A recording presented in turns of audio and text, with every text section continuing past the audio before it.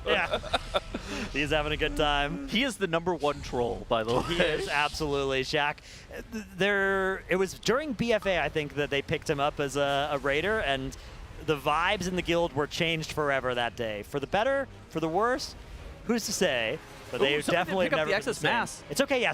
They've been doing that recently. I think that's part of the plan. Is just somebody comes over there and picks up that front one right as this is happening, and that's letting them optimize even a little bit more damage. Because when we were first watching this phase, it felt like you needed to be instantly there, soaking people down. But now it seems like they're getting there with like 3 seconds to spare. They're getting the people rescued down. Is that not going to be weird though? Because you're going to have a backup for somebody to actually pick up that excess mass. Then if the main person who would be assigned to it is going to be getting up with the reverse gravity. Yeah, but you know well in advance, right? Like those reverse gravities go out. Oh, you're saying you can't get sent up with the reverse gravity. Yeah. You have access. Yes, exactly. But they're leaving it on the ground is what you're saying, Yeah, so right. that the person who's assigned to it could get chosen. Exactly. Okay, yeah. Kind of The healers are always they assigned have to it. all those different permutations now. They've got enough practice here that like they know the different ways that it can go. So we do get into that nasty second Devour cast. Yeah, well done, Jiminy Bliminy. Yeah, Jiminy Bliminy indeed. Yeah, again, toughest part of P1 typically is bringing those down into the gate towards the middle here, but we still want to see them keep everybody alive through the end of the phase. I find watching Havoc Demon Hunter play to be some of the most stressful. Yeah, you have to have a special kind of I could never. personality to stomach playing Havoc Demon Hunter on a fight like this. It's also because Havoc, particularly with momentum as well, is you're just able to be so aggressive with being able to maintain 100% uptime on your damage. Right. And it just is in a way that whenever I watch you'll watch the best Havoc Demon Hunters play, they're always in melee, and then they just fell rush out with like 0.1 seconds remaining on a cast, and they just maintain perfect 100% melee uptime. It's just insane. Absolutely. There's no such thing as safe play. A sight to behold there, like you said. And one of the most impressive things, you watch Shaq, and he's just so rarely high on the death meter, despite playing so aggressively all the time. Yeah. Sang goes We are gonna down, have our first but does death, get picked up because we have that one battle res. But now we can't afford to lose anybody else here while trying to push through the end of this phase. Dimensius, though, already down to 4%. Now we just got to get him pushed before those with the burst gravity get sucked in. And unfortunately, it won't be this pull. Devoured, unfortunately, our Team Liquid. A little bit their way. Big yawn being popped there by Yips. Get that man an M stat. Are they ever going to be consistent with their damage for phase 1 without the Bloodlust? I don't know. I think if you're not consistent by now with it, I don't know if you're ever getting there. Well, I think the nature of P1 means that you can't be because of reverse gravities. Right, different people. Who's getting chosen when, and you're getting horrified. Yeah, you like can't deal damage. If Goop, Goop getting picked up with the reverse gravity on his Dragon Rage is just like probably the worst person to even be picked up at that point. So then maybe your best bet is just to start assigning certain people who actually have cooldowns at certain points to get excess mass. There it is, as you suggested. Is. Dash, we do get the 6-minute break timer, not the 5. That's I'm fired up, thumbs up. That's right. A well-known emote. But is that something, is that even something you would bother to try and work out so strictly? Like, obviously, again, your healers need to be picking up excess mass. Yes. Because they have to stay on the ground in order to keep everybody alive. But then do you actually start working out where certain people need to remain, with damage uptime and say, okay, now you're excess mass pickers? I think they've already done that is the thing. Like, I think that was already, whenever they were cooking up their phase 1 strategy, I think that was already kind of one of the things that they were thinking through. I wouldn't be surprised if part of this break timer, in addition to the morale reset, is for some thinking of do we actually need to change anything structurally with P1 to make it more consistent here? And we were joined on the desk by Aya. For a little Blacklyte spotlight? You're muted. Yeah, can't quite hear you just yet. I think it's probably not on your end. Hello? Hello? Hello? Hello? Hello? Hello? Can you hear me? Hello? Hello? I can hear Hello? you. Oh, yeah, we got hear you you now. now. Yeah. Hello. Hello, hey. Hello? So they're on a break timer here, so I thought I'd bring some presents, something for us to do. Oh? Do you guys know what Labubus are? No. I've heard the word. I've not any idea what they're about now. Who wants to open a Labubu? My familiarity with Labubu is to the extent that my dog almost ruined a Labubu Wasn't that at the previous race. Your dog chewed on my Labubu twice. Isn't that girl from Southern Georgia that had that TV show? Honey That's Honey Labubu. Boo Boo. That's Honey Honey Boo Labubu, Boo. right? Yeah, close, close. I see. What All is a Labubu? I'm going to give you a Labubu, and I don't know, Dash, Tettles. Our Dash, we can They're, share. they're, Yeah, they're okay. gacha boxes from Pop Mart. They're very this popular. one looks like Wow. it's right taking a now little bit of a with beating. the Zula, get after. yeah, that one got squished in my suitcase. I apologize. Oh, no. So you can get all of the colors on the side there. Oh, these are the different ones we get. Yeah, Is there those- different rarities? What do you like? There, Well, there there's a are, secret yes. one. Yeah, and there's a secret one, which is very rare.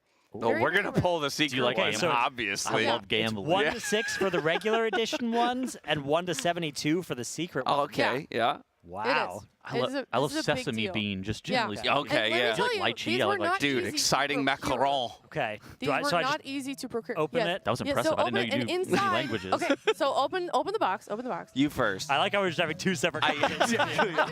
I don't really know what we're trying to accomplish okay. here, so go for All right, it. here we go. We got Cal here too. All right. All right. All right. Is there like a... We're obviously trying to go for the secret. You want Yeah, this we want the one? secret edition You know, one. maybe you We'll, like a but certain we will color. only know if what we pull is good based on your reaction, I assume. Yeah, I'm. If you get the secret, I'm gonna take it back. Is the box the- important to keep pristine? No, We're it's too late. Well, it's too late. I fear our box might not be prestigious, but That one is already messed up anyway. Okay, so this is the fun Oh, part. a Yeah, so you second- rip off the second top, package. and then Lovely. you- yeah. Okay. So this is the fun part. All right. It should be perforated at the top. Okay. No, perforate. Okay, we don't understand the meaning of perforated. Okay. Got it. Just showing our strength. I get it. Great. This- Typical that's tank how you do behavior it. right now. I'm just going to smash my head into the mechanic as opposed to doing the mechanic. I'm just going to use a defensive. Wow. Look at that. Wow. Look at that one. Wow. What is this? Look how cute it is, Ratnose. Look at your Labubu. What are those Wow. teeth? What on earth? Those are, Overbite. those Get are some. nice. Go see an That orthodontist. is Cool. so cute. Is this Okay. a rare one or did I lose? No, it's You unfortunately lost. not. You lost. But Tough. Yeah, Azula, this one's for you. Yeah. no. Okay. Yes. Let's keep. All right, Tettles. all right. It's time to show the Sorry. people some magic. This one has a secret as well. I, similar to Dratnos, can't speak a second language. You're gonna have to macaron or whatever this thing is. Yeah. exciting In macaron. a perforon.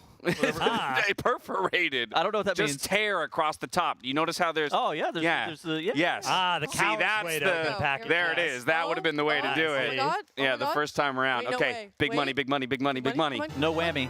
I don't know. Oh. Look at how cute. That looks vanilla as look at heck. that. Look at that. Yeah, let's That's your compare this. Labubu. Is We that- didn't win, did we? Look at here. Show the Labubus together. I think this one says a lot about us. Oh, no. It's called soy milk. Oh, Do you know Lord, that you're means right. I am milk in Spanish? Azula's Oh, all yes. about it already. Look at her. Soy Stay milk? away, Hi. This Stay is away. one excited Stay golden away, Azula. retriever. No, no. Wow. Do, do, do, do, do. Oh, wow. She wants it Yeah. so badly. Yeah. New toy? Azula, That's right. It's a new Down, toy. girl. New toy. here.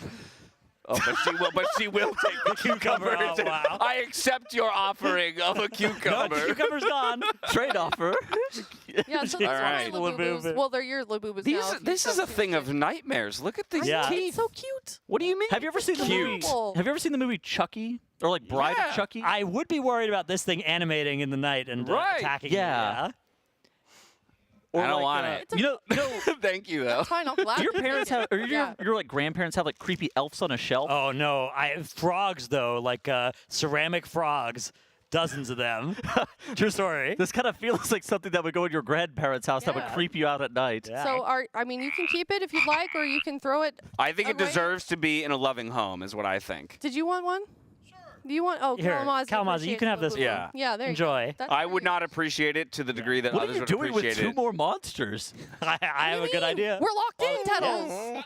We're locked in back there. I'm gonna stone cold the monsters. Are you is not it locked called. in right now? Man. Dude, I'm on 3 M's. Okay. I don't know if I could hit 2 more right now. It matches your monster. Look at how cute. I think my skin would start crawling on stream. Oh, that's Fix amazing. this Well, monitor before. good luck. Looks like the break timer's over, so we'll go. Thank you guys Our so new much for that. Labubus. We Thank appreciate you. Anytime. Thank you, Yeah, Aya. Anytime. All right. Absolutely. Azula, those are off limits, okay? Yeah. Yeah, she understands. for She sure. heard me. Yeah. I think. I think those are in no danger anymore. Yeah. Is it just me or was those kind of creepy? I don't. The teeth is the thing that gets me. Yeah. We'll just put them in the mouth. Just like put the teeth back in the mouth, and then Yeah. maybe I'm, I'm here for it. I don't even know if I would have been here for it, even if they. I truly don't think I would have been either. I do like find the like gotcha component, you know. Oh, I do love gambling. I have guildies that would be one shot by this for sure. They would buy hundreds to get the secret one. I know the guildies that would be one shot by these. Yes. Yeah. Genshin players. Recently seen on Torchlight Infinite. Yeah. All right. Well, we're gonna be throwing it over to a Monster Energy listen-in so we could go figure out what was going on with those Labubu's. We'll be right back after this break.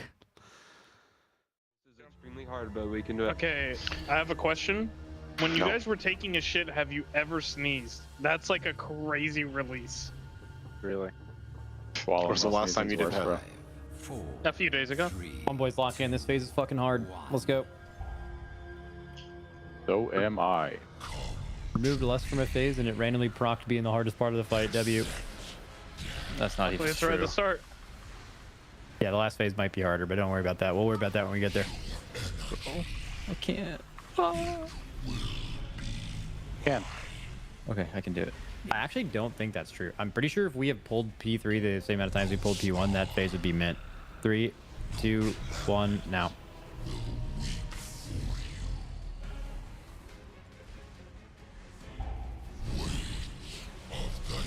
Okay, circles. And first soak soon. Beware of shooters. Kill these ads. Get in the soak. First gravity's coming. These ads will die late, but it's fine. Tank up front. Got it.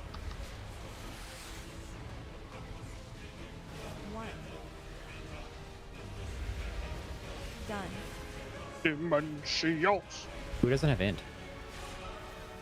The bug with his weak core? Me. Actually, not me. Maybe it was me.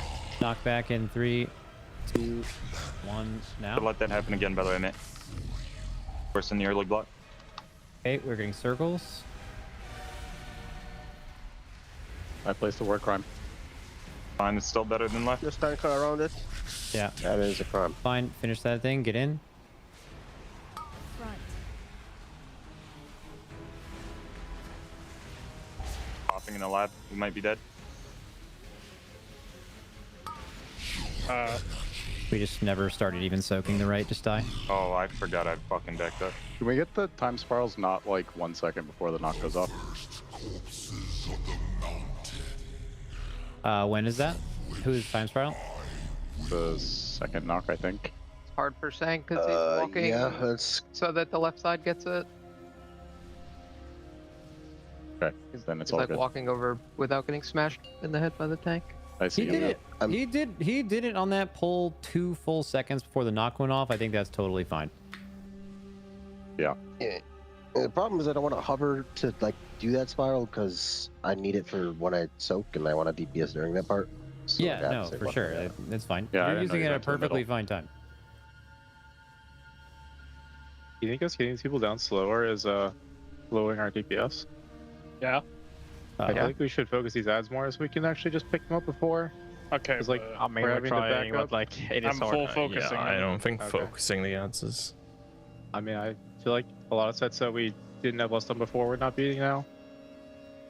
Just how Like third set, Just- I mean, second it's- set. I'll beat it if you can't do it. My whole You can play rotation's so. a cycle, and my I'm just cycles saying, are like- slower. So Like people are staying up longer because we're doing backups.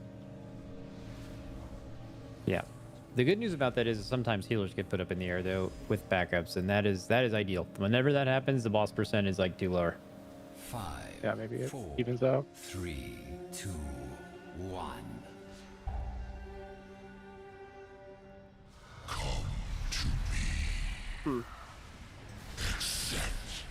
Something funny happening?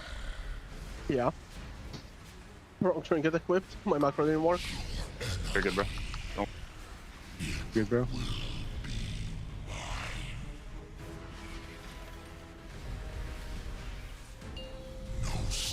Okay, knock in 3, 2, 1, now.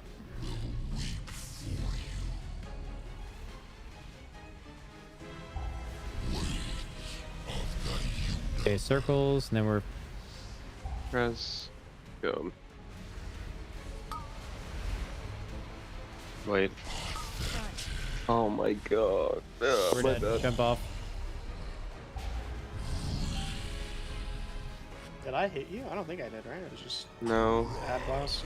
Yeah.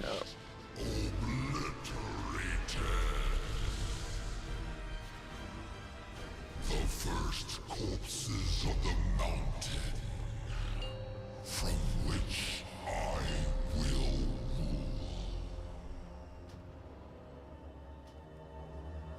You got new food saying? Yeah.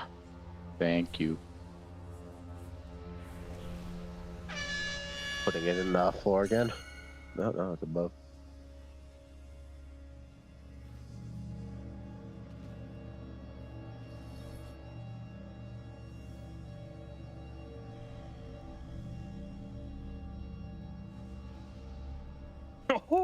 Oh man, that was a close one.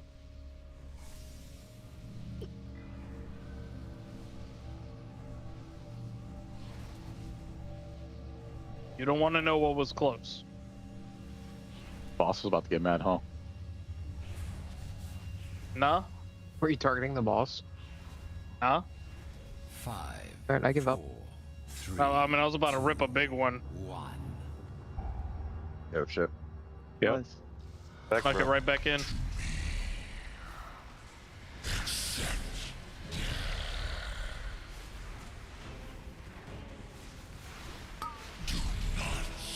I don't think it works before actually anymore. Have we tested it? It's fine. No, but I saw a group had the buff on Polygo unless they kept the trinket on. 3, 2, Nope. 1, now.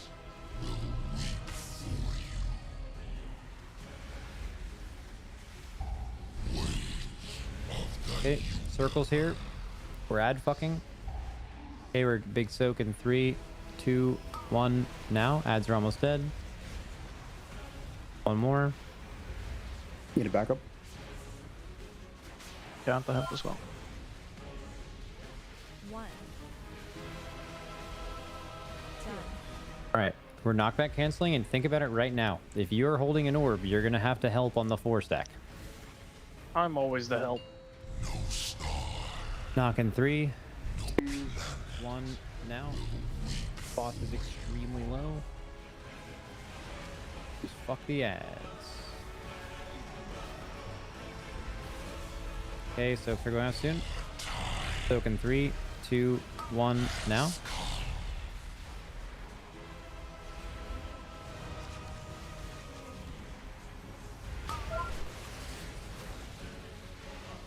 Suck them down crazy.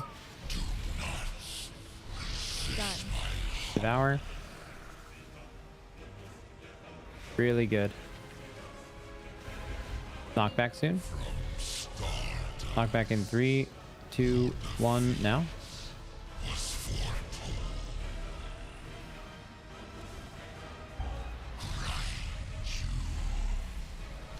Okay, pool here. And soaks. This is no AMZ. You might have to watch yourself. Finish the ads. Get in. Nice. Press Zenni. We're gonna need huge damage right after your PI, right? 1. No. I'm blocked up for Done. shifting. Okay, knockback soon.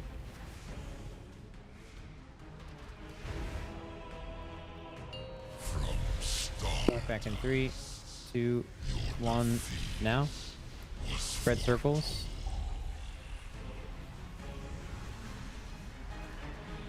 Good, get together. We're about to AMZ in the thing.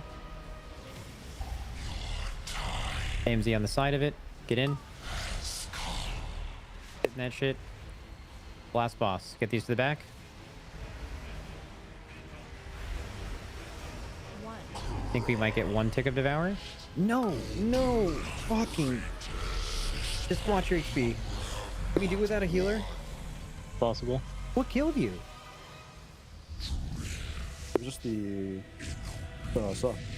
Right. I've got you. Gotta use the health zone or something before you go up, because you get shot up there. Yeah. Domain now.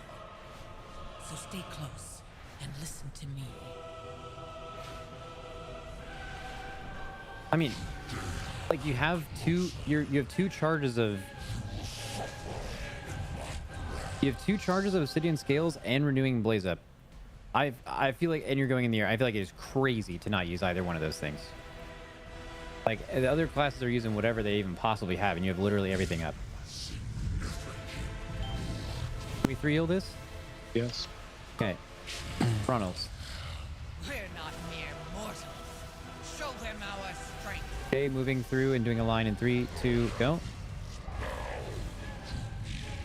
Get to your spots. Gravity going off 2, 1, now. Hit skull. Hit skull. Knock back in 3, 2, 1, now.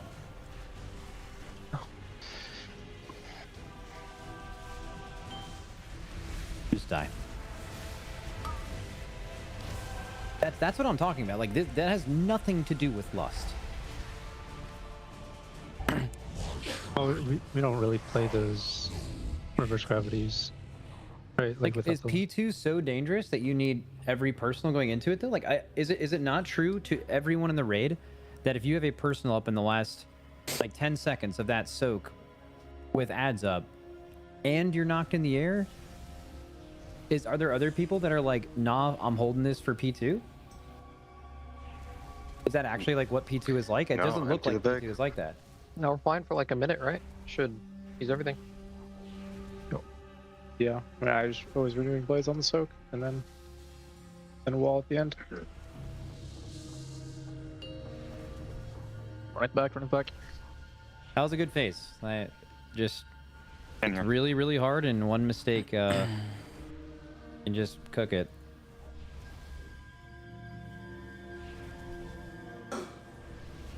Your mic's open, Smacked, I think. Sure.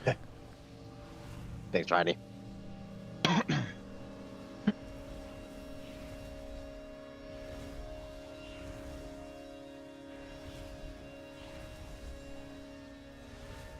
Maybe some of you guys need to change how you're thinking about the AMZ soak as well, too. I think. 5, 4, 3, 2. Because, like, I guess we used to be healthier there, but yeah, I don't know if Zenni got shot a lot, but Healthstone, Healthbot, and DP up. Good. I was trying to Healthstone, but I was channeling. Oh, I see. Canceling.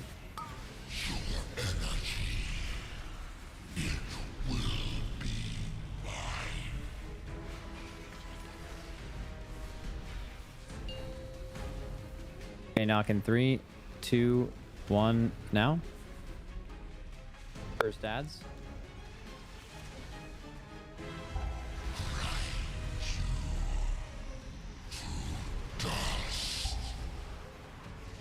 Looking at this back ad a bit.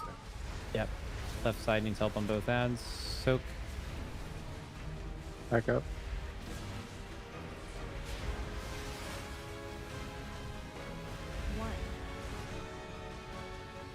Done. Okay, knockback canceling in 5. Damage is very, very good.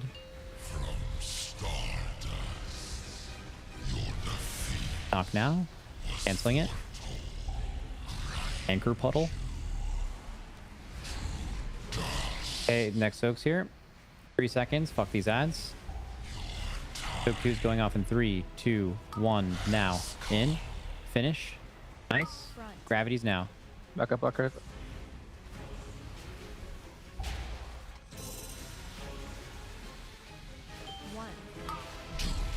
Devour coming up.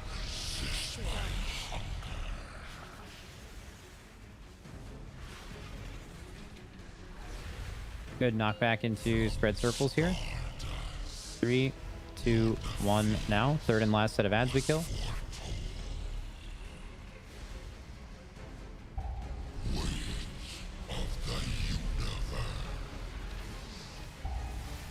Keep fucking here. We got shooters on the loose. Big AoE. Get in. Finish the ad. There you go. Call for backups if needed. We're good. Suck these people down instantly. Done. We're definitely on track.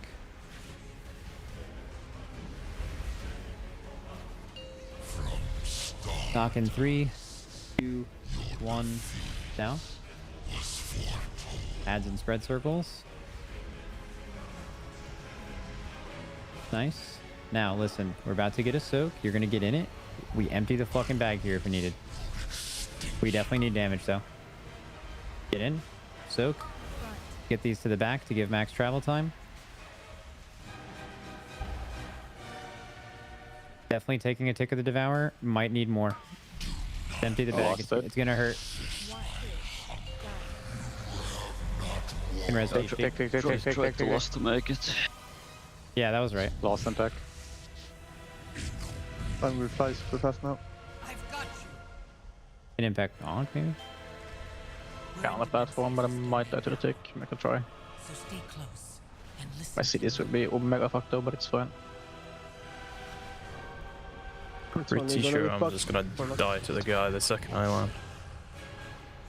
You can kite maybe.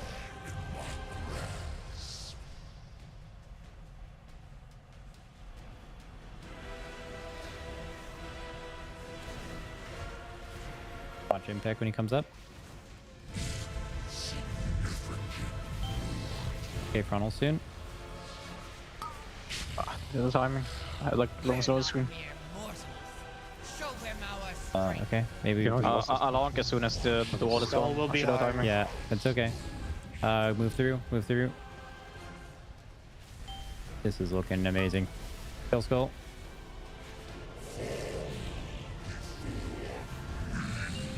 Knockback 3. Oh, sorry. Just terrible call. Hopefully everyone knows.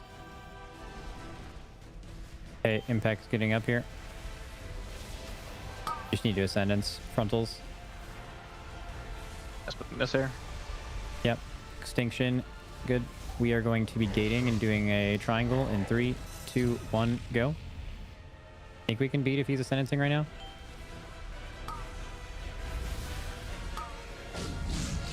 Die. Think to these beams.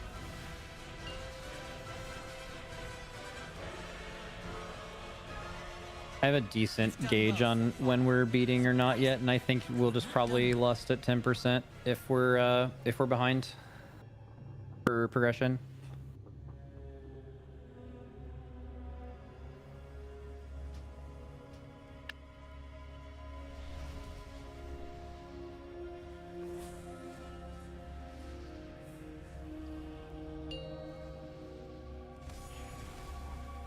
Why is there actually a load screen, by the way, when you get like killed by him and then spawn, so you just can't even knock in time?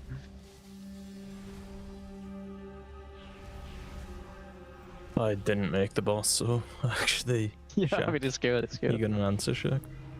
What? When's the new iPad out? Should be in about a year-ish. Yeah, nice. It'll be soon.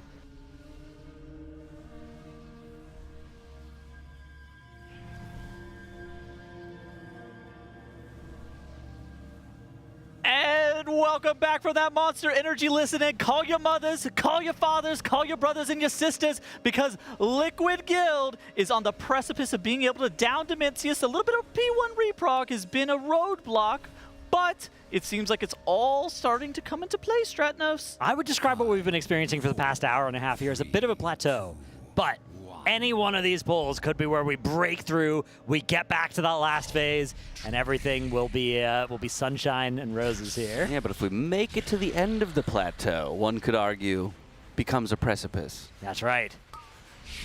I think that we are getting very close. Yeah, they haven't been consistent in the reprog of P1 yet, but it seems like more frequently are we actually being able to make it. It required a couple movements on things like anti-magic zone. Some players had to relearn or remove their defensives in different positions to make sure it was okay. The puddles are getting dropped in a slightly different position to allow the reverse gravities to get dropped in a different spot. There's a couple of things that needed to change, but it seems like Liquid is getting more consistent with beating that damage check. In the marathon that is the Race to World First, we are definitely in the home stretch, right? But this is really where people need to dig deep.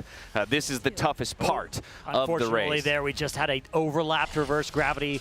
2 circles there. Last second move is going to mean 2 players die, which does mean that the other 18 will jump off as well. Yes. Not a Lust-related problem there, just a mistake, but those things do happen, especially over this many pulls. Tettles, can you pull up the Warcraft logs, the graph with the how they've been doing pull to pull? Because I want to play a little game called Can You See in that graph where we took Lust off P1?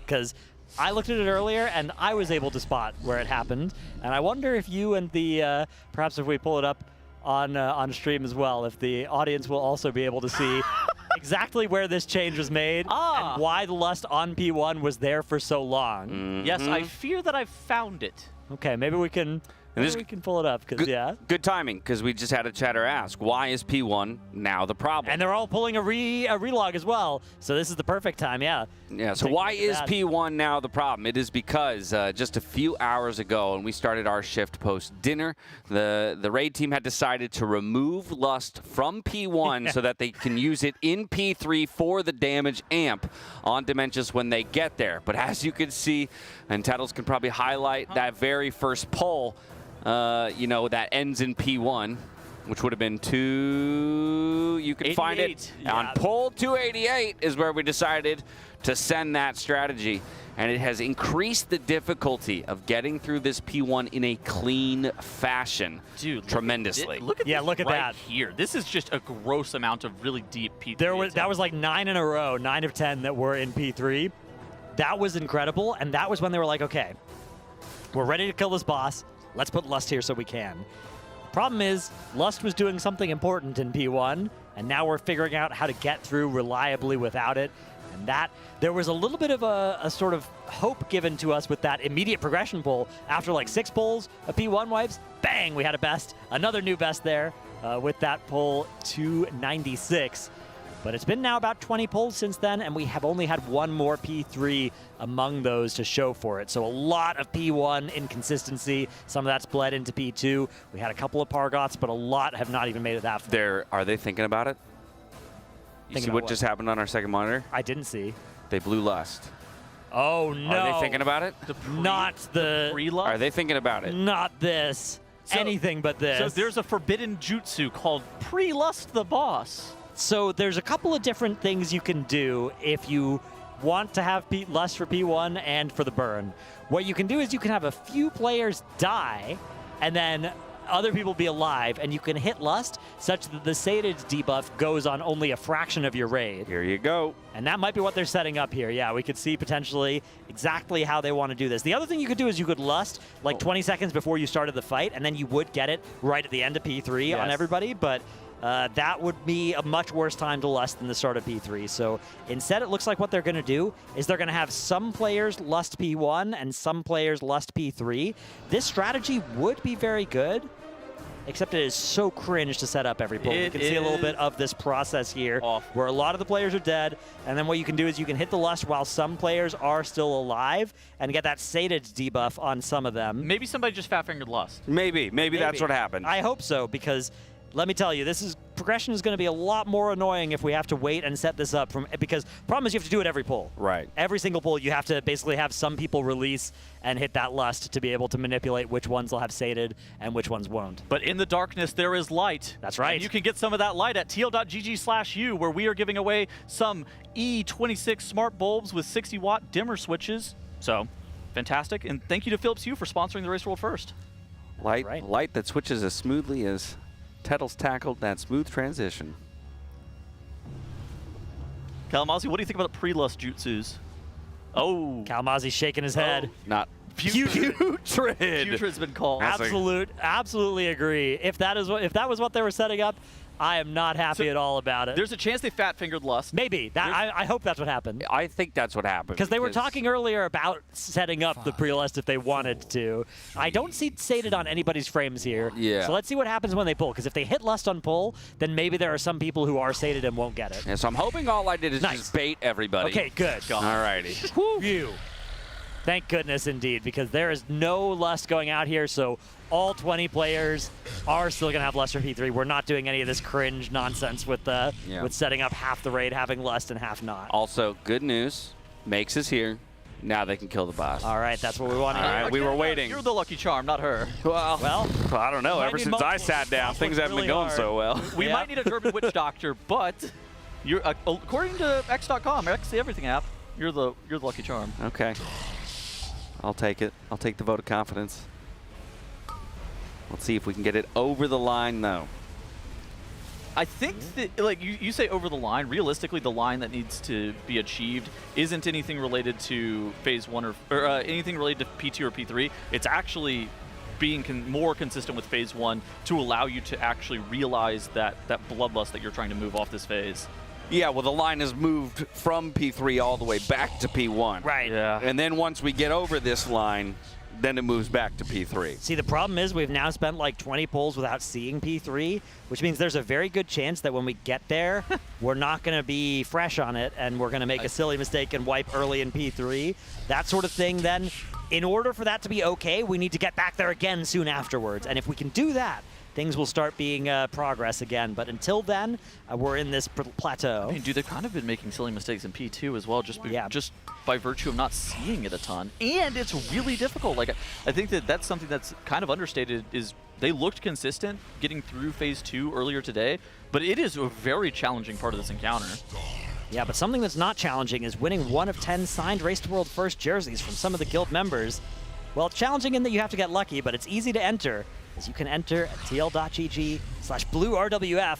All you got to do is create an account, join the event, and complete the first quest to enter for your chance to win one of those. It's really that simple. All those jerseys already signed. That's right. We've seen the players signing those a couple days ago, I believe, as we do have the next set of reverse gravities handled here. 20 players alive. B-Res is intact. Boss is dropping quite low. Another set of mechanics here on that 4th tank smash. Momentarily, you can see the players already cheating towards that area. 20, or actually it's 30 seconds until the next Devour happens, which means that the phase is completely over. Although there is kind of an enrage on this as well, where the final reverse gravities of this fight have to be beaten. Also, if you have to get through a couple ticks of Devour, it's over. Because they're already using defensives here to survive these fission random projectiles from the excess mass, the living mass ads that aren't being killed. Oh my god, Drainy. Yeah. Yeah, players dropping so incredibly Kept everybody low. up. We win. All right. Wow. That one was nice. We had about 5 seconds to spare there, which is really good, especially considering that B-Res is still available as well. I think that's our quickest push through P1 without Lust. What do you think is going to happen with the Ascendants? I think they're going to try and hold the Ascendants, because let's see what the timer is on the encounter timer right now. It's 3:14. We've got a 20-second dragon riding segment. Can we get here. a Shine POV, perhaps? Yeah, that could be awesome. One of the shamans. We've got Drainy right now as he's on one of these Stellar Core missions. A Shine Speed, unfortunately, unavailable. Maybe Impact or Zasevi, if Impact's maybe available. I'm not sure. Would be another Shaman POV where we could see what they're doing with that Ascendant. Because I don't think Zevi has his avail. All right, we're on to this first of the mini-bosses. Yep, Artosian, he's the one who's got this kind of 4-line frontal cone of mass destructions. It'll knock back the 4 players who are targeted. Not too difficult to deal with. I like what Drainy has on his raid frames right there, where they're glowing by any of those players with that mass destruction cast on them. Yeah, although they're not in too much danger of dying to that. It would be the combination of that plus other damage. This pushback overlap with the knockback is tough, because if you can't reposition into this open lane here, as made by eliminating one of those Void Wardens, then you will die as soon as you hit that Conqueror's Cross. New Conqueror's Cross comes out. We grip in the Null Binders, 4 of them. Got to nuke those down while positioning the Mass Destruction so as to not hit anybody else on the team, but Artosian is absolutely melting as we take the gate for the final set of inverse gravities. Gonna easily beat the pushback, almost beat the planet toss in a way, and off we go with 2 battle reses to our name to Pargoth's platform. Yeah, a little bit of damage there to heal as they get that buff from Xalatath, and as soon as that buff's on them, they have a 90% damage reduction, I believe, which does mean that everybody is stabilized, even if they've still got a dot on them. We've got Fired Up's POV now as he's flying to the second platform. Big smile on his face. This has got to be very nice for morale. We are getting back to that second platform. If we can get back to that third phase, then everything is going to be great here. This Pargoth platform actually caused them a lot of problems due to just cooldown management, cooldown timings, and the movement required on this phase is super hard. It's largely the same mechanics that happened on the first platform, where the DKs are going to be gripping the ads and making sure that they're getting stacked up as this Conqueror's Cross is coming out. The Shooting Stars did a large portion of the damage to Pargoth, but the check just on this phase as a whole is very, very tight. Yeah, Goop here has no Dragon Rage for this platform, having expended it towards the end of the last platform, which means it will be available at the start of the next phase. One of the big challenges of the Pargoth platform is that you have just fewer of those offensive CDs, especially now that they're moving as much as they are onto the start of P3. Basically, only an Arcane Mage burn is allowed on this ad without losing P3 damage, and the entire premise now is we don't want to give up any more P3 damage ever. But the good news on this platform is you don't have to beat the second Gamma Winds. You can let that go off, and you can get rescued by Xalatath. Yeah, beautiful knockback there to help with the repositioning of the Null Binders. Pargoth's health already down in the single digits. This is the final reposition here for the Soaks on the inverse gravities. Dryany dipping very low, but does remain alive. Now we just have to beat the win. We're going to use these wins. It's okay if we go off the platform because now Xalatath comes to our aid, and we are headed to P3 with everybody alive. Last time we were here, we saw the boss get pushed to 77%. The first time we made it to this burn with the Bloodlust, it was 75%.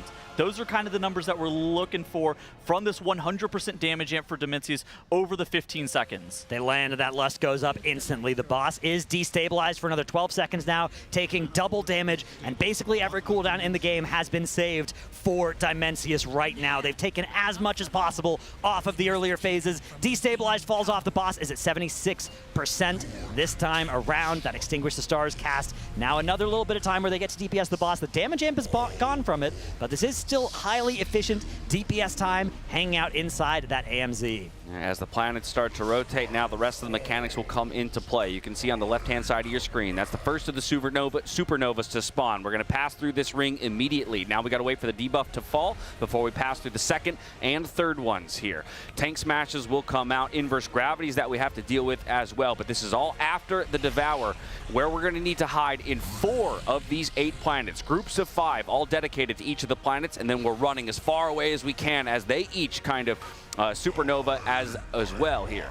Yeah, Tank Smash coming out as well, and we've got the inverse and crushing gravity mechanic to contend with right afterwards as well. You can see just a second of leeway between those mechanics, but beautifully handled by Team Liquid. The damage is continuing into the boss right now. Zasevi on top of those meters. We've got Exile in second place. Beautiful high DPS players here. Absolutely melting the boss. It is now at sub 50%, and we still have a long time left in this phase. The damage is currently on pace, but this is a nasty overlap. Here comes the L pull. The L pull, yeah, exactly. So the tank is actually running away from the boss. So the players, if they end up contacting any of those stars or they get dragged through the boss, they just immediately die. All 20 players were able to stay alive through that crushing gravity, inverse gravity phase, and it looks like the next ability is going to be the rings, the vulnerability rings. Something that's also kind of subtle in this last phase is that the boss, the arena, the playable arena, is starting to creep on in, and that happens on every single Devour cast. In the next Devour, the boss play area is going to be very short, and that makes this tank suck and this group soak that you have to do with the inverse gravity even harder. And some players look like they got sucked into a planet, but that's not one of those supernova planets. That's just one of the free-flowing ones. It ticks you for a little bit of damage. We got to go far. Devour. Here's the Devour, and yeah, we do have to go far. Oh, no! 4 was in group 3, and that instantly supernovas their planet, and that means that all of a sudden, it was so clean. Everything looking clean. 30% on the boss health as well. We were already nearly at a new best, and we had so long left in this phase. But unfortunately, we are going to go down. And that is, I mean, that pull was the best looking pull up till that point. We just got to get back there. Yep. You got to take that energy. You got to run with it now.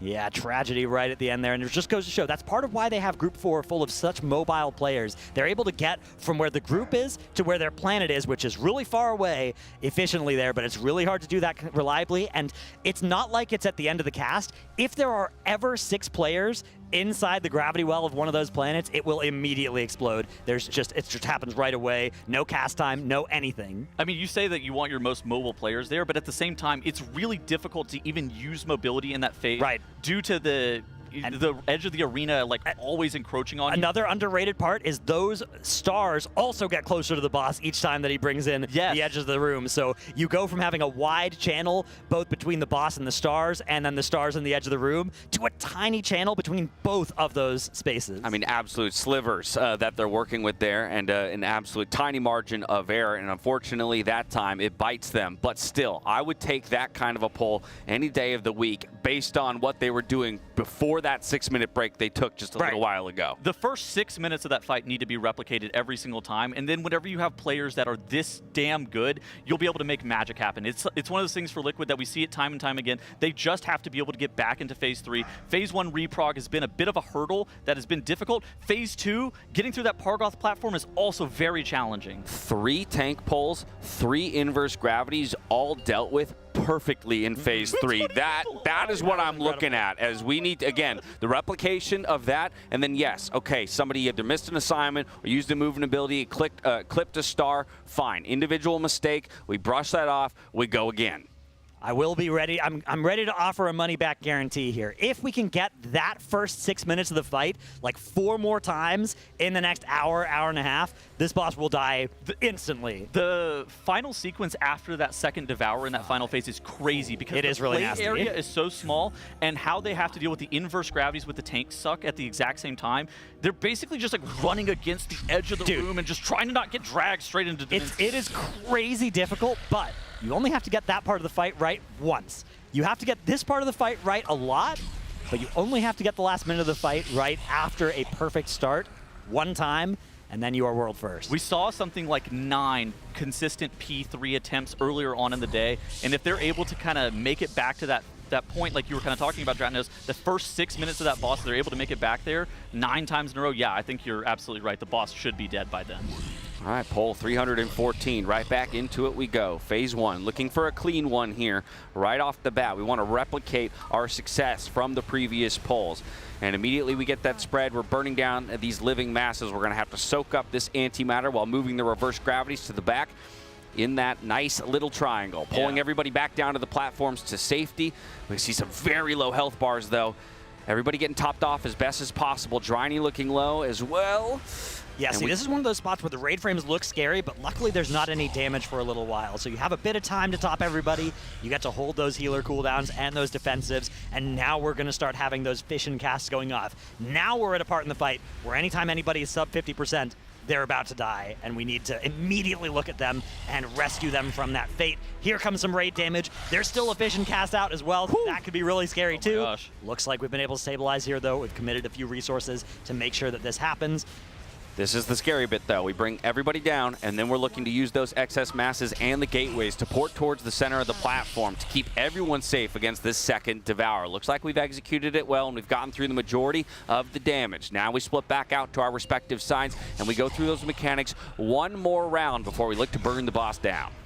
Tank knockback sends everybody to the edges, and at this point, they've done this for 314 pulls. We know exactly where we're getting knocked. We know exactly where we're spreading. There's no more variance associated with this part of the fight. They've played this so many times, and still the damage is so scary while all this is going out. Look at those raid frames dropping so low. Boss HP is actually looking pretty good. The damage check on the boss, whenever you bring that Bloodlust off of it, makes it very tedious, but Liquid are actually able to do a ton of damage to the boss here. They might be able to even beat some of the, like, I don't think they're beating the antimatter, but they might be able to beat the inverse gravity cast that you're seeing right here. Yeah, we grabbed our orbs, we saved our friends. We're making our way back towards the center of the platform for this tank smash here. Yep. That'll knock us to the sides, and now it's just about bringing the boss's health to 0 before those with the reverse gravity get sucked in by the end of the phase. This is a huge damage intake kind of part of the fight, where you have these living masses here, and the antimatter soak is happening at the exact same time. That's why you're seeing effects like the anti-magic zone and the Zephyr dropped on this left side, and they end up dropping in the anti-magic zone on the right side as well. They're crushing to keep everybody safe. They're crushing this phase. Dimensius is dead, and we're going into phase 2. There we go. Right as those reverse gravities happen. Fired Up's going down. We have a battle res available for him. He is battle res already. All right, we're back up.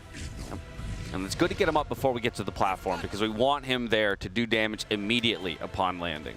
Where is Fire Up? Oh, yeah, I was He's not in range of our players. No. Part of this fight, or what has happened here? Oh, no. Fired Up is on the phase 1 platform. Oh, Does he get ported? Wait, what happened? I hope he gets ported. I hope he gets ported as well. He's hanging out, having a good time there on the phase 1 platform for a while. Oh, Alice is dragon road into the center I think they may have been. They may have called the wipe here, and Fired Up is stuck there in the P1 platform. As he's, there's like a 1 frame time where if you accept that res, that happens to you. So Fired Up getting ported ahead. He's ported dead even. Dead, okay. So they've certainly run into this before. They know how it works, if you B-res at each of those different times.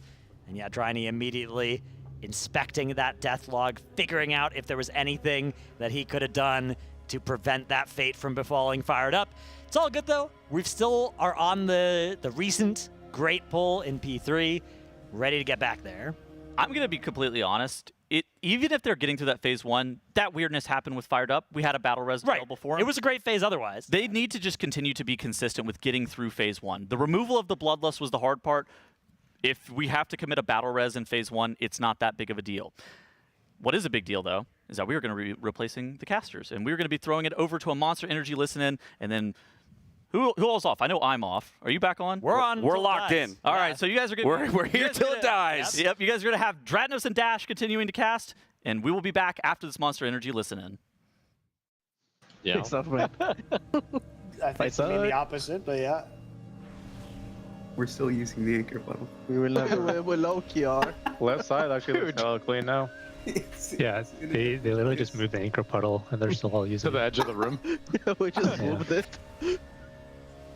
Brother, you can stand here, by the way. I did it last pull. I got knocked 1 yard into the little thing if you wanna do it. Yeah, that's what I've been doing every time. I'm sure it's not precise at all. 3, 2, 1. Did you bark and check? Yeah. You mad?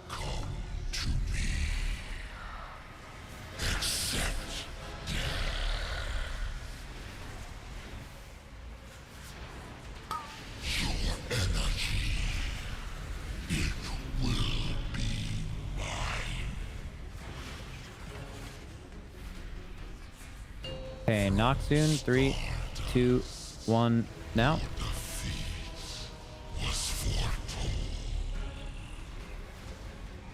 Okay, spread circles and soaks.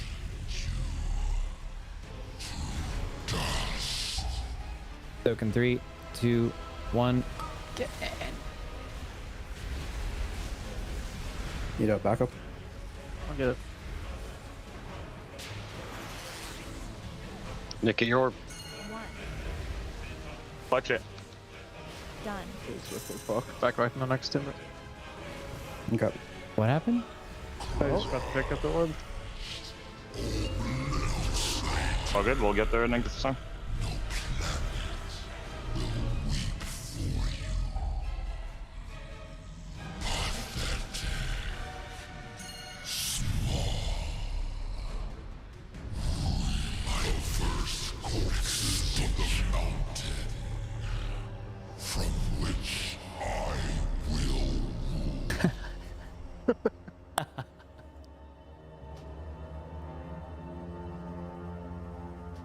What are you guys doing in the melee soak on that one where we wiggle? The melee soak? In P3.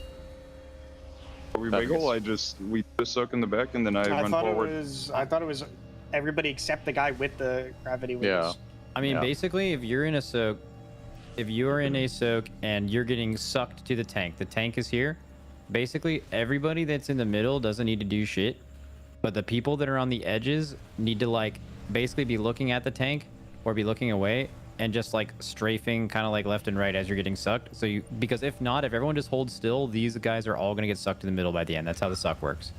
So, like, you just need to be like, I don't want to get to the middle. No, I would cleave everyone. No, like that.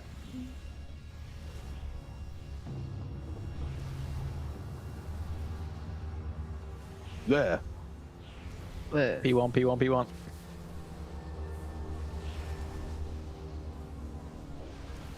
Five, 4, 3, 2, 1. Play normal P1. If we are slow, we'll just lost. All good. Can't die.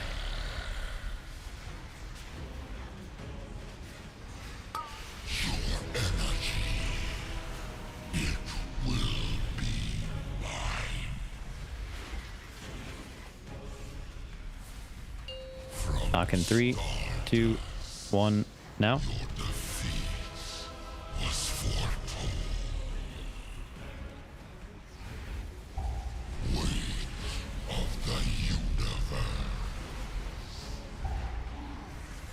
Big AoE now. Front.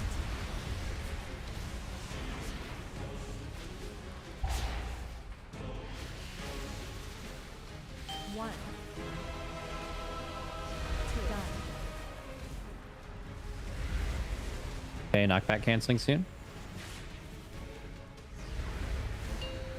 3, 2, 1, now.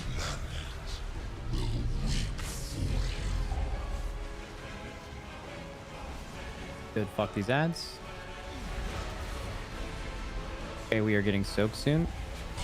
Soaked in 3, 2, 1, get in.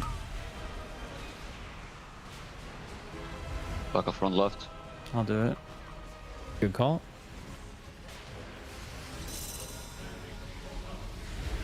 Devour.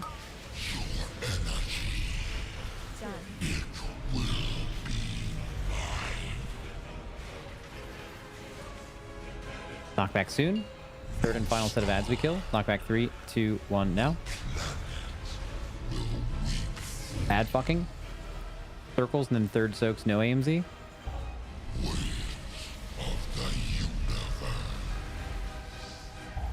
Nice. Keep killing ads here. And get in the soak. All ads are dead. Front. I'm slow to marker cat.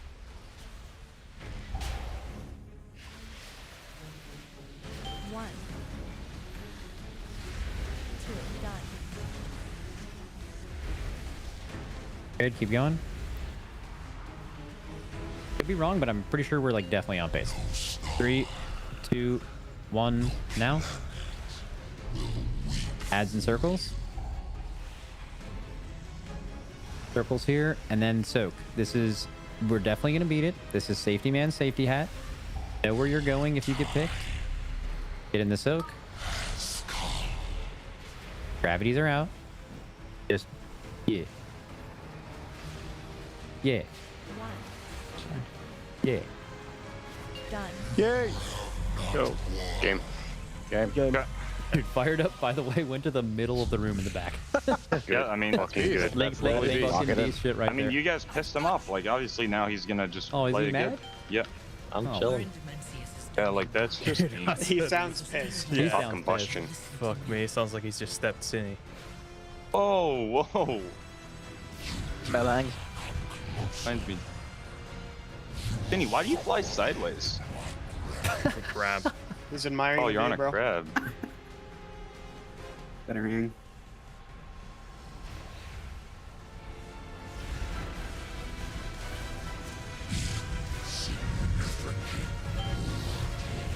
Okay, frontals. We're not mere mortals. Show them our strength. Okay, going through in 3, 2, line, go. Okay, kill skull. Everyone on skull. Frontals unranged. Kill skull now. Knockback in 3, 2, 1, now.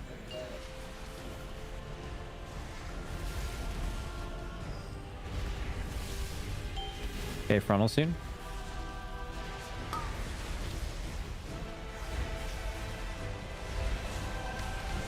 We are gating and doing a triangle in 3, 2, 1, go. Need a little dam. Need a little dam. Can't stop. 3, 2, 1. Come on. Whichever, bro. Good touch of death, boom. I crit the angle. Follow me. And try to stay alive. That is sketchy Just as take fuck. credit, bro. I hit him with a frost strike. I made up that he touched of death, but he probably did. Can we get a confirmation boom? On full mute. No, Don't- I didn't. Yeah, Yo, don't let's disturb him. do this properly. Let's kill it here. No speaky, focus Yep. only. Literally full lock in.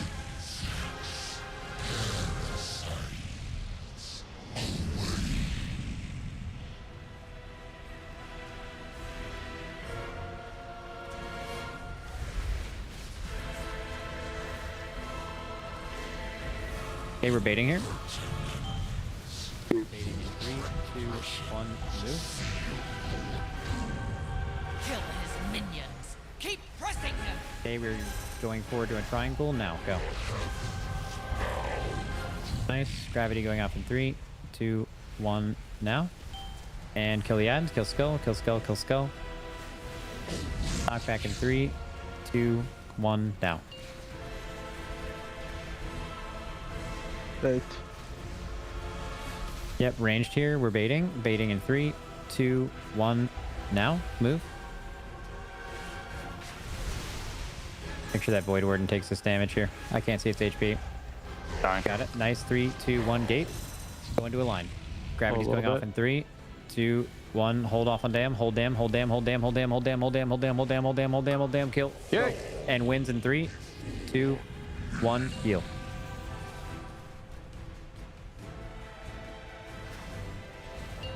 Guys, fucking lock in.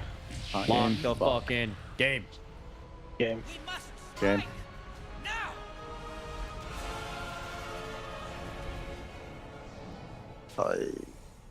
No, you're good. Fine, I healed you. Thank the light you're alive. The Manaforge is stable. What of Dimensius? In hand, but not for long. We must keep him from regaining power. Your continued struggle is meaningless. All portents see you. Last hit. Nice. Okay, ring soon. Ring left. After these rings is Devour. That's the call I'll do later too. After the second one, you always just back the fuck up. Type. Devour 3, 2, starting now.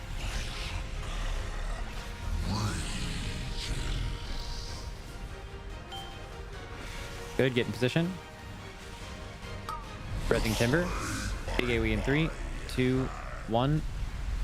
Get in your spots. Res Timber now. Res Timber now. Get to the left for rings. Get to the left. Get to the left. Take that. Let's go. Rebuff him. Left. Left. After this, it is L with the tank pulling us to the left. After the second one hits you, you just back up. Okay, and L. Getting sucked in 3, 2, 1, now.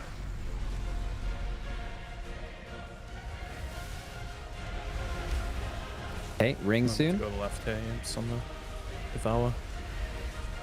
This is rings and then Devour. Yeah, rings here. And then after this L suck, we're getting a Devour.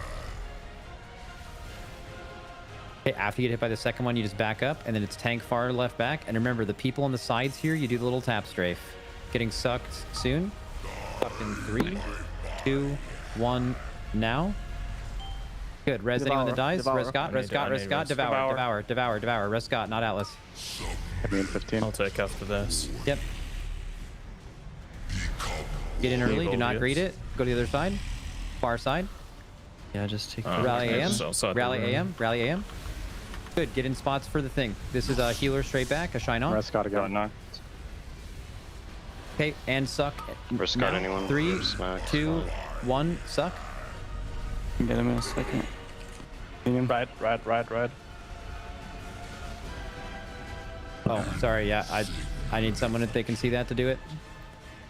Yeah, so what I meant is I'd like exactly what happened there. I don't need the Devour call. I mean, I made it. I don't need the Devour call before it happens. We're not calling it as it's going on, ever. It's always Devour starts happening in 1 second and then we call it. I mean, I made it and I did it, but it's just because I'm thinking I need to get back in melee because I don't want anyone else to get meleeed, and then I'm also getting one shot by the melees because I still have the debuff twice in a row. What happened in the melee one there? Me and Atlas just died instantly. I got crushed, but I think I put up a DA too early. I got pulled out of it, maybe.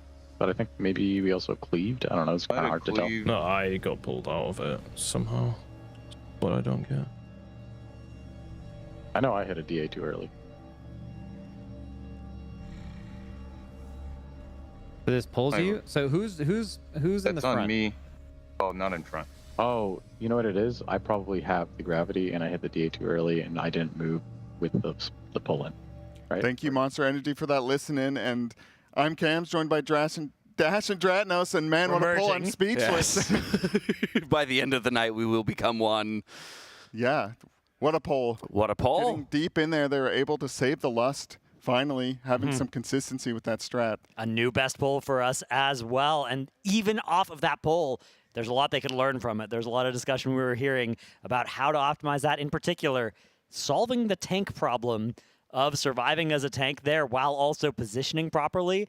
Because not only are you positioning for yourself, you're also positioning for all your friends. You need to be away from them for most of the fight, right? Anytime the boss is autoing, you can't have anybody near you if you're actively tanking. And then you also need to position those tank sucks in perfect locations, which have to be different from pull to pull. You have those rotating stars as well that you have to contend with.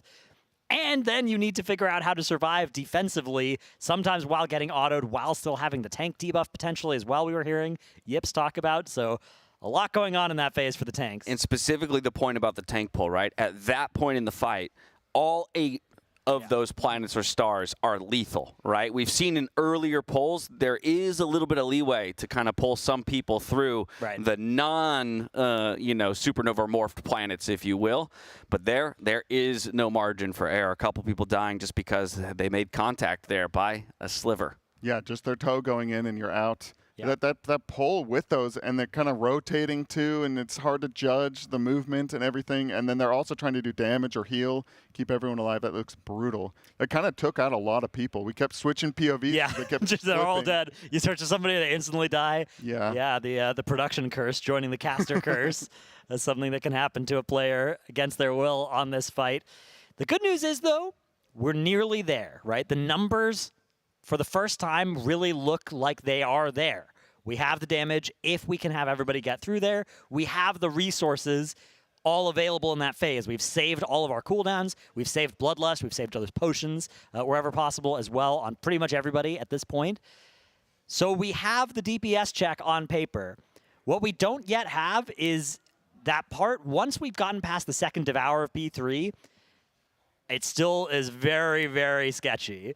That is the thing that we need to work on, is making that somehow less sketchy, or getting there enough that we are randomly going to high roll a pull, which does happen. Sometimes you kill a boss like that and you're like, that was crazy. We're never doing this again pre-nerf. Like that, I'm out of here for a month. And that's the thing though, right? To get any practice on that, it takes 9 minutes of fight. Exactly. To get through before that. Yeah, I think on Ansarek, their kill, we kept not even knowing if the DPS check was possible. Then they killed it with like tons of time left. See, the thing about Ansarek that made that possible, though, was that there was a lot of ad DPS optimization that gained you boss damage on that. Taking damage off of ads, being more efficient when cleaving ads. Dimensius Phase 3 doesn't feature any of that. It is a pure single target check, and those are just structurally a lot harder to squeeze as much damage as we saw squoze out of the Ansarek check. Yeah, I've got the Warcraft logs over here, and just like the consistency after they move the Lust in P3 is just so painful to look at. It is tough. But they're finally kind of knocked on the door of a new best. And that was real soon after that 6-minute break that we saw them take, right? It was looking pretty disastrous, and maybe like we were looking at a night to say, hey, we're only going to go to our normal dedicated end raid time, then we're going to hit the hay and try and come in maybe tomorrow and get this one done. But now all of a sudden, things might be flipping, might be turning on a dime. Yeah, I thought Ansarek was impossible, and today everyone's asking me if it dies today, and I've been saying no. So hopefully I'm a reverse curse. Yeah. And it is killable tonight, because that would be very relieving for the Raiders, I'm sure. They do not want to go to bed, I think. No, they don't. Like this. You're not sleeping well tonight. No, boss isn't you dead. are not. It is a nerve-wracking thing, and the quality of the rest you're getting is even lower, you know? We think about the alternative of, okay, if we could get a full good night's sleep and come back here in the morning, we could maybe have a much better chance at this boss, but are you going to be able to get a good night's sleep knowing how low this boss is, knowing how possible it is that you wake up and have already lost? That is a big part of the calculus when it comes to that decision of whether we're going to push it and stay up later. That time hasn't been reached yet. Midnight is when we would usually stop raiding, and that's when they'll have to start making the decision of, do we go to bed right now? Do we add an hour? Do we plan to add more? How much are we going to go to try and get this done tonight? Or we could just have an hour and a half of greatness. Yeah, we right get there here, before then. right now. One pull of greatness. Get it done. All we need. I don't think we're quite in any pull territory yet. No, I don't think we are. But we are any pull from being in any pull territory. Ooh. I like it. We're 2 any pulls away, you know? It's not 6 degrees of separation. It's only 2. Exactly. No, yeah, I think they're going to have to. There's no way they kill it the first time they make it to Enrage, unless it is just they play out of their minds. I have to imagine the check is going to be pretty ridiculous. They've got the timer going on, right? Like they've got this blue bar with the red thing moving across for the Phase 3 check. When you say, like, make it to Enrage, yeah, you mean like all 20 players being alive as the Enrage is happening? Mostly all Most 20. alive? Yeah, because I think if all 20 players make it to Enrage, the boss will be dead. Yeah. Like, I don't actually think that the DPS check is that tight under those conditions. The problem is it's really hard to have everybody make it to the Enrage. Like, as you get past that 3rd minute of P3, and P3 is a 3.5 minute phase, those last 30 seconds, I think you're going to be trying to kill the boss, and you're probably not going to have everybody alive for those last 30 seconds, and that's going to be the hard part. But I think if you do somehow get everybody through that phase, and you haven't just been bear forming it or whatever to get there, then the boss should be dead if everybody's been doing their damage appropriately. And so on that last attempt, how much time did they have left? They were just it was just over a 9-minute pull, I believe. Yeah, when they so wiped. another minute and a bit, a touch over a minute perhaps. Okay. Yeah, it's also hard to know because technically the final phase can start at different times. Right, exactly. Right? But then the final phase itself has a specific timer on it. At about 3.5 minutes. Again, I think it's like 3:35 is when the Devour cast ends, but you're already dead. You're dead at 3:30 because you don't have anywhere you can hide from that Devour cast, and the damage is just so absurd at that point. Right, but if you push through P1 right, exactly. a couple seconds P1 faster, push will change when P3 starts, and then you push through each of the platforms. Give or take a few seconds on each of the Artosian or Pargoth. Then all of a sudden, yeah, you're starting phase 3, 6 seconds earlier than you were on the last pull, and that's going to change the overall, total fight time. They are actually stopping damage on the Pargoth platform to make sure that they don't get there too early. Because they want to let those cooldowns fully recover, so they let that Gamma Winds cast start, even if they were ahead of it, just so that they get those extra 10 seconds to AFK. Oh, yeah, that's smart. Yeah, I mean, they found every spot that can optimize the P3 damage. I've seen Fired Up, he's saving a Surge. I think he's just got to use it on, or he's not saving it, he's using it on Pargoth. So they haven't saved every single cooldown that they can, but I imagine they've done like everything possible at this point. They've started to lock in on those P1 pulls. Yeah, this is nice. We're back here in P2 with a Battle Res available.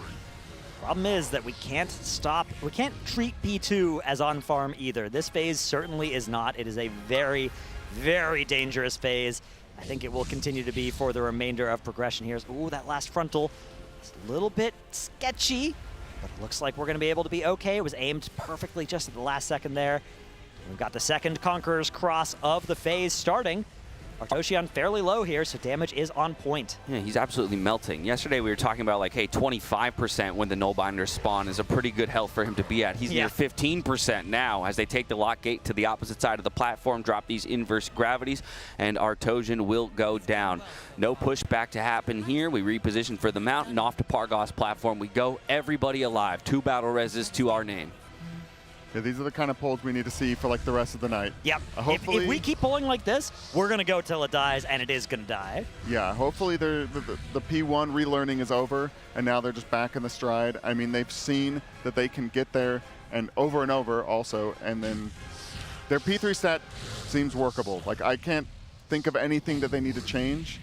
It is scary, but the fight is very hard. So I think they can, get this any attempt. Yeah, I think the final tank pull is one of the ones, as Drynos was talking about, that they just need more reps on to see if they really have it figured out. Because it's just such thin pathways for everybody to get yanked through.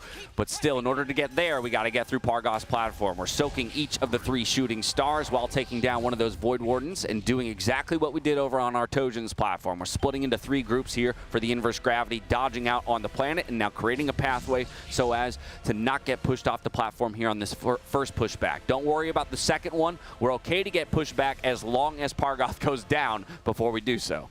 Yep, here's that second Conqueror's Cross, another set of Nullbinders spawning, Atlas quickly gripping that one over in the left quadrant, and all of them grouped together and then double grouped by that mass grip. A set of soaks coming out once more. You can see Dranako using that assist ping on himself. That's one of the things that Liquid loves to use, is a ping that requests an external on yourself and also does a little ping. But they are going to be able to get Pargoth dead here, waiting for Dimensius to actually start that Gamma Burst, and they have managed to do that. So this is going to do some extra raid damage.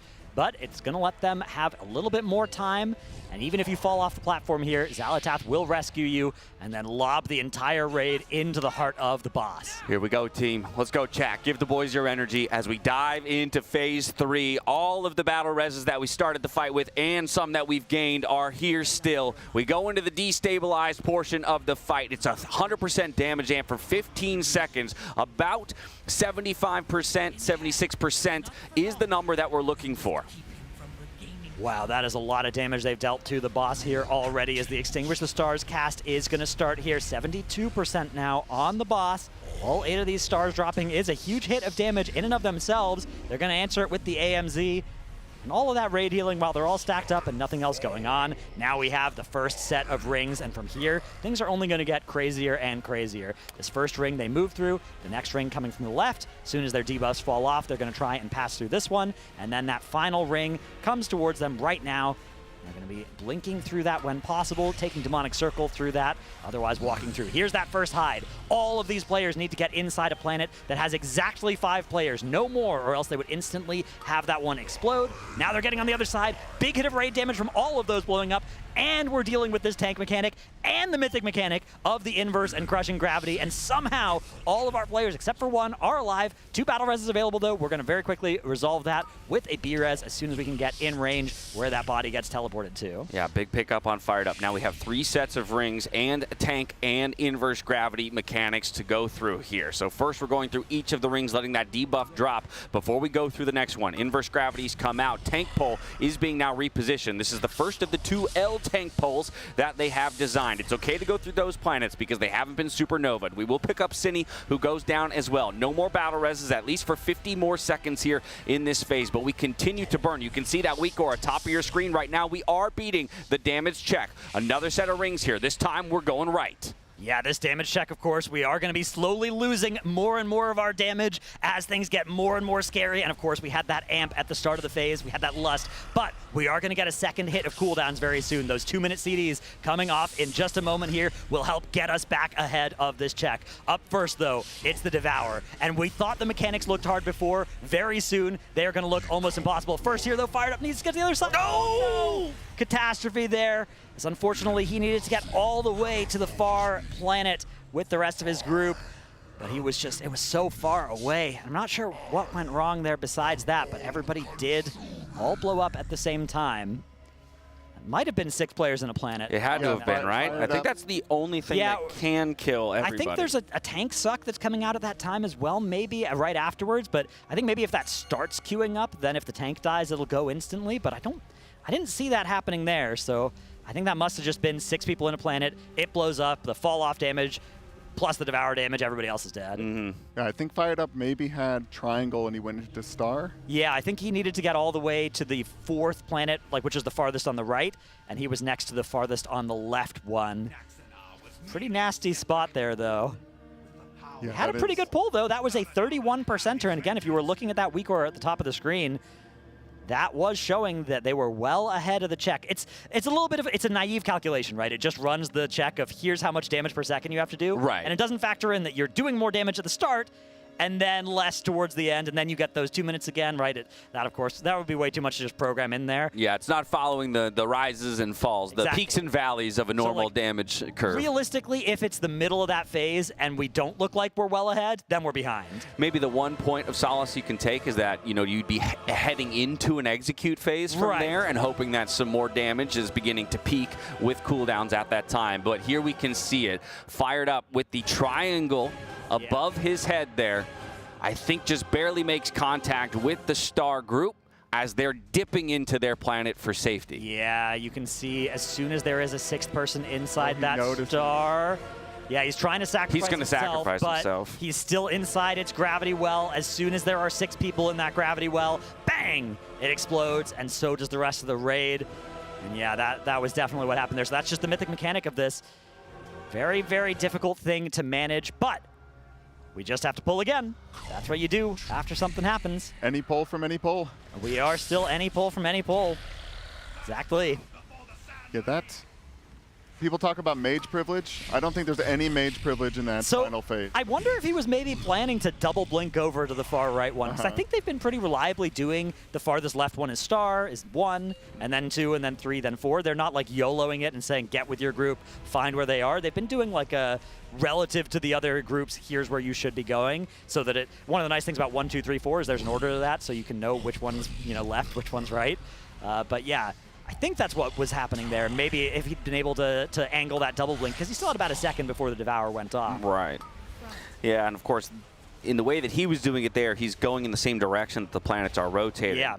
You'd want to do that just because touching any of the non-supernova planets before the Devourer goes off is still safe. If he tries to go the opposite direction, which is ultimately what would get him closer to his designated planet, there's a lot of risk. The problem with going right is if you cut it that close on the timer, you might touch a planet that already has 5 people in it, in which case it's also a wipe. So you have, either way, you have a very narrow band of safe places for your character to be that don't instantly kill either you at best or your whole raid at worst. So I think possibly something where he just needs to be moving earlier to the right there, but possibly. But this goes to a mentality that you were speaking about when we were watching Nexus King Prague, right? For all of these guys, you get to a certain point in the fight where you really do have to start playing, on that edge. Where like, yeah, I could kill us all, I can wipe us all, or I can be doing the maximum amount of damage, which is what we might need to actually take this fight over the line. And that seems to be, what they are starting to experiment with in that P3 as they've gotten a few more reps, and also just kind of the player that Fired Up is. Yeah,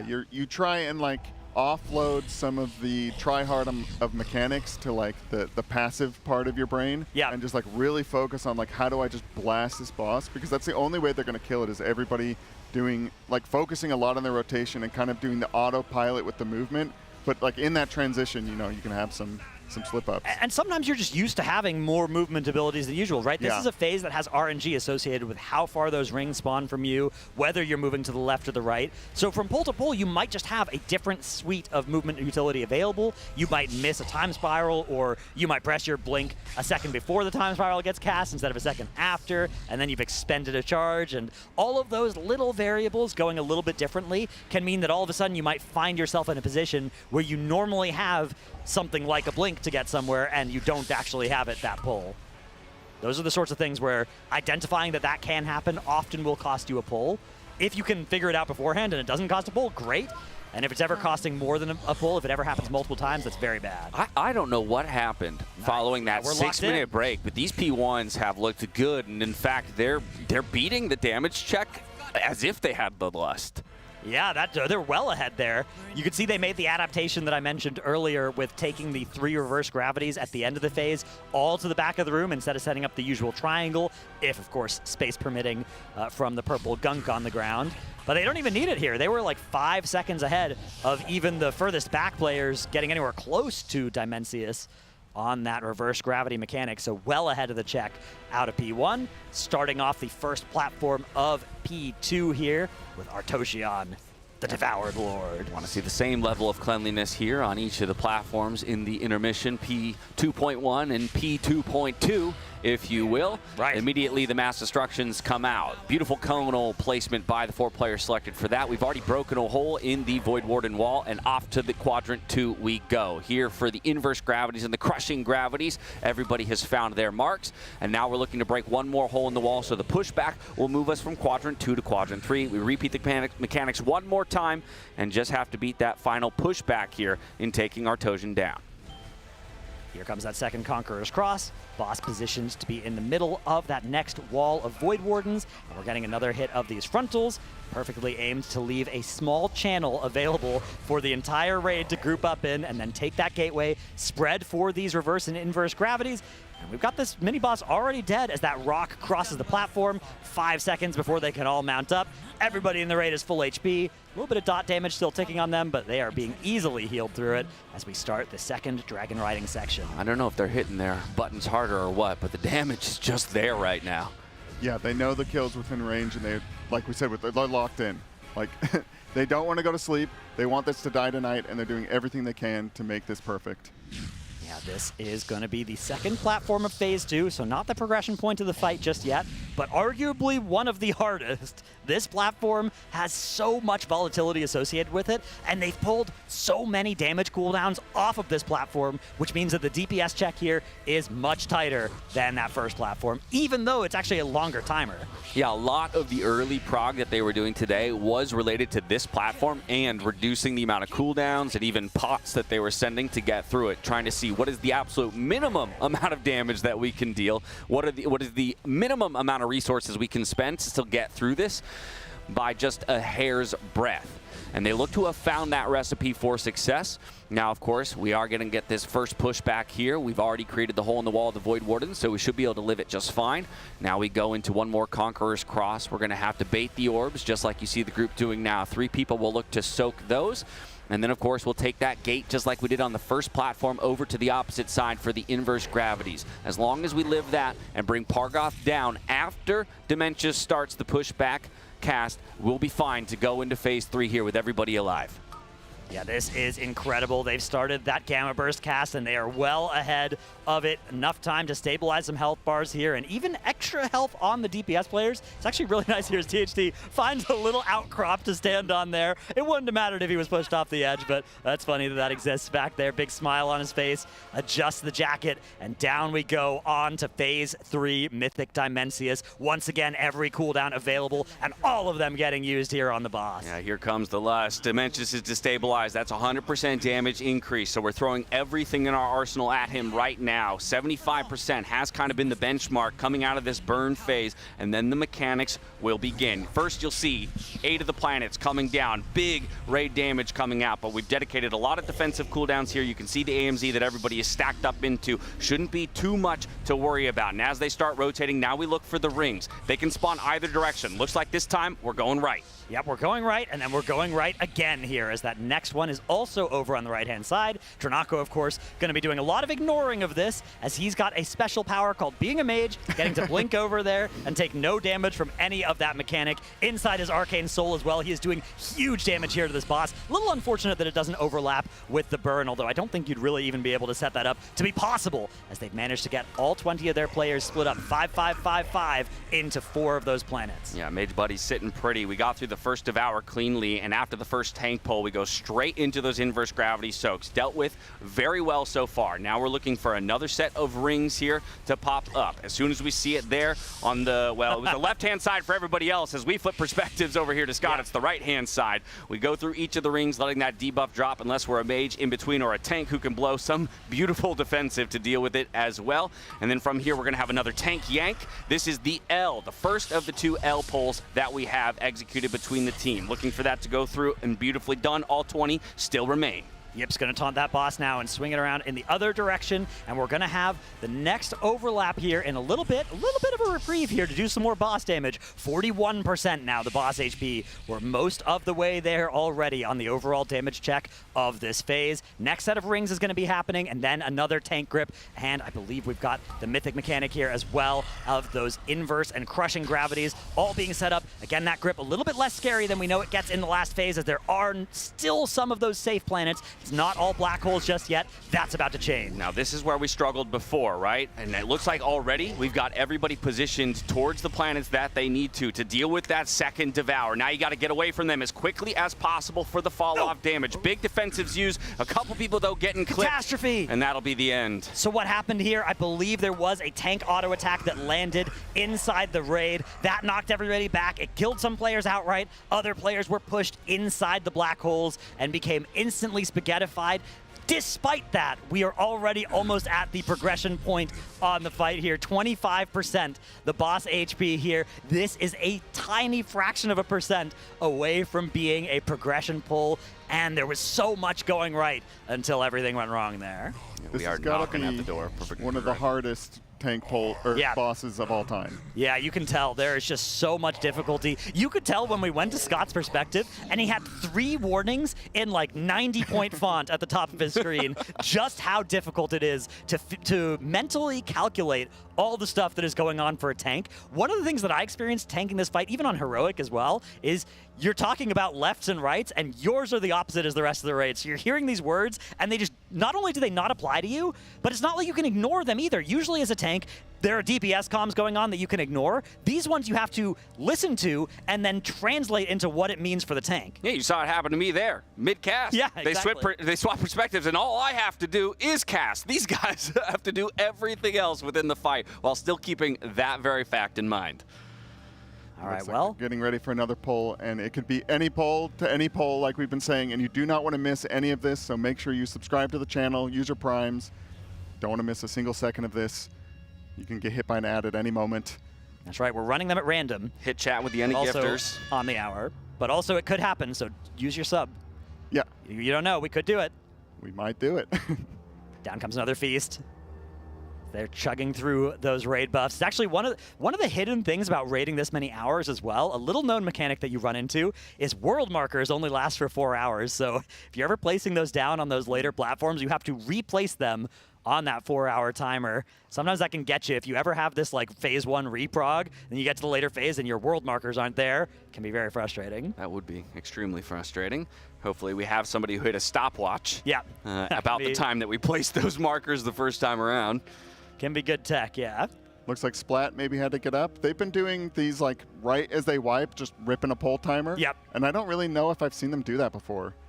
I feel like they've got the fire under them this tier. Yeah, there has been, in Liquid's past, there have been chain polls, but usually not, with this level of precision. Usually that's been on the easier fights. That's been in previous tiers before they've gotten this identity of being as good of a guild as they are now. They really made this focus in the last maybe 4 years of moving towards being more methodical, taking the time to discuss things that need to be discussed.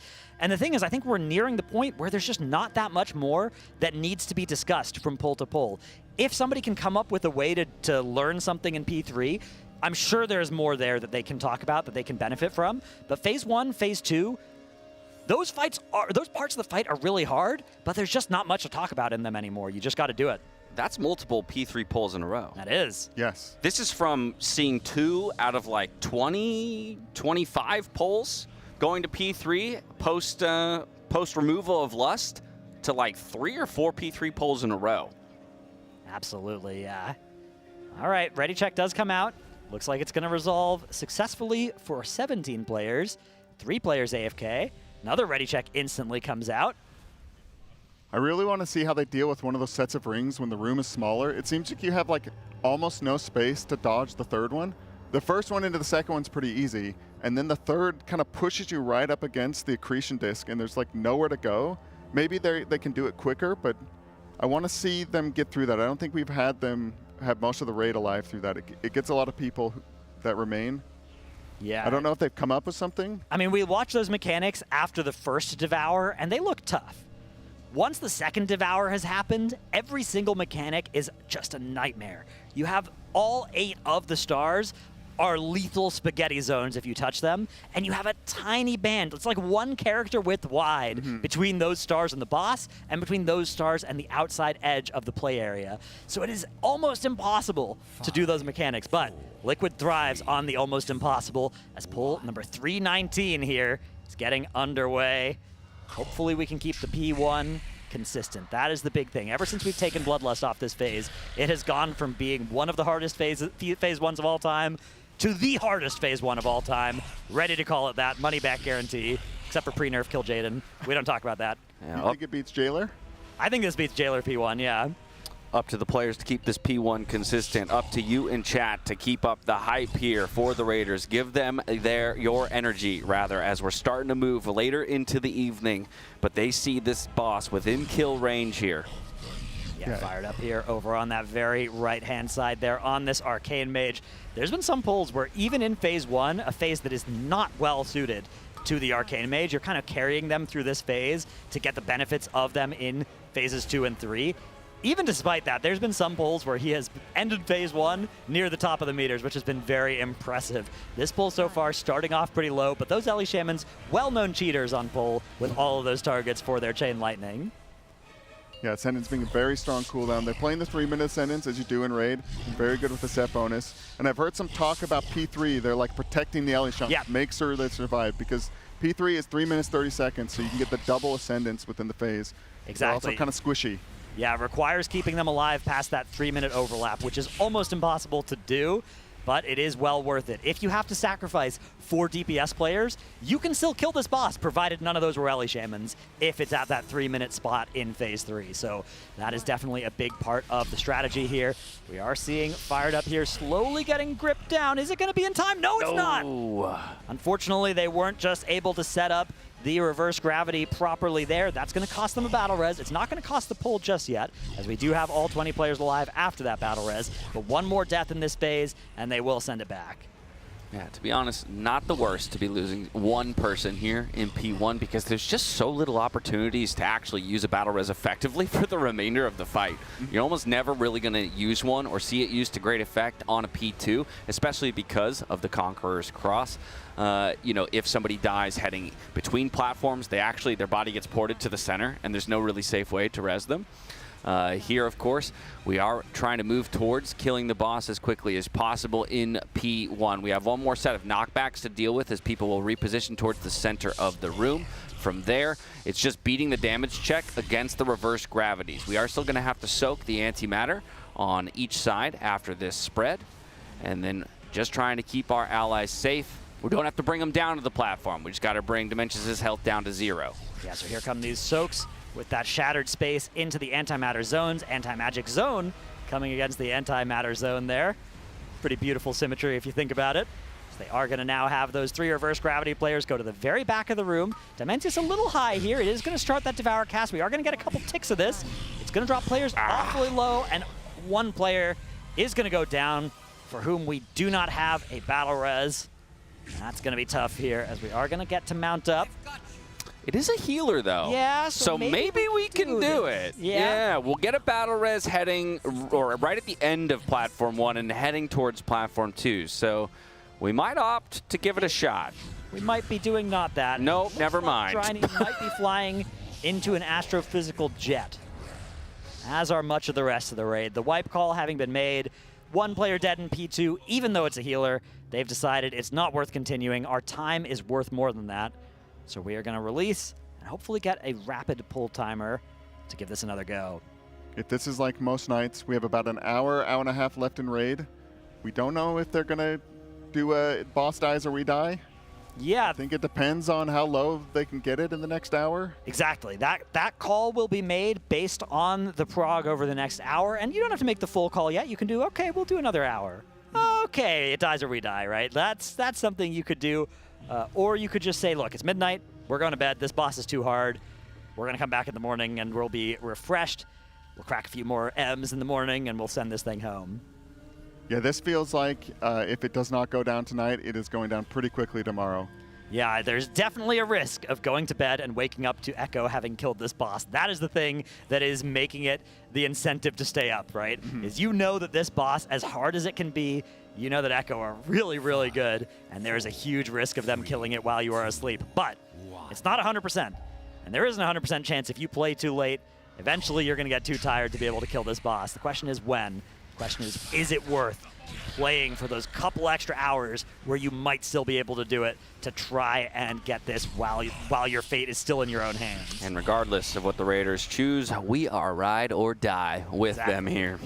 Yeah, we'll be here until late 4 as they are. Yeah, There's no amount of time they could pull this boss. So we won't be here with you watching it happen. Yeah, there's no way I'm missing a kill.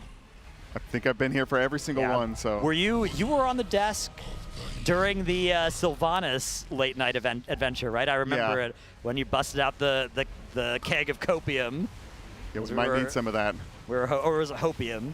I think it was hopium at the time. Might have been hopium. Retroactively, definitely turned out to be copium. May need that. Uh-oh. Mixed up the bottles. Looks like we maybe aren't going to be able to actually rescue all of our players here as the marker positioning, we weren't quite able to get everybody close enough to have that happen. So Sang going to be getting gripped inside the boss. That's going to cost us our first battle res here.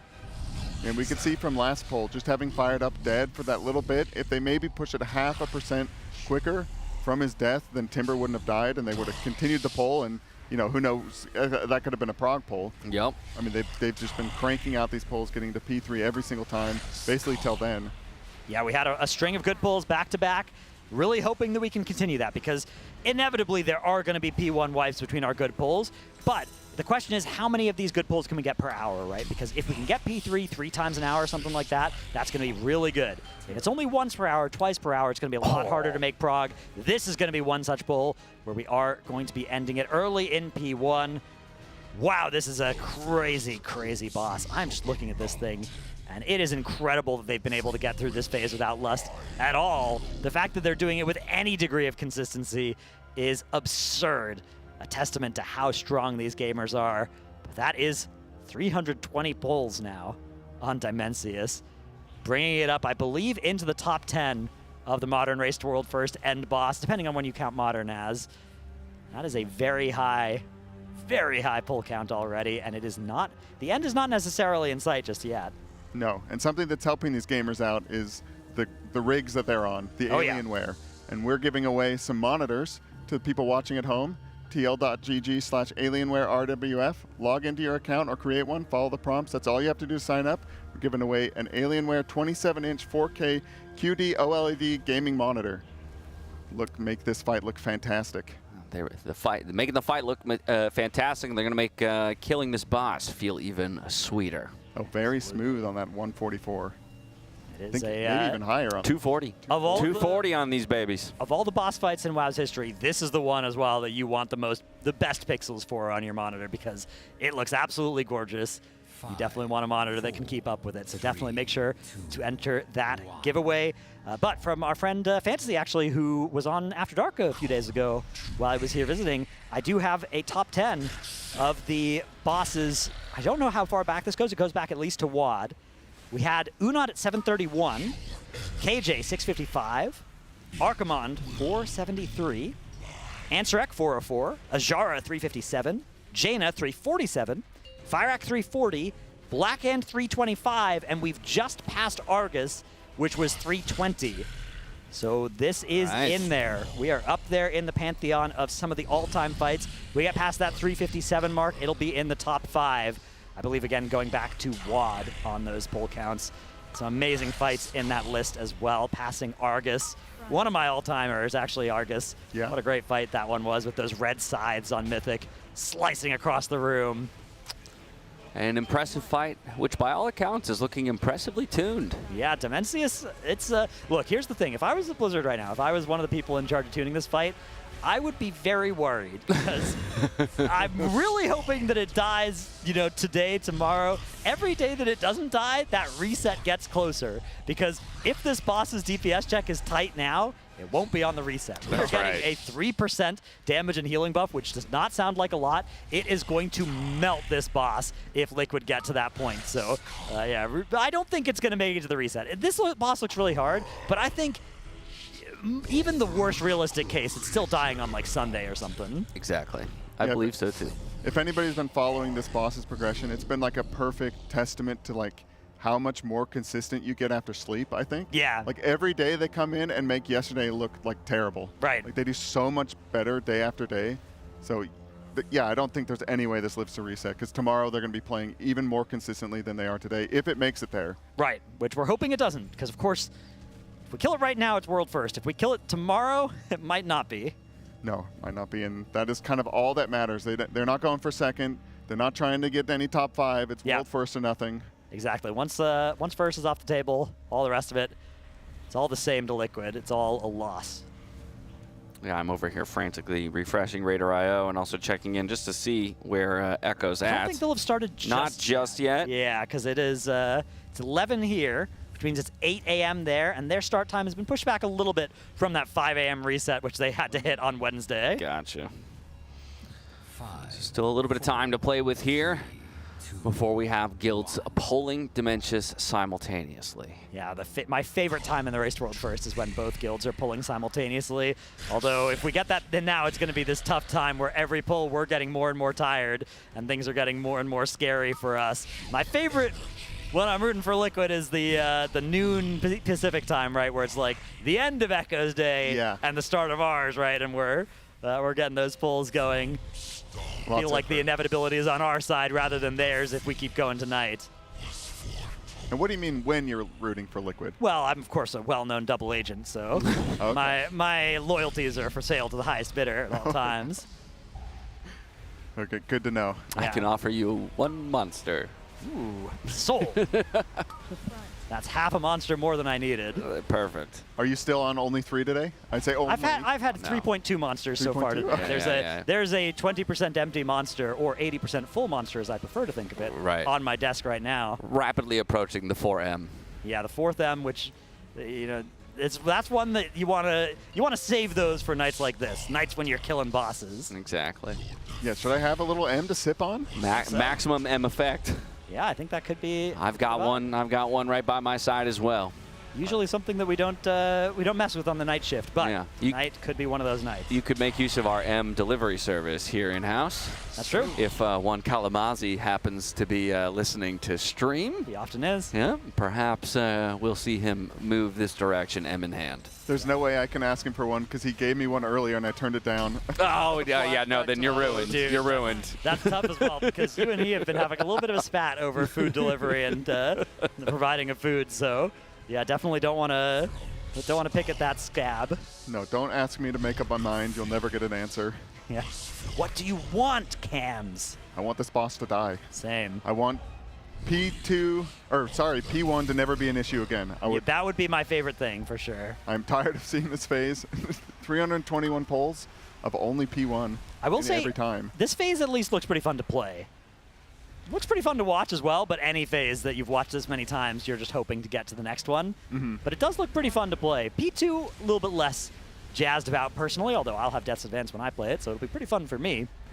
Those wins, though, one of those mechanics that some players, the players that don't have much movement for, tend to not enjoy playing quite as much.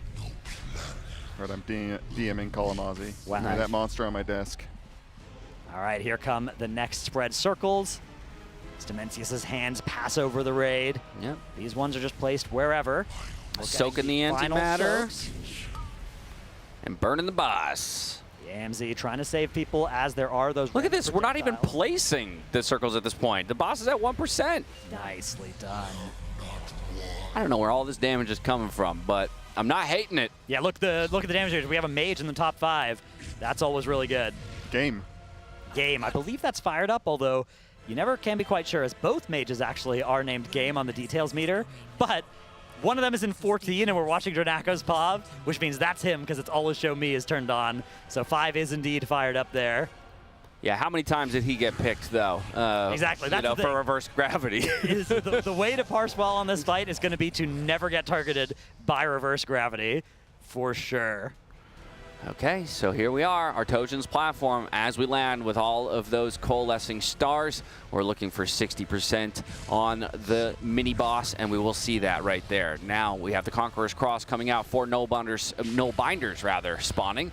Of course, the DKs will quickly grip them in, will burn them down in the meat grinder. One of them a little high, but it will still go down before we need to traverse to the second quadrant of the platform. Here we spread out for the inverse gravities, everybody grouping up quite nicely into their respective positions to deal with that mechanic. And now it's a mass destruction into pushback overlap. Very difficult to deal with if you are one of those classes that doesn't have tremendous movement, but the guys have been dealing with this one phenomenally. Now we rinse repeat on those mechanics, and we burn our Tojin down before the next pushback. Yeah, that Void Warden died very late. We did lose impact on that Gamma Burst, but the Battle Res was available, and we'll have another in a few seconds here as we make our way over to this next Mythic Mechanic space over in the corner as that rock crosses over the midfield. We've beaten the DPS check. We've skipped the next Gamma Burst. We're ready to mount up and head over to Pargoth's platform. Yeah, let's go see what our boy Pargoth is up to, shall we? Yeah, it's been a while since we've checked it. Yeah. Hey, buddy, what do you got in store for us? Maybe a couple shooting stars? Could be. Could be the vibe. Could be the vibe. Boomy. He just goes straight there. Do they have healers? Is this confirmed? Only healers are picking up the shooting stars? So I think there are 9 along the path. Mostly healers? So yeah, healers are often the ones doing it, although you need some healers to get there. A lot of it is the DPS players as well that are like less interested in CDing on pull. One of the tanks. Always one tank doing goes, it, yeah. Because that's, of course, whichever tank isn't going to need to tank the boss immediately is not required right as you get there. And you can see all of those Stellar Cores have just done so much free damage to Bargoth. A huge part of the DPS check here. Yeah, we had the little goop boop on one of those null binders to help group it up. And then we burn down one of those Void Wardens, move over into that second quadrant here. Bargoth, though, of course, a little bit different because we actually want that second pushback. Just want to beat him right before it goes off. And then, of course, Xalatath will come to our rescue. Here's the second of the Conqueror's Cross and our final set of Null Binders to burn down. Avoiding that AoE circle in the middle, but needing to soak these 3 shooting stars that come out. We've done so well. And now we will use this final gate to get to the opposite side of the platform, deal with these inverse gravities, and burn Bargoth down. Keep everybody alive here for the final pushback. And then we're heading into another P3.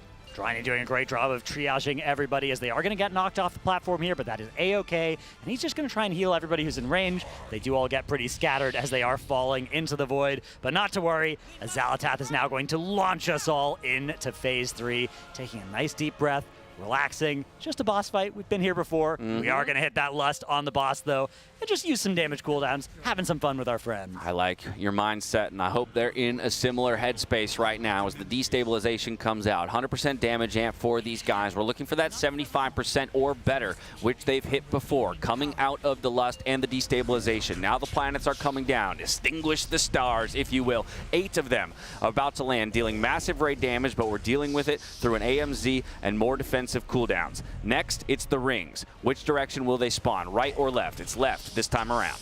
Yeah, we're going over to that first one, and then we'll be heading to the second one as soon as it begins to explode, waiting for our debuff to expire, and then immediately going through that to start the timer before we can pass through the third one here. Dryny is an ethical gamer, not having access to any of those blinks or nonsense like that, demonic circle, so he just has to go through them au natural. So we swap over to now Boomy's POV. He's going to head into his star, get ordered to Fort Brew nice and early to let himself get topped up with that larger health bar and that damage reduction through all of this damage here now of the tank grip and those mythic mechanics. Everybody dropping pretty low, but looks like we've been able to keep the entire raid alive here. And now we get another bit of a reprieve. Soon, though, it's going to be time for the next set of rings. This one is spawning over on the right, and then we're going to continue running to the right. Yeah, they've been dealing with that first of the tank mechanics quite well.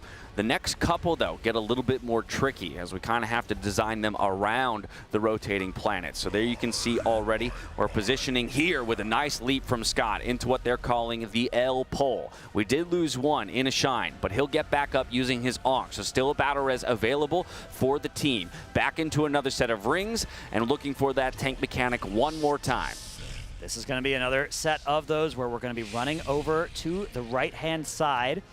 So there is going to be Scott playing with the raid here. He's going to be in very little danger. Often he has to do this away from the raid using his defensives. This time around, a lot safer as it is Yips who's tanking, taking the hard job right now. Mythic Mechanic coming out, Atlas staying with his friends there. And once again, all of those have been handled properly. The boss now sub 35%, which means Arcane Mage Execute is online as we do have to get in for our stars right now. Everybody getting inside. THD goes down. The rest of the raid's okay. That battle res is going to be up in just 8 seconds here for THD as we have to live this big hit of damage, and it looks like maybe we've got a spaghettification incident on Dryny, so we'll have to use a B-res on him. We could still be killing it this pull as another couple players died. Now that DPS check is no longer looking really doable, but there's still a lot we can learn here. There's still progression available if we can get through the next overlap of mechanics. Here comes a set of rings, and this time around, there's no space for them to play in. Yeah, by all accounts, though, a phenomenal pull. Already in new best territory. Now it's just about gaming here to learn a bit more and see how much further we can push it. It's not going to be a kill,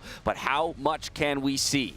Yeah, Yip's the only tank left standing now. Luckily, he doesn't have that tank debuff on him yet. That is about to change here in 2 seconds as this collapse cast is going to grip everybody in the raid towards him and also apply a nasty damage taken increase to him for basically all the damage on this fight. You can see his health bar is now swinging all over the place, even more than it already was. Players starting to get sent into those black holes. I think Yips will be joining them very soon here. Great work by him on this pull. Dimensius almost sub 20%. The end is in sight here, but just those last overlaps here as we go into the second Devour and as we come out of it, still so much work to do there. Yeah, they gave us the sub 20 though. This is the enrage here, is that last Devour cast brings all of the black holes into melee range of the boss, brings the edge of the room into melee range of the boss. You're not living that for very long, says old Blizzard Blizzard Entertainment. That's a 10-10 final fight time there as the Enrage comes in. Unlivable at that point, but below 20%. I mean, basically knocking 5% off of our best pull there. It's looking pretty good. I will say, that last tank pull, following the second Devour is just devious. Diabolical, absolutely. I have no idea how you are supposed to bring 20 players through that mechanic alive. Where do you go? I look, okay, can we play 20 Death Knights? Because Death Advance is a good answer for it. That's all I got. That's the main tech I'm proposing here. Yeah, we knew the ring would like suck in towards the end of the fight and they'd have less space to play with, but I actually can't believe how difficult that looks. Yep. Those rings, there's almost no space to drop your debuff to get into another one. We'll have a replay here. Oh, good. Oh, the whole phase. Good, nice. good. Yeah, this is what we want to see. Little wipe scene analysis. Yeah, Get in here.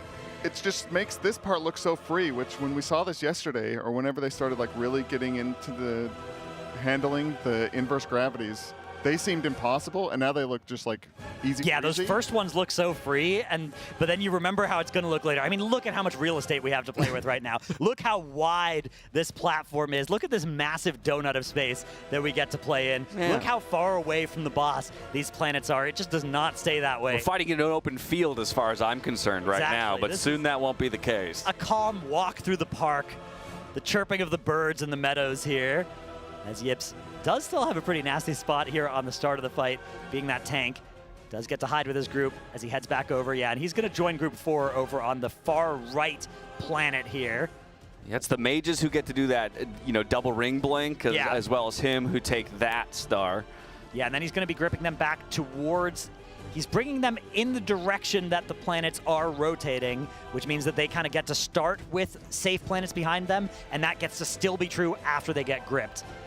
Now, once again, they're kind of just always trying to play with the safe planets behind them, which makes this easier, but you don't get to do that after the next Devour. Yeah, and we're starting to see the choreography, because here, Scott's going to use a leap to reposition, because he's on the opposite side of the boss right now. So once he is getting ready for his tank pull, he's going to jump over, typically, there he goes, see that? Yeah. Over to the left-hand side, and that's the first of the 2 L pulls. Again, getting pulled through those planets, no real danger, because they're not the ones that are supernovaed at this time. Now we get that brief reprieve that you talked about. A little bit of time to start nuking the boss, but now new rings come out and everybody's got to reposition. I think this is where a little bit of that RNG comes in. Which direction are we going to have to go, right? Huge and that was a big reposition, having to go to the right side that time around. Yeah, we're moving in the same direction as the planets. If we were running left, we'd have less total walking to do because the planets would be moving towards us instead of moving away from us as we were rotating there. Now we have the next hide coming up in just a moment inside these last 4 safe planets.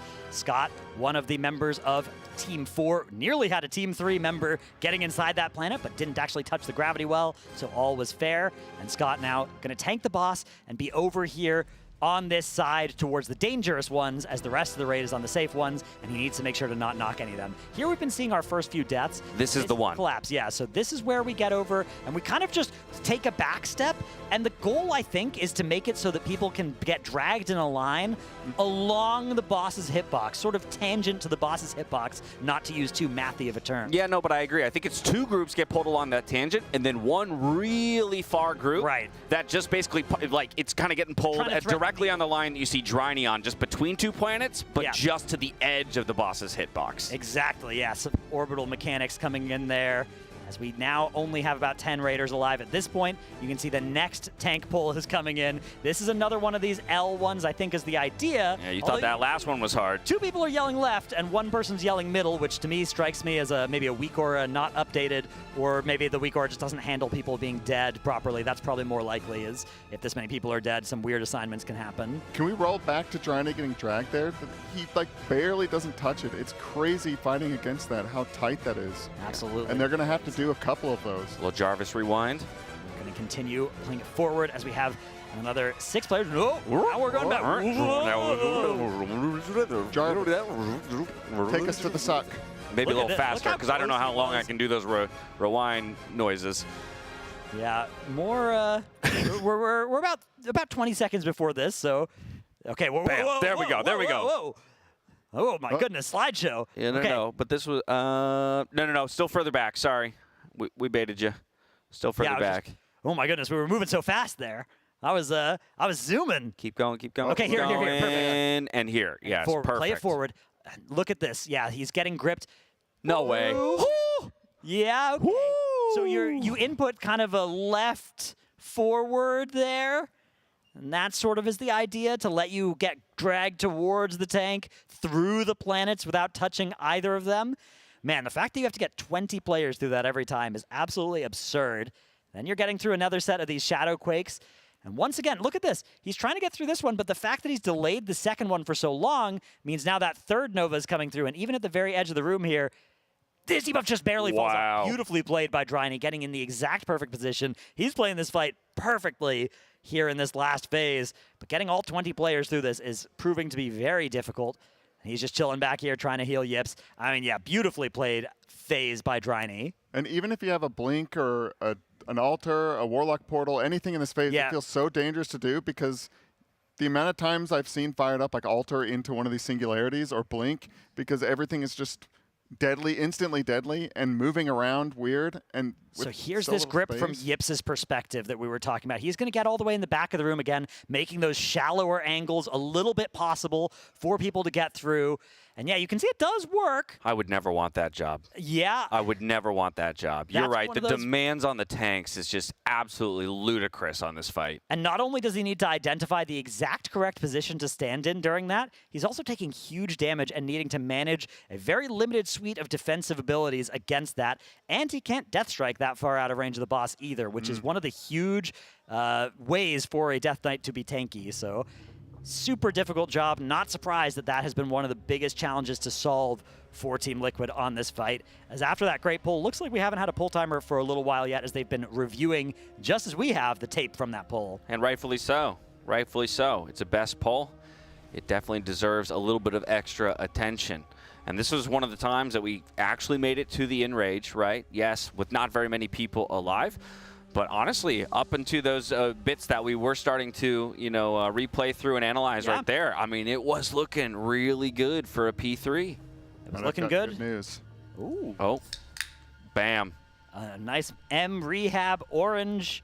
Orange Dreamsicle. Orange Dreamsicle coming in. Kalamazzi, to his credit, provided it to you with no quips. Cheers, my friend. Cheers. Mine is still over by my computer. Oh, no. Yeah, a mistake has been made here. As the reason, so we ran out here as there was a We pull did, that you're looked right. pretty Good. Yeah, during that previous Monster Energy listen-in, we saw them heading into Phase 3 with everybody up. Yeah. And all of a sudden, we turned to each other and we said, should we maybe we should head get back there. You never know. Don't want to get caught in the caster room as the boss is dying. Something to try and avoid. But now we're taking a little bit of a time between this pull. I don't see a timer anywhere. So still learning things from that previous pull. It does look like we do still all have 20 players connected at least. 45 minutes left in the scheduled typical raid day. But I think we might go over that. All right, while we're between this poll, you can open up another tab, tl.gg/bluerwf. We are giving away 10 signed jerseys from the players. A lot of the people in the building are wearing jerseys tonight. Everyone can kind of feel the kill coming, wanting to look their best. I mean, let's be real. If there's any kill you'd want to commemorate, it's going to be this one. It's going to be this huge, high-stakes kill. What a brutal boss. It's one of those bosses, not dying by surprise like Gallywix in a day. Yeah. This one is putting up a real fight, a worthy end boss for this expansion. And if Liquid can claim this world first, that will be 3 in a row. That will be the entire expansion as well. What a triumph that would be. But a lot still stands between us and the end. If you look at our leaderboard, we are finally in the single digits of the fight progress metric. The boss itself had more than that 8% health, but that's the total amount of boss and mini-boss damage that we have to do on this fight.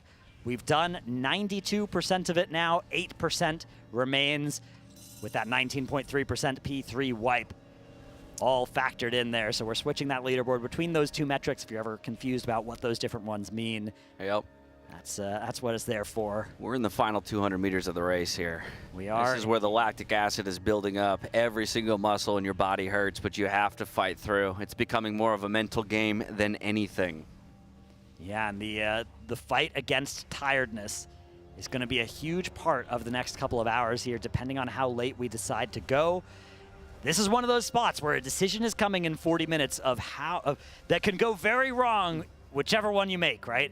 You don't want to go to bed and then wake up world second, but you also don't want to push it, stay up till 4, not make good progress because you're tired, go to bed, and then end up world second. End up world second when you could have woken up and killed it off of a refreshed start. So both of those are scary prospects that they're going to try and mitigate to the best of their abilities. A lot of that decision is going to be made based on how they look over those next 40 minutes, whether we're going to be able to start seeing phase 3 every single pull, whether we're going to be able to make that progress in the phase. Because let me tell you, if we get a single-digit, not fight progress, but boss health pull, I don't think anybody's going to be able to sleep. I think we're staying here, and we're giving it some hours.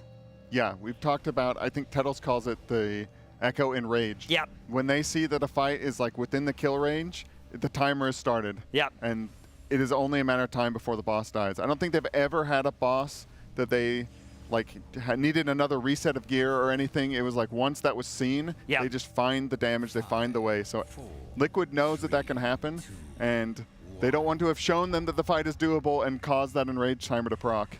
Exactly. Well, after a good post-best pull analysis period, we are right back into it, looking for a clean P1 here. Set ourselves up to replicate the success we've seen over the course of the last hour or so, and give ourselves another look at a good P3 progression push.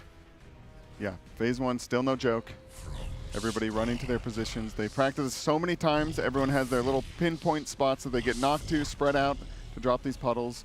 They know how much damage to allocate to each one of these adds. They're going to do the same thing every pull, or they hope to, because they've done it so many times. It is just muscle memory. And sometimes things go a little wrong. It usually has to do with the reverse gravities, which are coming out here. Yeah, P1's still a volatile phase, as there's a huge amount of RNG associated with even which players are targeted by this reverse gravity, meaning you might be missing some healing you're used to at certain points, or you might be missing some damage on the boss if somebody in some cooldowns gets sent up by that mechanic. We have seen phase 1 become more consistent over the past 5 or 10 pulls than the previous 20, where they were wiping non-stop in this phase. But the reward we've gained from those wipes is that we are now saving Bloodlust for the start of phase 3, which I believe is a required part of the puzzle of this fight, at least this week. Absolutely. Based on the recent P3 polls we have seen, even with the Lust, I would say it very rightfully has been moved into that part of the fight. And now, of course, we're bringing a few more of our friends down to the ground. This will be our opportunity to reposition using those lock gates towards the center of the platform, using the excess max to keep everybody safe. But with 2 deaths, now everyone will charge off the front of the platform. We go again. Yeah, all good. Minus 2 minutes. Not a big deal. Hit release spirit, get another pull timer up. Don't worry too much about it. This phase is volatile. We've done everything we can to optimize it, and it is still not possible to get it to 100% consistency. So we just do another pull timer and go again. It looks like a reverse gravity mishap again. Yeah, that one is a kind of mistake that we're not excited to see. A lot of ways this phase can go wrong. Feels sort of like, okay, that's going to happen. If it's a reverse gravity getting double stacked, that's the sort of thing that may indicate that players are starting to get tired. You can see THD rubbing his eyes there a little bit. So we are nearing midnight here. The players have been going since 10, and Max talks about this, but being able to play for 14 hours, it changes depending on how hard the boss is. When there's a boss like this with the cognitive load associated with it, it is much harder to play well on the 14th hour than during something like splits, which are draining in their own way, or early to mid-tier bosses where, yeah, those bosses can be hard. They can be even uniquely hard in the way Forge Weaver was last week, but they're not going to be this level of brain on for 10 minutes, full throttle the whole way. Yeah, the old Kagi load is a fickle beast. Exactly. Along with the added pressure of end boss. Yep. Forge Weaver, they sometimes don't kill a middle boss first, and it's like, no big deal. It can cause a little mental weirdness, but usually they're okay shrugging that stuff off. But, the end boss is the end boss. Race over after this thing goes down. All right, pull timer up. 45 seconds, though. Or no. What am I seeing over here on Big Poppies? I think that's a timer for... Because, yeah, the pull timer's below his frame. I was just looking, I saw that white number. What is that counting down towards? Yeah, I think that's how long he has to press I-beam to keep his stupid I-beam buff up. Okay. That's what we're seeing him do pre-pulls, is he has to I-beam, because Demon Hunters get this thing where every time they I-beam, they get cooldown reduction on I-beam, and they can keep 4 stacks of it up, but in order to do that, you have to I-beam once every minute. Gotcha. So that's why pre-combat, they just stand there and spam I-beams for a minute. Incredible. And that timer was letting him know, hey, if we don't pull in this timer, you're going to have to hit another I-beam. Understood. Understood. Weak auras for everything. Yeah, that particular part of the way Demon Hunter currently works, I will say, not a fan. Usually stuff like that gets changed. Yeah, often, although there particularly like 90-second cooldowns not resetting when you wipe is another one of those things where it's like, well, this is kind of annoying. It does seem like he's getting parried by Dimensius less. I wonder if they maybe changed it to make Dimensius in P1 not parry, because whenever we watched his perspective a couple days ago, we would be seeing stuff getting parried by his weak aura, and I haven't been seeing that as much, I don't think, today, so that would be nice at least. One of those things that I wouldn't count so much as a nerf as like this should never have worked this way in the first place. Right. But would be in effective damage increase. It would be, yeah, a slight one in P1. I mean, realistically, there's not very many people that can get parried in. Yeah. Because Melee sucked this year. We've kicked all of them except for a few. But like you say, especially when a boss can only be attacked from the front, yeah, feels quite cruel. Exactly. That goes counter to the stated design goal of parry. We do get that next set of reverse gravities, gripped down, and gateway to the middle. Last second, our last player does manage to join the stack. We have lost fire to, oh no, Fury the Eldrachi parried. All right, it's still parrying. We just got lucky for a while there. Arg. That's good though. They've preserved the sanctity of P1 not getting any easier. Yep, fired up will expend our battle res in order to become playable again. Yeah, that is sad, but not the end of this pull. One more death, and now it will be. If that does happen, because we do need the B-reses. Well, we don't need the B-reses, we do need all 20 players to actually progress Phase 2. It's a problem with this fight as well. Like, if you're trying to progress this fight as a guild, which currently only 4 guilds in the world are doing, soon there will be more, it's going to be one of those fights where Phase 1 needs to get very good before you can start making meaningful Phase 2 progress, because you just are going to need 20 players alive to see more than the first 20 seconds of P2. Yeah, at least with Phase 3, you can kind of do the dance. Yeah, exactly. Phase 3, you can get there with 10 people alive, and those 10 people can learn a lot. But that's not true of Phase 2, which is going to be frustrating for progression, I think, for a lot of players. But at least Phase 1 looks really fun to actually master and optimize. What a brutal phase, though. Alrighty, though. We are out of it.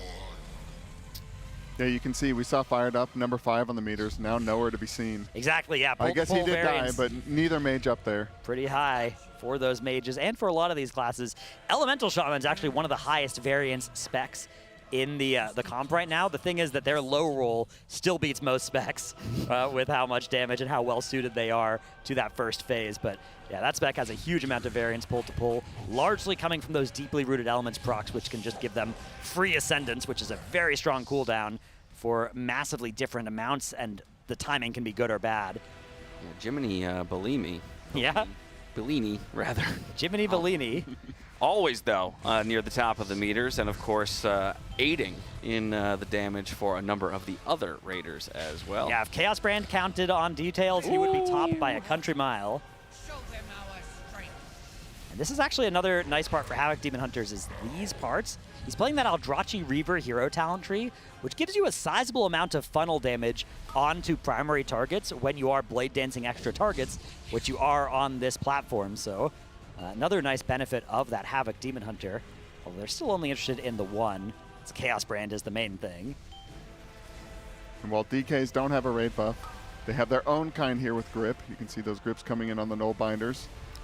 You can't do this phase without them. No, not at all. The way that this phase worked is that as soon as Liquid got here and saw that there were 4 null binders, no guild has attempted this boss with fewer than 2 DKs, nor will they until this phase, if ever, changes, because that is absolutely not possible. I mean, it's possible, but it would not be fun to try and figure out a way to do this without 2 Death Knights. It'd be real tough, because you would need all your range. Yeah, you'd need to some, be focusing across the you'd need the like a platform. blink big blast wave. That's something a mage in my guild is trying to cook up, and I don't think will work. Otherwise, you'd have to actually make them like kickable, like silenceable. Yeah, right? exactly. The fact that they need to get stunned. I mean, the thing is, even if you can handle their casts, they go CC immune after 18 seconds. Right. And you're going to lose so much damage if you don't have them just all stacked up for when you're AoEing them down. So I think it is functionally required to have 2 Death Knights for this fight in its current state. And Frost not looking bad. No, not at all. Atlas gets to Breath of Cindergosa both of these platforms, although he may have moved the second one off to have it for boss here. I don't see, it looks like Breath is up. So yeah, Breath is up, helping to nuke into Pargoth here. Fairly short cooldown. We'll get that near the start of P3. Good job with the soaks there. And now looking to break a hole in the Conqueror's Cross for the pushback. That's just about to come. There you see it now. Now we repeat the mechanics one more time just before the pushback comes out for a second time. No blinders. Yep, there they go. Now the shooting stars. We're going to soak those. They had some issues soaking those before, but you can see all 3 players grab them. They won't fly off the edge and explode and wipe the raid. Take the gate, spread for the inverse gravities. Yeah, the key insight they had is that those are player baited, so if we just have all 20 standing in the same line relative to Pargoth every time those are coming out, we can always bait them reliably. So we make it into the second Gamma Winds cast. Padding. Yeah, a little bit of padding, a little bit of resource generation, players would argue, but padding, we all know, is what they're up to on those last Void Wardens there. And into Dimensius we go. Phase 3 begins anew. 1 battle res available now. We'll get another midway through this phase as the boss is destabilized, and all of our cooldowns now get to go into the boss. Yeah, Big Lust is popped. We're trying to look for 75% or better. That's been the benchmark the entire time since we've moved Lust to this phase. And as you can see, right as we come out of that destabilization, we hit about that. Now the planets are coming down, 8 in a row, dealing massive raid damage. Good defenses with the AMZ, and now we're taking a look for the first set of rings. Off to the right-hand side, we are right going. and stay right. We get through this ring, and then we run again further to the right. Wait for our debuff to fall off, and then as soon as it does, immediately go through the second ring, and that way we're not going to have to run away too long before our debuff has fallen off and let us get through the third ring.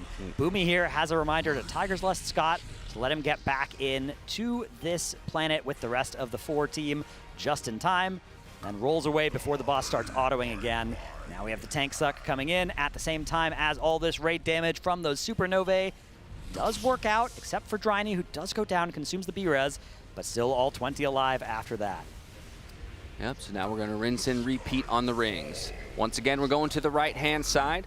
It'll be rings into tank mechanic and inverse gravity soaks one more time. This is where the L sucks come in. You're going to see Scott over here. He's behind the boss right now. He's going to leap over to the left-hand side. There it was just now. He's going to look to pull everybody in. They don't have to avoid the planets here with the positioning that they have because those are the ones that aren't in a supernova, so nobody will die by being dragged through them. And now we're going to do the same thing one more time. THG blasting into the boss right now, but is going to be forced to walk for a little while. So we have another set of rings. This is another right ring, same direction that the planets are orbiting. We are going to be heading now to the back area as we're setting up for yet another tank grip off of this mechanic here, just in position as the mythic mechanic goes out and is once again handled without any stuns going on any players. Yep, now we're looking to hide for this next Devour. Something that's caused us a little bit of trouble in the past is not having everybody dedicated to the right group. This time, it looks like we've executed it well. Boomy does go down. Everybody's going to run to the opposite side of the platform here for the fall-off damage as each of those stars goes into Supernova. One more set of tank yanks here. This is the tough one that usually gets people as there is very little room to work with. Everybody fighting against it, and a couple people go in. Dryny, you can see, not happy with it in that moment. Yeah, he was running against that pole, and then as soon as the pole stopped, he was still running, and he ran into that black hole. Very easy thing to have happen to you there. Now we are losing about half the raid going down. You can see those groups 2 and 4 all dead, groups 1 and 3 all alive. A little bit of symmetry there, but unfortunately this does mean the DPS check not going to work out. 21% on the boss. A new best is certainly still possible here as that grip comes out on Yips once more, sets it up opposite the raid. We're getting another set of these rings coming out, and the rest of the raid is dead. That's going to be the end of this pull. Yeah, people talk about nerfs on this boss, but there's nothing you can nerf that would prevent those deaths. Just the there's one some things shot. I can think of. Well, the grip could be maybe not grip you. I don't know, but What if we nerf boss health by 99? Yeah, we That could nerf things that fundamentally change the fight. Right. And then all of a sudden that becomes a lot more doable. But the nature of it is that we do have some of those. I don't know. Pass fail feels maybe like the wrong way to say it, but kill or don't kill type mechanics. Yeah, pass fail definitely accurate, I think. So we have 19.7% on that pull, nearly at our best of 19.3. But importantly, we did get almost 10 minutes through that fight. 9, maybe 8.5 of those minutes looked exactly like they were supposed to, and then things got a little bit shaky as we started to lose players beyond our allotted B-res amount to those stars, those grips. So difficult to handle.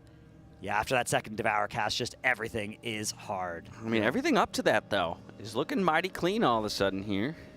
yeah, I was worried when they moved the Lust that the consistency was going to be all over the place tonight, and at some point they just found the stride. It was, let's see. About an hour ago. Yeah, about an hour, maybe 10, 15 polls ago. Yeah, so I think it was poll 288 is where they decided to move the Lust, right? Because, we had those kind of like 9 polls in a row of P3s. That's when they said, okay, let's entertain the idea of moving the Lust. Poll 288, and then you see incredible inconsistency for about 20 or so polls, and then all of a sudden, something clicked. Yep, it clicked. That's sometimes what needs to happen. It clicked. All right, 5 and with minutes that, left in the raid day, so things are heating up here. We'll get to decide soon whether or not we pull the trigger on the overtime. Yeah. Let's head to a Monster Energy listen-in to see if they're coming up with any strategies for how to handle that last suck-in of those planets. I just need to. It's just so frustrating, man. That fucking third inverse gravity. Like I horse, and then as soon as I sucking full, I'm still. It's like your camera gets stuck every time there. One thing that Melee might want to take note is if after Scott's suck, you need to go left, like hard left, because I have to go right to taunt, and you're gonna get booped maybe. Where's that? After the Devour on like the really hard pull, when we bring the rings to the back, after we get pulled by Scott, Melee have to go left. Oh, I see. So like here, not this one. After Devour, this is the first hard set. Yeah, this one. This one after Melee get pulled here, like you're getting pulled in, you have to fight it and then keep going left. Tryny. I'm just not horsing. It's just that one's so hard for me. It's hard movement. Do you want me to commit my AMZ to the second supernova instead of P2 now? What'd you say? Do you want me to commit my AMZ to the second supernova instead of P2? Kinda. Do we need Yips's aims like what we're having now? I think so. We are in Lost and the evoker should like cranking. You just put it in the first hooks in P2. It should be up, right? Yep, Alice. Yeah. But is it well, I'm up aiming there the last from of P1 P1. or? Yeah, I'm doing last P1. It won't be up in P2 at all. I'll just do P3. It'll be lovely. All right, let's go, boys. That was the first time where we were like hard calming the putting the shit in the back, and like basically everyone lived, and we just had 2 healers, and we could have had reses there too. Like most pulls, we have reses there. If you ever res there, please get next to the boss. Dude, it is so fucking hard. I'm literally like running full laps around the boss as a blood DK. Just constantly. We all It's are, bro. fucking crazy. it's a fucking running laps, bro. I'll cast an ability. My notes are telling me to go right, and then instead I'm supposed to be going to left because half the time it's left instead of right because it just depends on where the rings are and just fucking. What? To the pull time. Okay. Don't use your warlock shit.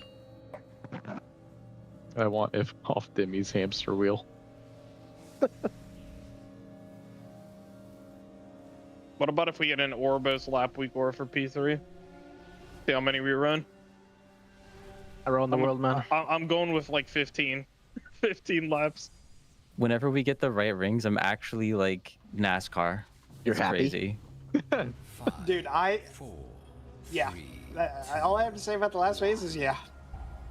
Yeah. It's great. It's fucking great. Yeah. That's how I feel too, man. Yeah. I nethered that set of ring, but I don't know what I'm doing on the next one after. Like, it felt chill on that second one after. I mean, we Next would have one, I been got like, a if we game were heavy. 1 second more aware of the rings there, I feel like we would have not had Yeah, I to was worry just about so 3 far sacks. to the other side. Dude, Atlas told me I can't step him. Knocking 3, 2, 1 now. I'm busy, little bro. Actually, good news. It's fine. I'll just mouse it over someone at the last millisecond and chill. He has no boom, is not humble at all, and said it's the easiest face he's ever played. Yeah. Yeah, he did that. Out Hey, of get in any here. boss. He's not humble, bro. Gravity here. We're just not killing that ad. Okay. We're kidding it. Is that 200k? We're just milking it. Shaq, are those Just puddles milking desynced? it. Those puddles what? Those puddles fucking land late. I don't know. It's based on where you were when he threw it. Oh. Yeah. I In a just way. had a crazy thought. So Knocking I'm 3, not too sure 2, exactly. 1 now. You know what that last phase needs? Alondra's Blades. bombs. Jesus. What blades could hit? Oh, dude! What Dude, bleeds exactly. a bomb? Okay, second soaks here. Focus. Yeah, right after you. Okay. I would Get be in the this. best fight designer Stay, and ever. I will fucking Bro, knock on the your small door. room web Back blades. up, front right. Back up, front right. There's no way Shaq fucking chaos calmed and then just ripped a focus up right after it. Right, do not fuck this up. The fuck? Was that in the pro lab? Jesus, man. Oh, oh. It's in the fucking vents. Oh, my lord. 2, 1. My now. lord. 10? Literally a relic.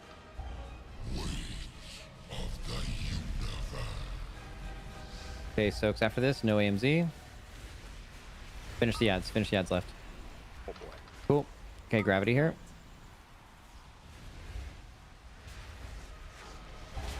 Get that shit, Jiminy. What's up, split? Slurp. Game. Bro, fuck him down crazy style. It's fucking me down crazy style. Ooh. Definitely suck you down, you feel me? Knocking 3, 2, 1 now. That's Don't take it. I don't think. Think you're okay. Okay, big AoE soon. We're fine. We're under 7. Yeah, we're good. Get in this. Soak. Safety man, safety hat. Make sure you have a space for these. We can beat the Devour cast, but it's not going to be free. I just sent a fucking nuke into him. good, bro. Trust me or don't, the boss has a free cast. Chaos Drake. We Chaos are Drake. fucking great. Yay. Has anyone gotten knocked over a puddle and just taken a tick? Yep. I want to give you fucking like 7,000 I mean, it's the same bucks reason for like that you can Draco. gate and go pulled through, it, yeah. right? Like it has like a Z axis of like 1 yard. Gate last phase at the end. We're in Demenzia's domain. Right. It's a joke, by the way. Stay close. It's a joke. Hey, I I get feel like to I see the haven't clip thought of it a of... single time and never taken them.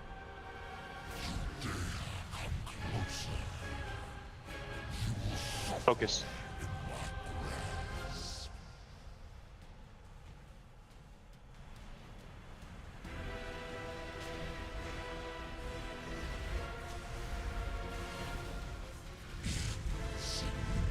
And Dryny lands now. Okay, frontal 3, 2 now. We're not mere mortals. Show them our strength. Okay, gating and or not gating, just move. Blind. Sorry, chaos calm on my end. Gravity 3, 2, 1. Kill skull. Skull is very high. Just kidding. It's kind Gotta of get one low. shot. We'll res him in 20. Good. Knocking 3, 2, 1. Now we have Onk. I captured the win. Game it, game it, game it. You can Onk in a few seconds, right? Yeah. Resing Sending it. Timber in 10. Blast these ads. Frontals here. Try to get him past Atlas. In 5 seconds. Okay. We are gating and doing a triangle in 3, 2, go. Do not take that yet. Now. You've done well. I got you, Timber. I'm holding you, and you're good. Go. Better reog, bro. You better reog. I'm the Lion King if there was no donkey. Relock. I shot another one. Dude. Wait, did you get the ref? He's crying laughing. I don't think I've ever heard his laugh. Oh, come on! I'm you never accuse it. Way to fuck the mood. Do some keys with him. Is it like Riku's? Whoa. Dude, I missed Riku's laugh, man. All right, ready for the baits here? Baiting in 3, 2, 1, move. Moving forward into a triangle in 3, 2, 1, go. Here so early. Let's go. Yay! Knockback is in 5. We're so ahead. 3, 2, 1, now. Now. Now. Now, brothers. We're going now. Okay, and baiting. Move.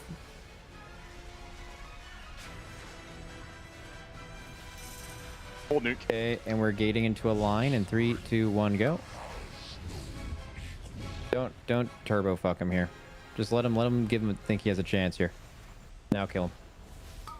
Wins are in 3, 2, 1, now.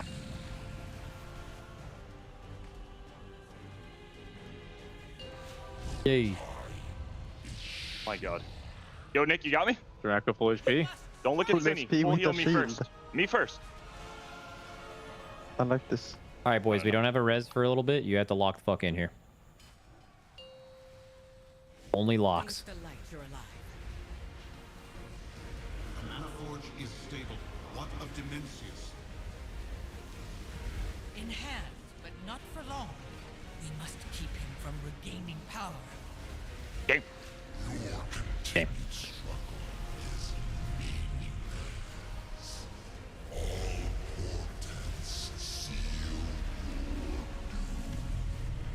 Good. Rings. Left. Left.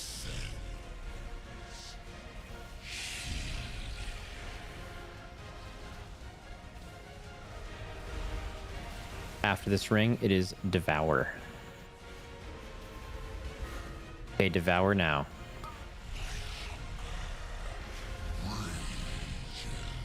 Three, 2, 1, in, out, across. Big AoE and tank suck in 3, 2, 1, now. Resolve. Meet left.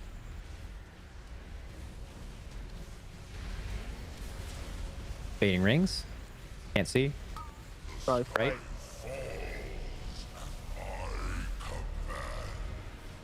Get this shit and keep it moving.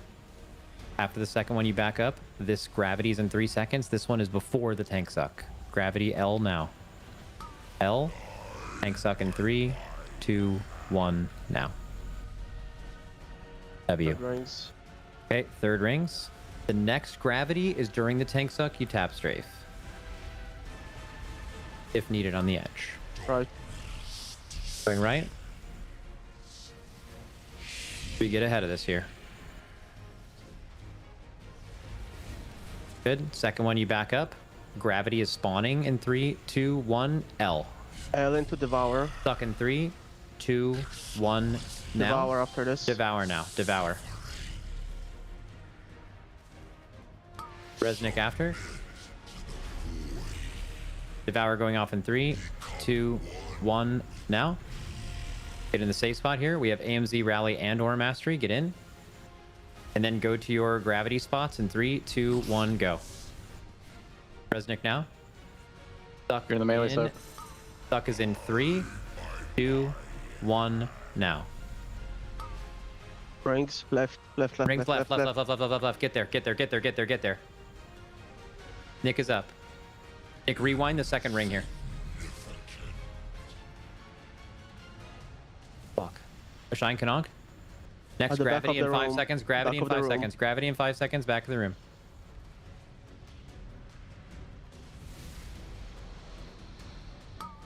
Okay. Stock in 3, 2, 1, now. Maybe a new PB. Lock the fuck in. Left. Maybe a new PB. Lock in. Anyone have TD? No, everyone's dead. Perfect. Touch of death? Yeah, dude, just fucking... No, time dilate. I'm dead as fucking 9 out. Kids, get away from me, bro! Fuck you! Oh my god, That I was was some weaving around DPS there for a while. Dude, every time I'm I like the triple crush, man. Every time I'm watching you guys do that hard dodge later, it's like very, very good. Like it's so much better. Like That it felt looks so clean. much better that time. Everything felt great. I love the fucking triple crush desync diff. It's good. So we have this.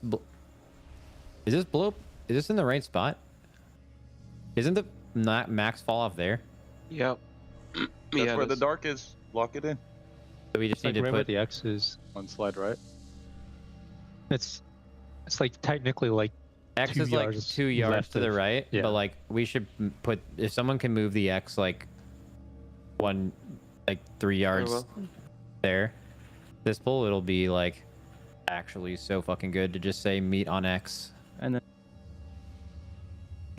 but that pull was fucking great, and we were just down a rewind right there. Thank you so much for that energy. Monster energy, listen in. My goodness, I'm Cams with Dash and Dratnos. Still here. We're on our feet. Fight is heating up. Phase 3 still powerful. New best attempt. Every time they go deep into P3, we got to get on our feet. As soon as we're in that last phase, I'm on my feet 100% of the time. This fight is a crazy check there at the very end, but we are getting so close. That was a new progression pull by 0.2%, but it was a new progression pull. We count it, we take those as we're approaching the end of the night here. Allegedly not, potentially, though. We'll see how late we decide to keep this one going. I'm hearing rumblings, though, that the calls were made at least that 12 isn't going to be the stopping point. I like it. No secret phase, so now you're just holding potentially secret info. I don't know. I mean, I don't think they know for sure. I think a lot of that is going to be contingent on how the next couple of pulls look, how late we decide to push this, but this boss is in range. It could die. Any of these pulls, we could start getting really low, and this, I think, is a boss that's a candidate to die out of nowhere. Like, I think this could go from 19 to 0 in one pull. There's nothing that they haven't seen in that phase. They've now done it enough times that I think we could just have a miracle pull where 20 people get through those first mechanical overlaps after the second Devour in the last phase, and then the boss will just die. Yeah, I mean, it's just a matter of getting through, kind of as Max said, that final set of dodges and tank pulls, right? But you do that with just enough people alive, and you get into a little bit of a burn phase there and execute range, and then all of a sudden everything feels or looks doable. The problem is that we're losing half of our raid somewhat consistently around, just a bit after that second Devour, and when the space is really getting constricted. Yeah, I wonder if they're making any changes or if they're just kind of watching people's mistakes that have happened. Like, make sure, like, as soon as the suck starts happening, don't W anymore. Just plant and get some bearings. Make sure a planet isn't about to orbit into you. Because that seems to be most of the deaths. It's just kind of one-off people getting sucked into singularities or kind of making a mistake with their movement. Yeah, and then sometimes we have the issue with the tank auto attack, which it's hard to assign that responsibility because the tank needs to stay away from everybody, but also everybody needs to stay away from the tank. So both of those things have to be going on at the same time. Plus, there are the unavoidable sources of damage in that phase. We talk a lot about dying to touching the stars, dying to getting gripped through the boss or the stars, all the different ways that you can die to, taking a second ring. There's also just huge unavoidable damage in that phase, and you can still die to your health bar being brought to 0 the old-fashioned way, not the one-shot way. So a lot of different things that they have to look out for here. That second rewind missing on that pull from where they wanted it in the phase would have gone a long way to prevent those players that did bleed out from doing so. Yeah, well, as we reset for another poll here, Dratnos, I'm taking a look at that poll count down in the bottom right corner, and I think with this next one, we usurp a new spot, right? Indeed we are. I believe it is Blackhand that was 325 and now is behind Dimensius. So, okay, here's the thing. These are world first poll counts, so we got to get the world first here, because, of course, there's always still the disaster case of Echo coming in or Method coming in, getting those world first with a smaller poll count than we're currently at. But if we end up getting the world first on this one, Blackhand was 325 for first, so we are now past that poll count here. Up next stop on the poll count train is Fyrak at 340. Another all-time great race to world first was the Fyrak. That had the biggest amount of uptime of both guilds pulling at the same time in kill range. Really great one for the viewing experience. We are about to enter that territory with this Race to World First, as Echo and Method are waking up, and we'll be starting progression on this fight soon as well. Going to be a very tense and exciting amount of time. However long it is between now and this boss dying is going to be a time where you are never going to want to go away from your computer. Yeah, 30-second poll timer up. Another little like same but different kind of stat that I would be curious to track is how this one measures up to other final bosses. Total time spent in combat before kill. That is an important metric, because there are some bosses that have small pull counts, but bosses like Razagath that had a 14-minute total fight length. Although that boss also had another really hard P1, so maybe a lot of those pulls would have ended in the first minute or so. So yeah, definitely would be an interesting statistic to also be aware of. I wonder if we could get one of our partners to compile that information for us as well. And then it's the other side of that, like KJ. Yeah. It's just rapid fire Exactly. P1 wipes. KJ being one of the highest pull count end bosses in the modern era, second only to Unat, Harbinger of the Void. The previous Harbinger before Xalatath took the mantle after we killed Unat, so. Okay, well, an early death here in P1. We do have the battle res, and like we're not going to use it. Not even going to bother. Yeah, get us out of here. Not interested in this early of a death, even if the res is available. A death this early into the fight means it's a player in their cooldown, so even if you res them, you're going to be missing a lot of damage on the boss. And it's also so free to say, look, we're just going to wipe it if it's before 30 seconds. We can res, we can pull again. It's so much better than throwing away 8 minutes and then getting to the last phase with no hope of killing it. Yeah, absolutely. They don't need to see anything. Like you saying, they're in any pull, kill territory. They just need to go next. And hopefully we do just see them kind of game out of their minds when they get to there with everybody alive, because if they have to do like 20 pulls of that final little overlap in P3, then it'll be kind of surprising if this dies tonight. But hopefully it's kind of one of those things where if you can just get there with everybody alive and everyone just has that like moment of genius and figures out how to survive on their own, that they can figure it out. But because I think they're kind of, I mean, we saw the Enrage. And it's basically just live those last 2 tank pulls.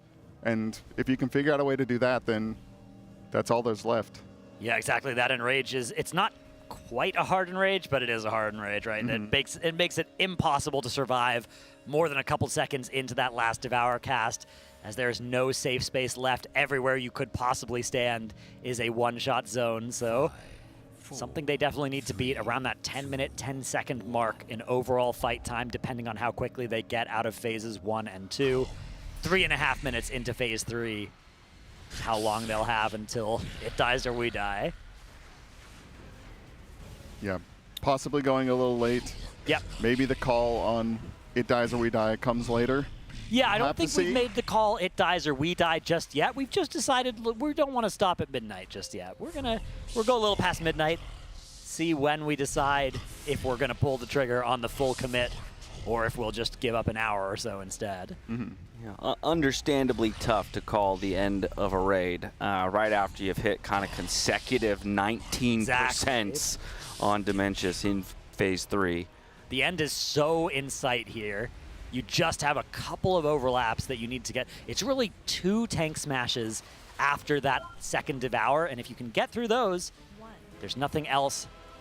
I mean, okay, the problem is the rings are also scary there at the end, so but they also have to get through those. But if you can get through all of that and also be doing full damage at the same time. And if you make 12 easy payments of, yeah, exactly.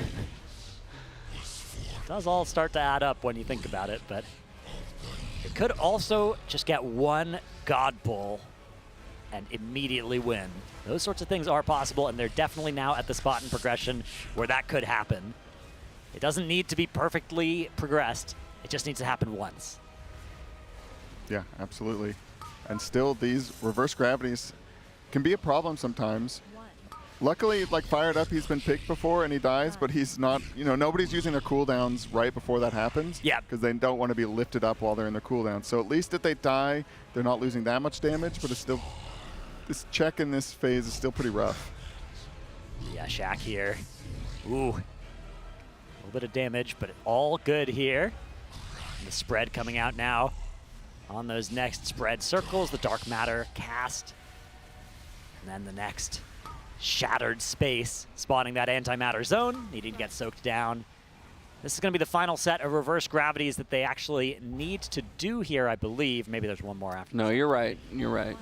We're going to bring these guys down. Then we're going to have a tank mechanic from the center. Will boop us back over to our respective sides of the platform. We will soak one more antimatter, but the 3 people on either side that get chosen for the reverse gravities, they're just going to go and create a line, a horizontal line on the back of the platform, and it's up to everybody else to beat Dementias down before they get pulled in. Yeah, there are those last dark matter spreads. We've got those ads now shooting those fission projectiles at random players.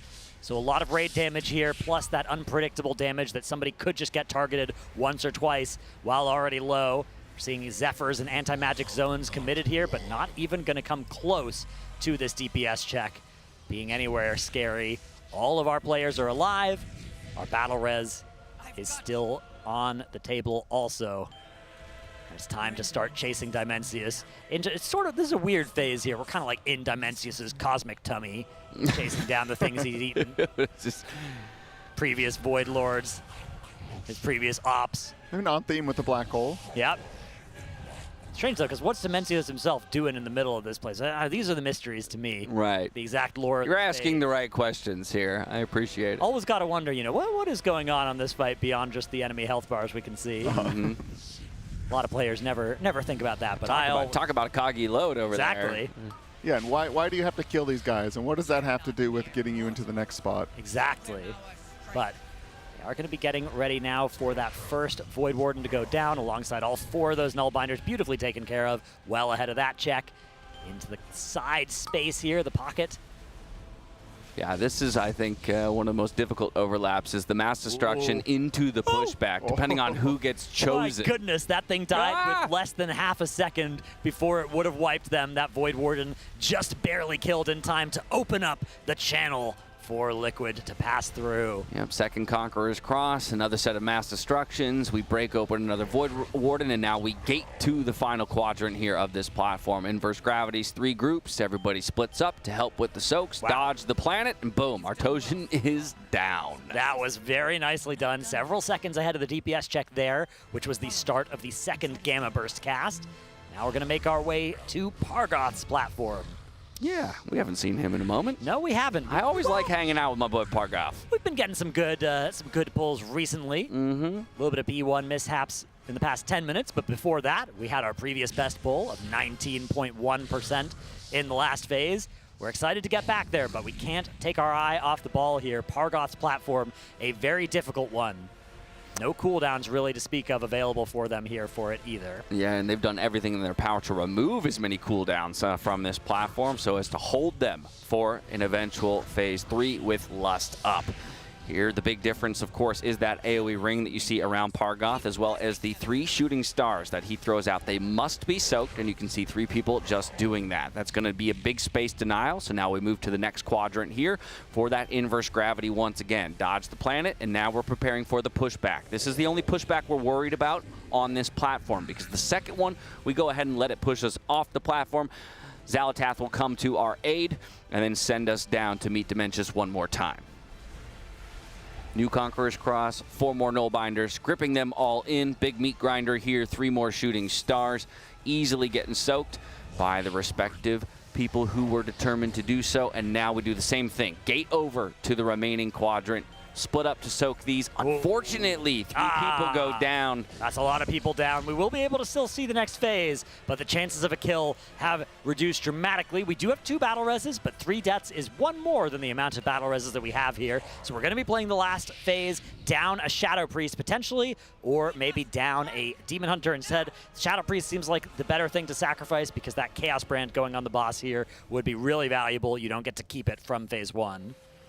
Yeah, so into Phase 3 we go. We are going to have some of those battle reses come out immediately, and the Lust is still popped. I would be surprised if we were able to meet that 75% benchmark that we've seen coming out of the destabilization, particularly because of the members who were dead. Didn't have Shack up until just about now. Yeah, damage is definitely a little bit behind where it was on our previous best pulls, but you know what? it's not like we're at a spot where we've proved that we get to 2% with everybody alive on an almost perfect pull. We haven't seen an almost perfect pull yet. We definitely haven't seen a perfect pull yet. So we might still be able to do this with a player down if everything else is perfect. We are getting another res in 2 minutes here. And I guess one of the, saving graces here in terms of prog in P3 is that the number of people we have alive, I mean, once we hit a certain, kind of critical mass, still could allow us to get to the point that's killing us, right? There's nothing that an extra DPS player does on this part except kill the boss faster, which, that is going to matter for killing the boss. But aside from that, we can do everything else in this phase. Yeah, so if we can get to that tank soak, or that tank suck, and these soaks that has been killing us after the second devour, that would be the really big point of learning here for a number of these players. We've dealt with the first one well. Now, of course, we're looking for the rings. It's hard to see in this top-down perspective, but follow the leader, and you'll be all right. We're going to the left-hand side. That's the first of the 3 rings. We got to let the debuff fall off before we pass through the next one. One more ring to go. And then, of course, we're repositioning here for the L suck. It's going to be Scott first as the tank who's got to get the positioning right. Looks to have done so in this moment. And now, again, we rinse, repeat. It'll just be Yips next time around who's got the tank responsibility. Yeah, he's taking the boss over on the other side there, having used the Death's Advance to avoid needing to get gripped at all by Scott's tank circle. And that's meant that nobody's ever been in any danger of being near the tank while the boss is auto-attacking with those massive crushing void fists that knock back anybody near the tank on each of those massive autos. Here comes that next tank grip. Yip's going to walk over to the back of the room there, get that Blessing of Freedom, which comes with a slight movement speed increase. A big thing that they've been adjusting in this phase is giving the tanks as much health as they might need with effects like Tiger's Lust, like here. Blessing of Freedom. Nick's got to get in with his group, and he looks to have done just that. Now we evacuate as quickly as possible to the opposite side of the arena for the fallout damage. So healthy. As these all go supernova, it's looking good. And guess what? We do have a battle res in 8 seconds. It'll come just after this tank pull. Oh, unfortunately, we do have Dranako going down as well. So now only 18 alive as I'm fired up, gets pulled into the boss. A deadly endeavor for him. Very few people alive at this point, but still a few are going to get practice on these rings in this incredibly tight space.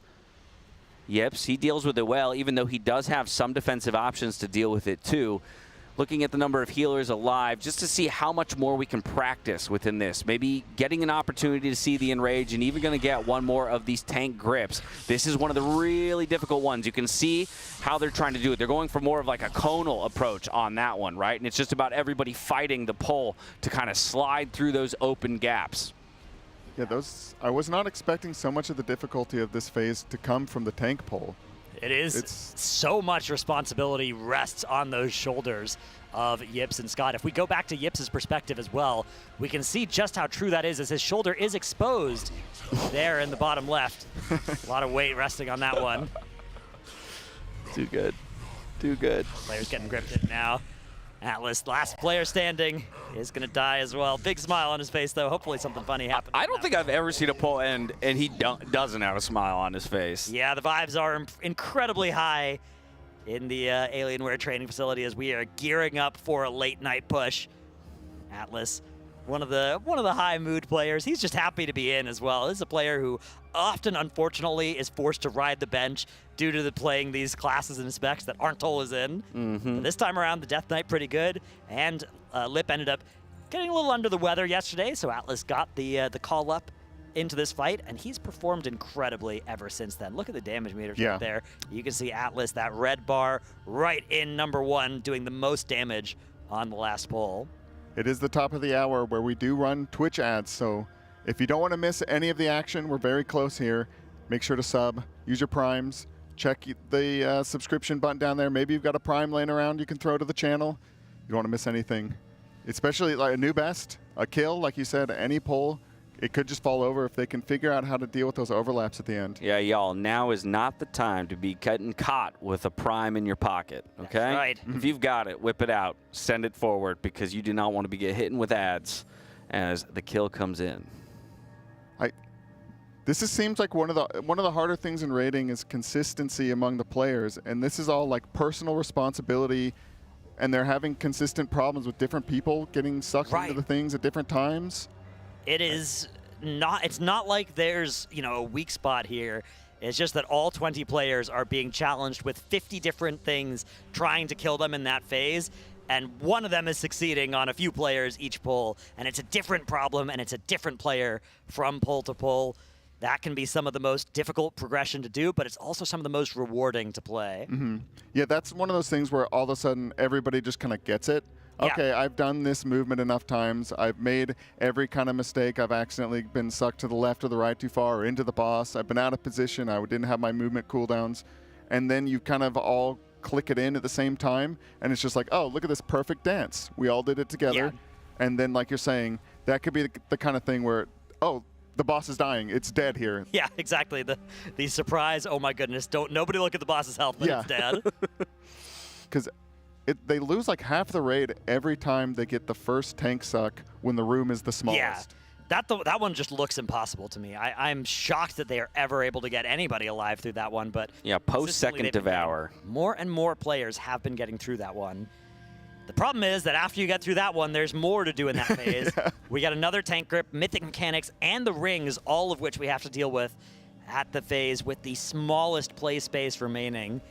But if we get through that one, especially if we can get 3 shamans through that phase, or if they all can have Ankh and use it. Although I think the problem is on using Ankh in the last phase is your body gets ported somewhere that is covered by gunk if it's the final after that second devour. So that part of it is a big challenge, even for those cheater shamans that usually can die for free.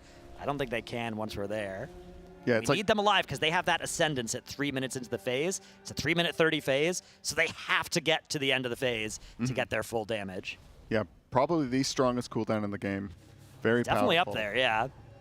You're probably on a kill pull. That damage chart's looking a little bit different. Yeah, we're gonna have some blue at the top, I think, on a kill pull. Although Havoc DH, the melee have been out in a lot of fights this tier. Soul Hunter's not great for them. We're not seeing a lot on this fight. But that last phase, the nice thing is, while you're doing all that dodging, while you're running laps around Dimensius, you can still swing your melee sword. are still swinging. Yeah, it's really nice there. A lot of these other specs are relying on those time spirals, those Spirit Walker's Grace, and that's the nice thing about Elisham in there as well. You're going to have very high uptime on Spirit Walker's Grace with 4 Evokers in the raid for time spiral.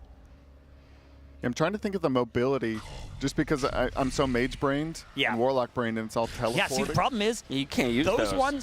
Those ones kind of turn off after the second devour because, I don't know, I've seen Fired Up presses blink when there have been after that second devour, and it has looked so scary. My finger would be trembling if I tried to force it to click that blink button with so little space that you could safely exit and not be dead. Yeah, and you get used to that as a mage player. And without blink, you're kind of just waddling around, and it's very difficult. And because you're so used to blinking all the time, you put yourself in like bad positions. Right. You know, I can always just kind of pop over somewhere else. Well, we saw that wipe where it fired up. It kind of looked like he was preparing to like maybe double blink all the way to his assigned star in Group 4. And instead, he just touched his toe into Group 1 and exploded the whole raid. Yeah. And just trying to line the blink up while the planets are rotating. I mean, you get really good at knowing like the blink is going to land there. And I don't think there's any kind of weird blink and play stuff in that room. But yeah, I would not be surprised if Blink becomes semi-banned. And for sure the altar, that one seems like you have no idea where you're going. Yeah, exactly. There's so little safe areas. And even something like Demonic Circle, the whole room is safe at the start of that phase, and the whole room is lava at the end of that phase. I guess you can put the circle down like right in front of the boss, because that place is always safe. Yeah, if it's like just a yard away from the boss or less. As we do, watching Boomy's POV was actually really cool there because he was using Whirling Dragon Punch to cancel the knockback from the boss. Pretty cool monk tech. Now we're over to THD though, on that Destruction Warlock. They hide from this second Devour of P1. A little bit less lethal than the second Devour of P3, although it's still pretty scary, TBH. Yeah, it is. That's interesting. The second Devour for both P1 and P3 seem to be the most dangerous, barring the Enraged Devour. Yeah, the thing is, the Devour itself is the scary part in P1. In P3, it's everything after that second Devour because the second Devour has killed all your remaining play space. Right. Very good point, but we've made it through the second Devour here in P1 with everybody alive. We did expend a battle res already. We are going to have to bring our friends down here. This is the last group of reverse gravities that we have to save, but we still have to go through one more tank knockback mechanic, soak of an antimatter spread as well to drop our puddles and then burn the boss down to 0 before we can buy ourselves an intermission and a trip over to Artosian. Yeah, here comes those next dark matter spread circles, followed by the shattered space, creating these massive void zones. That instantly one-shots you if you're in it when it explodes, but then you need to go into the antimatter it leaves behind, soak it down before it explodes. And then those reverse gravity players just get to the back of the room, and you need to kill Dimensius before those players get consumed, which they have easily done. About 2 seconds to spare this time. Alrighty, on to our flying steeds, and off to the first platform we go. Yeah, again, an absolutely stunning looking phase as Dimensius there shatters the planet and shoots a array of asteroids at us. Although it's actually fairly easy to dodge those moving rocks. Now fired up. Gonna fly through this one. He was previously going off to the side and gathering one of the stellar cores, but he's now been assigned to just get there and start blasting Artosian. He is that Arcane Mage, does have Evocation available here. Who did they lose? So he just used a Touch of the Magi here. He's going to use his Evocation and his Surge later in this phase. I'm not sure who they lost. Yeah, I saw the Arcane Intellect rebuff. Yeah, they lost somebody earlier because they are down to B-Res. Yeah, but it happened kind of on the earlier side of P1 for sure. Either way, 20 alive here on the first platform. And we're already into quadrant number 2, setting ourselves up for the positioning that we need as the winds come and push us back into quadrant number 3. Artosian's health looking about where it needs to be here to beat the damage check on this platform, no problem. 4 more Nullbinders spawn, 4 more mass destructions as well. We're going to bait those into the proper directions, burn down the Void Warden, and everybody's going to hop into that gate to reposition for our final set of inverse gravities here on this platform. Got to get the positioning right. Everybody does just that. Also dodges the planet. Artosian goes down well before the next pushback is queued up. And now we can head over to Pargoth. Mounting up is the entire raid. Boomy here choosing the Ruby Panther as his mount of choice for this one. Where does that rank on your tier list? That's a nice mount. Yeah, one of the jewel crafting mounts back from Cataclysm. And I think they've all been mandated to have small mounts here. Nobody's on a big, annoying dragon that's going to take up everybody else's camera space. That real estate there, just another one of those optimizations that Liquid will do. Quite literally, nothing left unthought of when it comes to the race for first place. If you play this fight with somebody on a big dragon, you will immediately think of, we need to ban that. That is crazy. I can't see anything. Help.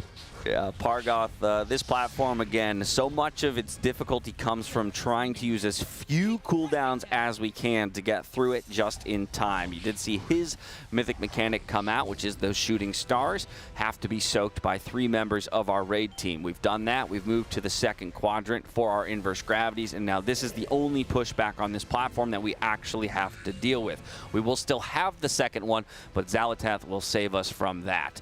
And so as everybody repositions into this next quadrant, here comes the Conqueror's Cross one more time. Final set of Nullbinders that stands between us and another trip to Dementius. Gripped in is all of them, and then the mass grip afterwards, getting them pixel stacked up underneath Pargoth, right next to that Void Warden they want to kill as well. Fired up there, has used the Surge on this, so he doesn't have it at the start of P3. One of the few cooldowns we need. Ooh, that was 1%. Oh, here come those Gamma Winds. We need to finish Pargoth. Uh-oh. Okay, just barely. I think we're going to be okay, maybe. Impact went down. Shine went down. I don't know. Okay, she is going to still save us, but we have lost 2 shamans. We have double locks. Double locks. I don't know if we commit them. We do have a B-Res. I would say send them. Let's get it. Yeah. Let's go. Why bother wasting or saving that cooldown? Yeah, I wasn't dead. What are you talking about? All right, both Impact and Shine are right back up. Actually, quite low as they come up, but no damage here for a little bit as the Extinguish the Stars cast is going to be the thing that causes some damage here. That Ascendance is going to still come out from all those shamans, missing a few globals at the start of that damage amp. So we are going to see Dimensius a little bit higher than on some previous pulls, but certainly still going to be killable here. A definite possibility. Of course, we have to absorb the damage that comes down from these planets, and as they begin to rotate, we're taking a look for that supernova. It's on the right-hand side this time around. 3 rings that we have to pass through, letting the debuff drop between each one unless we have the special capabilities of a mage or a tank.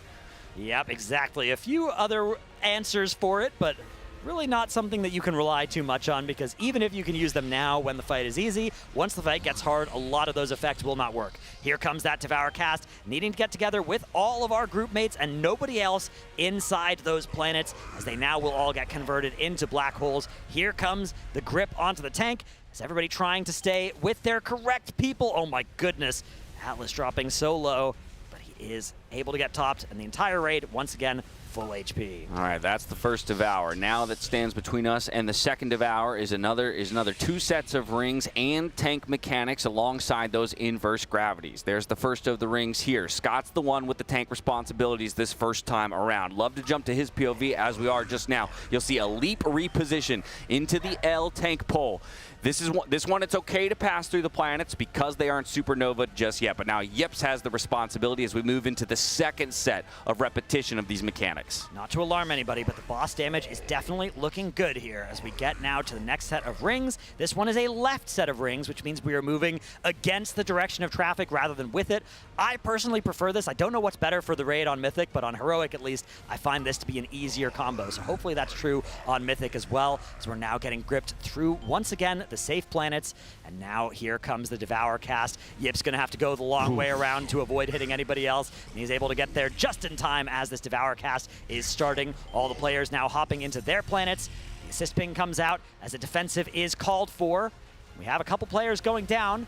Boomy, one of them. Another one has been rezzed. Boomy will be ready to get rezzed here in just 2 seconds. If nobody else can die, we might still be okay. All right. That res comes out, and here comes that grip. This is the one that's killed us a number of times. We've already lost a few people, but it's good practice nonetheless. Probably not a kill poll with this many people dead at this point. But actually, that looked pretty good. For a number of people, that was a better tank poll than we've seen in the past. Now we've got another set of rings, an incredibly difficult one to deal with so little space to work with. And now it's just a race against the final Devour, as well as dealing with one more tank mechanic here with even less space than the one we just saw. Half the raid still alive, 20% here. A new personal best is in sight, even if a kill might not be at this point, as the Mythic mechanic does come out overlapping soon here. So we're getting now to the very end of this fight. The last set of Shadowquake rings coming out and around. And this is just absolutely murdering the Liquid roster. Very few players able to survive here, although the tanks are both being dead, so players are being auto-attacked at random as well. Dimensius looking over at people. Nick's still alive. Last player Nick's standing. saying, come at me, bro. Yep, come at me. Who's going to make the first move? I cannot believe how difficult that end minute is. Hey, but we've got another new best pull there, 17.22% here in phase 3. That's another 2% being slashed off the boss HP. But my goodness, it still seems like there is a lot to go between that and a kill pull. Yeah, just 9 more of those. That's right. And then the boss's health is at 0. The math is indisputable. It seems like every time they're getting to that first tank pull after the second Devour, 2 less people die. And it's just slowly adding up. Like last time it was half the raid, this time it was 8 people are dead. The next time hopefully it's 6, and then finally 0. And then the rings, they have to deal with that. Because I don't know how many people have gotten the full practice in doing the ring dance either, due to being dead from the tank pull. That whole part is just ridiculous. That's one of those phases where you just need to get some practice with the mechanic looking like it's going to on the kill. So you need to be getting gripped where the tank is going to be standing on the kill and getting used to exactly what that looks like, exactly how you have to plan to avoid getting, killed by those rotating black holes, which are very hard to avoid at the end of the fight. We saw them sort of running against it, but you have to learn where you can run against it, and then when you have to stop running against it, because what can happen, we've seen this happen to players before, is you're running against it, that's going well, you're avoiding the black holes, and then the pull stops, and then you keep running forward and you die. Yeah, and here we're going to get a nice little look at it with one of our replays. So I was wondering about this. I think strategically they've chosen to go a little bit of a different way, right? As opposed to going for kind of the L formation and trying to get 2 groups to kind of slide along the tangent, which they were doing earlier. Now they're kind of saying, okay, 1 group is going to get the benefit of being able to slide along the tangent of the boss's hitbox. For the other 2, though, they kind of have to go to the far opposite side of the ring and then just slide between 2 of the planets themselves. Yeah, while running against the pull entirely, just staying away from that boss hitbox. Yeah, you can see Scott setting this up here. He's trying to give them that L shape, but oh my goodness, it's just so much to ask. There's just so little time for that to happen as well. And then there's rings afterwards. That's the thing. These rings are just so scary, but I think some of the issue may have been after Scott's death as well. Yeah, as soon as Scott died, people started just getting attacked by the boss or being in the AoE of those fists of the Void Lord. It's almost impossible to believe that that last set of rings isn't just condemning certain classes. Yeah. Right? Like, I'm like, what tools do some of these classes have to deal with that? And it doesn't feel like there's enough time to drop the debuff. No, they what happened move so quick. Fired up here was, so the boss, there's no tank, which means the boss is picking people at random to attack. If you are out of range of the boss when it tries to attack you, it will pull you into melee range, and that can be through one of these stars. So that's how Fired Up ended up dying. That's a little bit in the future from here, though. First, we saw this blink. He actually is still blinking here towards the end when the Secretion Disc is nearly at the middle of the room. Looked really good, though. He was able to survive, but then the boss looks at him, queues up an auto attack, grips him forward into the boss. Watch this happening right now. Bam. And that's going to bring him through the black hole and spaghettify him immediately. And then we had that little stare down between I like Dementius how it and zooms Nick. it in as well. It zooms in the camera whenever you're getting spaghettified, letting you know, yep, here's where you went wrong. Yeah, I want you to see what I'm about to do to you. Yeah, I've taken a little step in one of those on a normal. Yeah, of course, as a Race World First caster, you need to test what these mechanics look like. So. Yeah. Mm-hmm. So I know how sneaky they can be while you're DPSing thinking you're fine. You just go, oh, something about the movement of them. Maybe the reps will help, but yeah, so they've got to do the tank pull, and then I think it's like instantly getting to that first ring. Like there's no delay. They have to get there so that they can get the debuff rolling, because by the third one, I think even sometimes at the edge, the debuff is still going if they didn't get the second debuff quick enough, which meant that they didn't get the first debuff quick. Right, exactly. You need to be going rapidly as soon as your debuff falls, especially in that final part of the fight when you're in the smallest play space. But look at our details. Damage meters there. Game. You can see there's, in addition to, another thing is spreading among our players here. That game nickname has now overtaken the details damage meters. Jiminy Bellini even remains, and most of the healers also, although Smacked has renamed to game. Both of our tanks renamed to game. Yeah. And 5 of our top 6 damage dealers on that last pull as well. It's spreading. Oh my goodness, yeah, it's all game. All the way down there. Lava Banger remains unrenamed and is the top of the meters. I wonder if that's the call for how to deal with that last part of the fight. Is just game. Just yeah. game. At a certain point, that's what you've got to do for these mechanics. We heard that call made on the world first Gallywix kill. 14% health on the boss. We don't know what happens next. Just game. On that fight, it worked out. On this fight, turns out a little bit harder than that one. Yeah, a little bit. So maybe game harder. Yeah. Yeah. Requires a little bit more gaming to go down. Yeah, but at least they're in their stride. We'd love to see the P3s. Seems like P1 has mostly been smoothed out. I don't want to curse anything. No way they could wipe in P1 anymore. Oh, no. This face is fine. Exactly. Is Nick going to go grab that excess mass left on the ground and then help rescue his friends as they get saved with about half a second to spare there before they would have been consumed by Dimensius. Doesn't sound like a lot of time, but on a fight this tightly tuned, that is an eternity. Precision gaming. Ah, that rescue every time is so pretty. Dryny getting saved there, and the rescue coming with a huge shield as well. 30% of the rescuing Evoker's health on both the Evoker and their rescue target.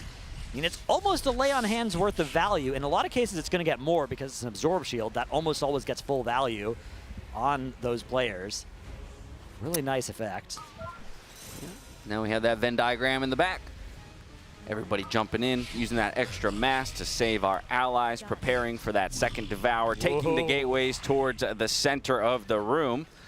They were a little bit off yeah, the center safe spot there was offset. The safe spot does have some weird quirks with its behavior, but they were all able to figure it out, of course, at this point. 329 bulls in. They are experts in how these mechanics function.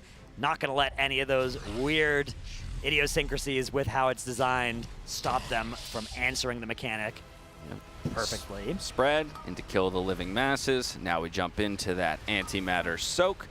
Reverse gravities jump to the back. This is the last group that we have to save using that excess mass. The next trio of players on either side that get picked, they're going to live up there until Dementius dies. Yeah, that one was a little bit closer. Took a little bit of time to actually get the players starting to get gripped down, but it still worked out. Still had some time to spare even. So the next knockback is going to come out. This one's a bit of a YOLO set.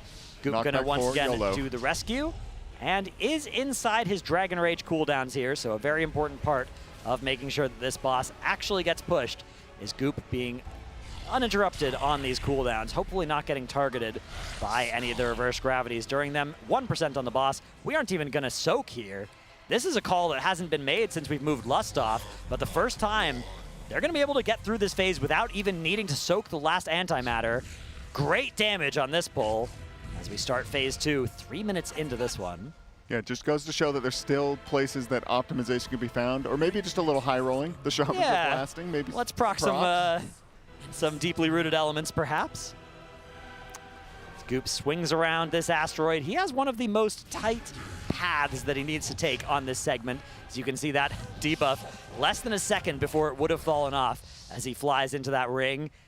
Something that hasn't always worked out. I think he has the most difficult of the paths that the people are obligated to take to collect all of those stellar cores. Yeah, and a bit of an evolution of his pathway as well. He used to do this like kind of a steep dive into a 180-degree U-turn up and over the beam to get to a certain gate. Now he just has to go swing wide around the asteroids, grab his star, and then book it to the very next portal. But very slim margins there for him. Either way, all 20 have made it to our Tojan's platform, and we've already dealt with the first of the inverse gravities here. Now it's the Mass Destructions lining up with this pushback, using our movement abilities to get into this lane here, push back through into the third quadrant, and now a new Conqueror's Cross will be summoned, along with 4 Null Binders, all to be nuked down. THD unfortunately falls, but we do have a Battle Res available, and another one coming up in 10 seconds. He's back into play with 20 up. Now we gateway across for our next set of inverse gravities. Now we bring our Tojan down. Unfortunately, 2 more go down, though, and I'm not sure if we're going to might continue the poll just for some progress, or not progress, but for some practice, I should say, in P3 with the mechanics. Yeah, a player dead means the Pargoth platform is going to require some more cooldowns. Maybe it's still possible. THD is a pretty important member of the raid, but they can do it with Splat's Gateway instead on this phase. The part of the fight that requires 2 gateways is phase 1, and that has already been handled. So maybe they can still get something going on this one. I would definitely be tempted to jump off, even now that we're in phase 2 with an unresable player, but they are definitely going to continue this one. So maybe committing some potions or extra cooldowns to try and actually get part. In fact, there's the Lust. So we're committing Bloodlust here to make up for a player dead. Fired Up goes down as well, though. Oof. I think that might be the end of possible progression here. Yeah, Fired Up's one of those soaks. Yeah. Ooh, They tried to get it off the edge. Wait, there. did someone get it? Whoa! Looks like maybe not. And here comes a rock across the middle of the field. And I think at this point, it's safe to say we're not going to see phase 3. I don't know. I think we got a chance. Oh, yeah, keep it going. Boomy is very good. Oh. Taunt? Okay, down they go. Things were looking good there until the end of the first platform of the second phase. At least the best by far, by a lot. That was their best P1 without Lust. We made it look like we had Lust. We got out of there without soaking any of the antimatter at the end of the fight. That makes it so much safer as well. That means that you don't have to use those anti-magic zones, those Zephyrs. You don't have to clench quite as much on that last part there. How does that happen? How does that happen that we go from lusting P1 to dropping it just a few hours ago, and now it feels like we're pushing through that phase as if we had Lust, the whole time? That's the joy of progression rating. You make progress. It just happens somehow. Yeah. I can't explain it. Yeah, you just get slightly better, and then all of a sudden everybody's just doing 10% more damage the next day, or 6 hours later. It's like they're finding damage under rocks every. It's like I don't understand it. Healers know they can play a little more risky in some spots, throw out some Yeah, more and damage. to some extent, there is also variance, right? Sometimes you just do high roll, but a lot of it is just, yeah, even 329 pulls in, people are getting better and better. Every single pull, they're canceling fewer casts, they're moving more efficiently. Everything is just getting even more optimized because these are the type of players that are in Team Liquid. Yeah. They are players that are always optimizing their gameplay to be as good as it possibly can be. There's also something that changes when you know the kill is kind of in sight, because maybe they were this maybe doesn't sound right, but like phoning it in a little bit in P1, especially with the Lust, and maybe dragging a bit from the wipes, but then all of a sudden you go, okay, we can do this. I'm going to give it my full attention every single pull now. Like I'm not kind of waiting for other people to learn or waiting for something to happen. It's just like, okay, I'm giving it everything I've got from the start of the fight. The 110%, that extra ounce of energy. Yeah, for me, that happens because I know, okay, we're going to get the kill. This is going to be on my Warcraft logs. Oh, yeah. Let's make sure that parse looks good. Another good reason to pull out all the stops. Yeah, I mean, they can't pad in this phase, really, so there's nobody doing any unethical damage. No, it's just... don't worry. There's some padding I was I'll going to find say, here. it's just those wicked DKs on the platforms as everyone else is flying off into the ether, and they get to remain up there smacking some void spawns. I mean, it can even be small stuff. It's like maybe you're tunneling one of these masses a little harder, and now you know, like, okay, I can hit it with like 3 spells, then I switch off back onto the boss, and it dies the same time every time, and you kind of just trust everybody else is doing the same thing, and it all just kind of falls into place. It's very satisfying. Yeah, the feeling of being part of a 20-player team where all players you sort of become part of this machine rather than an individual. I am become one. Exactly. One of the other great joys of progression rating. So we do see that safe spot become safe in the final second of its life there. Yeah, the most dangerous overlap of this phase. Watching Splat's POV here, so we can see those. You can see those little orbs that were chasing him from the middle of the room. They're a little bit hard to see now, but they were just off the top of the screen. Those come from the antenna trinket, and on this fight on Heroic, the uptime on that thing is actually a lot lower than on paper. You can see that orb just despawned by the Warlock Gateway. One of the things that I've noticed on this fight from Heroic logs is often you're only getting about half of the ones that spawn.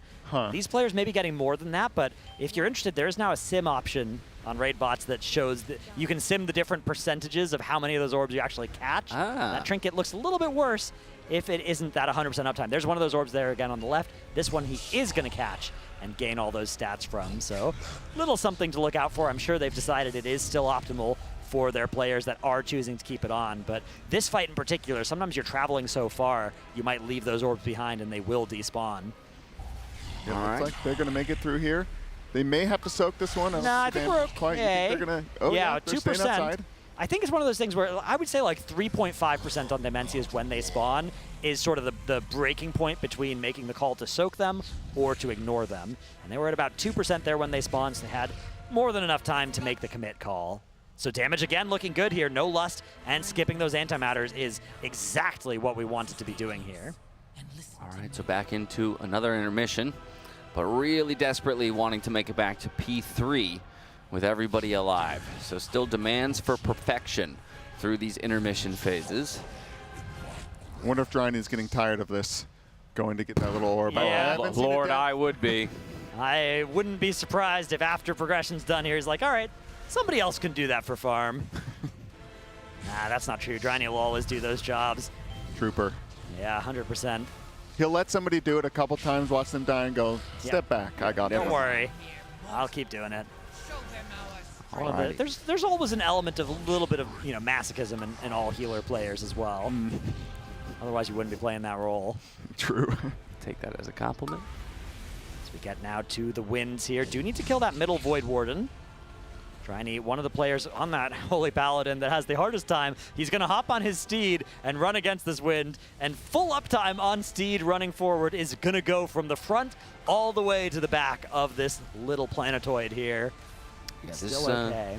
This mini-boss is getting trucked, though, already below 10%, and we haven't even gone to the final quadrant. But here we take the lock gate for the final inverse gravities. Our Toshin goes down.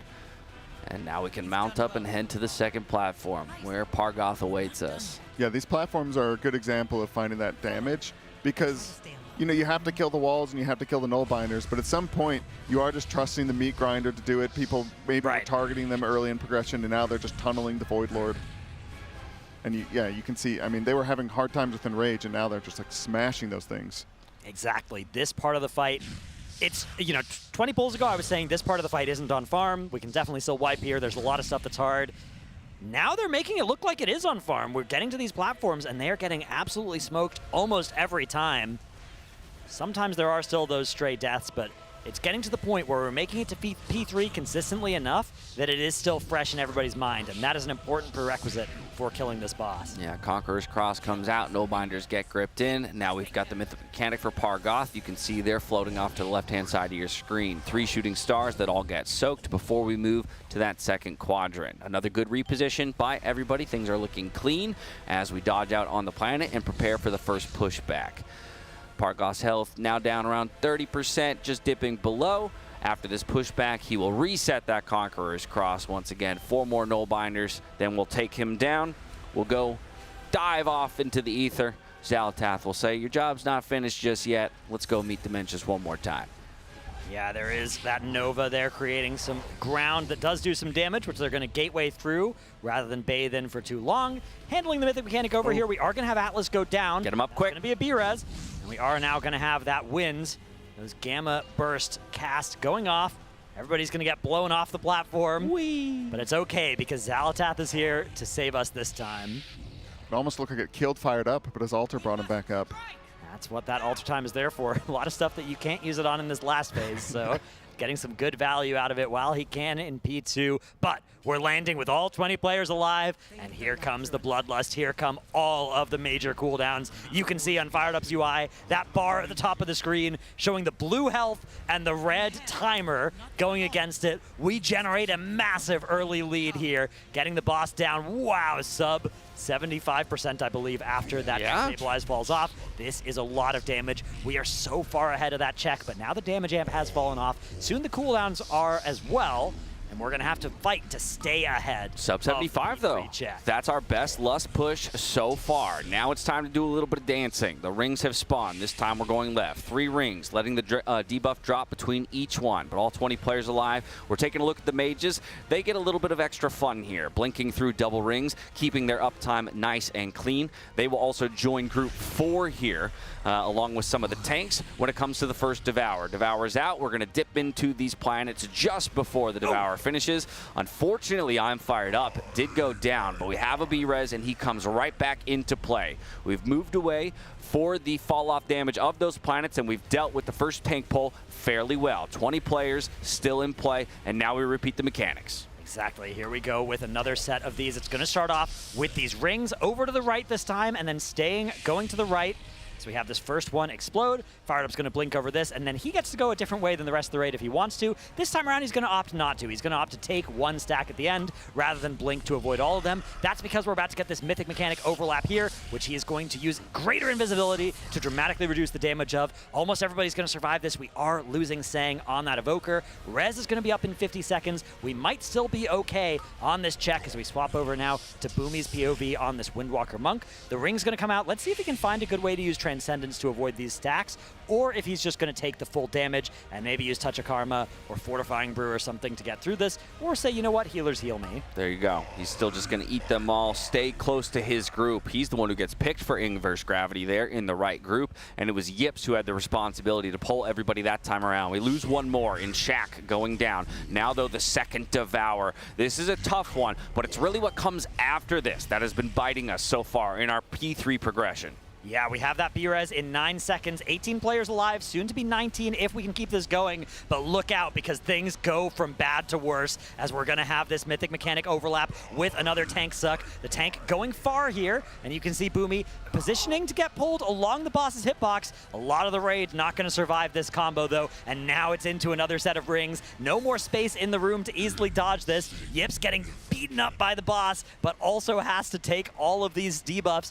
Pretty much no recourse to it. That cheat death from the all-devouring Nucleus Trinket having procced for him now. Blood Draw on cooldown. Purgatory still available, but very few other resources. Those Reshi Wraps on cooldown too. He's going to run to the back of the room, get everybody gripped towards him, but He has walked through a black hole, getting spaghettified. Dryny spaghettified as well. The spaghettification does not stop here. All of Liquid getting taken out. 20% on the boss. It's not a progression pull in terms of boss percent, but this pull, we were the farthest ahead that we've ever been of the DPS check. Yeah, I think a few percent. I've been kind of watching once all the planets land. I think they were like 2% higher than they've ever been. Lower even, right? Like ahead. Sorry, 2%. Yeah, 2% lower. I think like 75 was like their previous best. So yeah, that puts them around 73% coming out of that Lust burn, which feels pretty good. I think if I were Yips, I'd be saying like, look at my body, watch this replay. I feel like he did not step into that. Didn't look like it from our perspective. Yeah, referee, desync. Look at my body. Ooh, could there be a little desync? He is over in Europe. You do, look, whether or not there is actually desync, you can always say there was as well. That's one of my strategies as a writer to minimize blame that might land on me. Yeah, maybe they're discussing that right now, and we can head into a Monster Energy listening to see if Yips is raging. I get in my spot, and then I let myself get stuck, and then I'm just out of a circle, so I try to get back in my circle. Don't get it. I'm pretty sure it's just bait. Like, it looks like you're out of the circle, but you're in. Because for me, I feel like I was out of the circle a couple times, and it just worked out. Yeah, it's just like the game isn't updating. Yeah, the game is not updating the actual position of this thing. That's why you just take your. This is. I mean, it's still just another pull in a row where it made sense why you did it, but also if you just simply touch a key, you just die, and if you don't, you live. It's the same with like getting hit by things that you're out of. If you stop moving, like if you're tapping, like you're just gonna kill yourself, right? Or you're not killing yourself if you're tapping. You're like making sure that you don't die to something that you're already out of. It's just like the opposite version of that. Ooh, this might be a triple stack. Oh yeah, I was. Were you in the wrong spot? Your mic stopped queuing. Yeah, I'm the middle guy. I was just a little off center. Oh, okay, cool. All right. Oh, let's go again. Yep. Goop said he was using the washroom. I don't know if he's back here. Oh yeah, he's still. Yeah, while that happens, the DPS cooldowns channel has stuff you can look at if you want to compare your damage and like the burn. That one was our best burn so far. So. Dude, what the fuck was that? That pull was insane. That's just 2 end goals crits. These numbers don't look very high. 2 mil? Wait.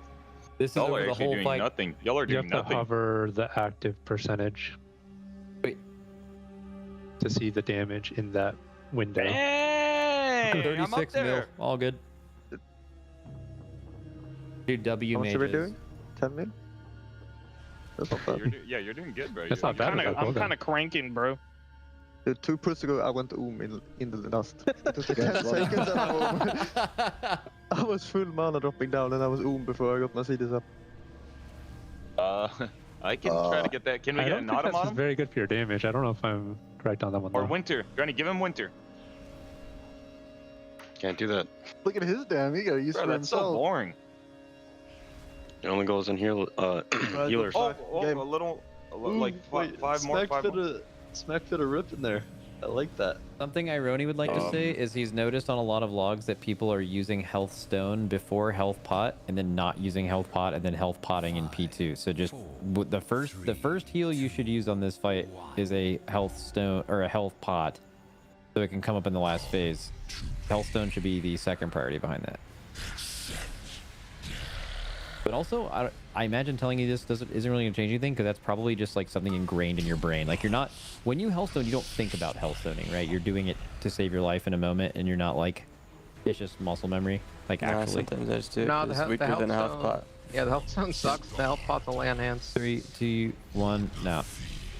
The healthstone sucks and health pots lay on hands? Right. I don't know. My health stone tops me. That's right. Got a 1 minute cooldown. For a portal. Sometimes I rip a house when I just feel like tickling my health for fun. Back up front. Look, I just used the health stone. Self popped. Okay, we keep pulling these out. During Drancer's wings, really? Pitcher is spinning his healing. No phase in Drancer. Okay, knockback in 3, 2, 1, now.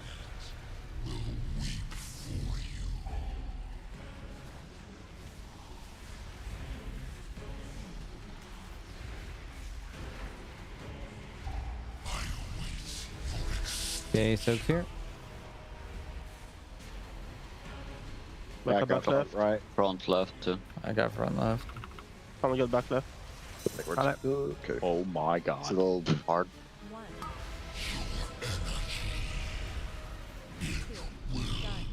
Bye bye. We're dead. Bye bye. The Zen was not the best. On both sides?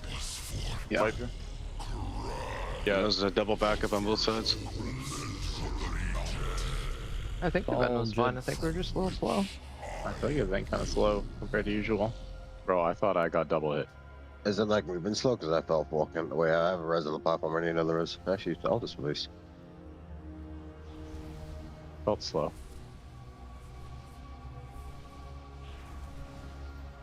Like my movement was slow. Windrush was down. I don't know. No, it's bigger than what.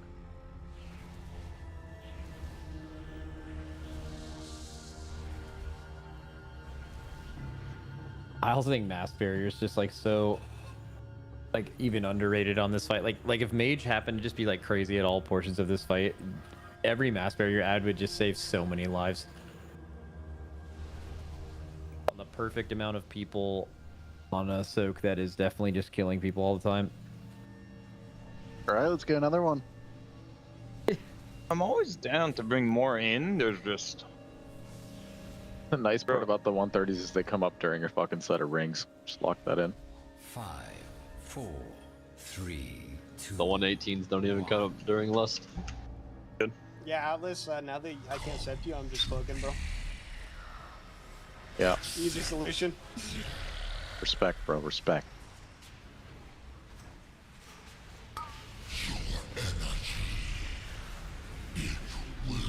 in mid.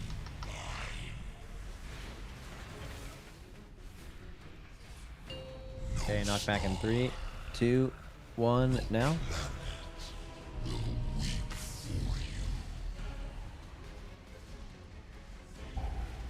Red circles here.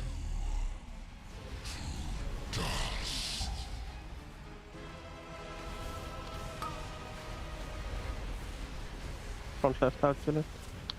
Front left back up.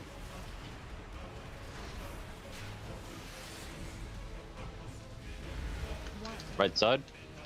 Right side.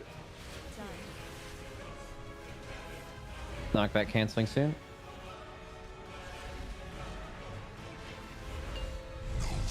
Knock in 3, 2, 1, now.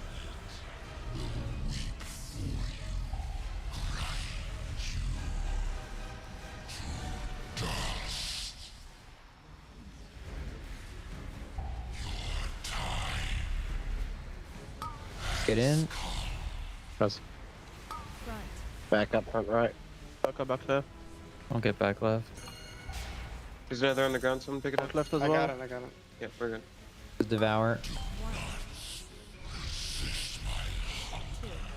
Over.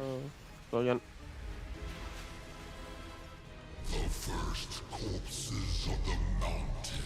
We have another stinker. We're breaking it.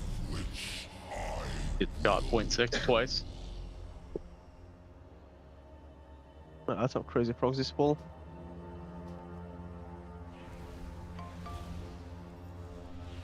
Zenni? Yeah. Why are you doing the PI like split from your cooldowns? Was that like an old iteration, or do we still need that? What do you mean? Like on the first platform? Yeah. Because I wanted to have more damage for the first Void Warden, so I was sending my 1 minute, and then I didn't want to just like not use the 2 minutes, so I was using it on my 30 seconds. The other way would just be I use 30 seconds on the first set, and then I send my 1 minute with the PI on the second set. All right, But let me rebut. It seemed like we were having more trouble with the first set because we didn't have 2 minutes there anymore, so I I was feel like down. whatever we're doing on the platforms now is fine. Yeah, Yep. just asking. Yeah. Yeah. Plus, I love you when you give me the PI sometimes. That's the first good angle he's taken at a net, bro. Yeah, I was about to say, I feel like the issue isn't the cooldowns. He's just like not even looking at what he's hitting. He's actually fucked up. Just fucking straight sideways for no Blindfold on, hoping that the void warding is hitting is the one we need to kill. Okay, real talk though, is every range not just full sideways like the whole P1? Yeah. I feel like I'm full sideways. holding it like, like in my chair? I mean, I can tell you Zenni is, so. I'm sideways in the chair. 5, 4, 3, 2, 1. Come to me. Accept death.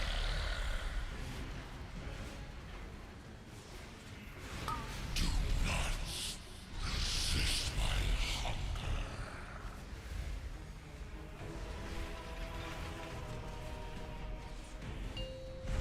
Back in 3, 2, 1, now.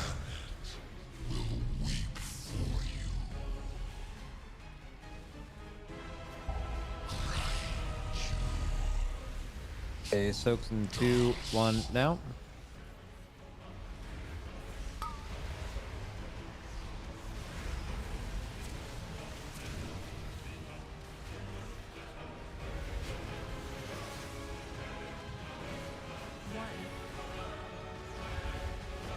Done.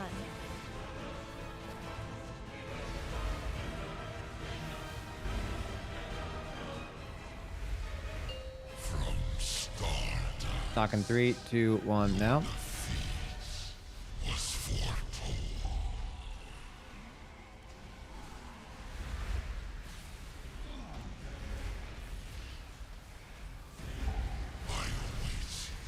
Okay, soaking 2, 1, get in. Back up front left. Really? I'll do it. 1.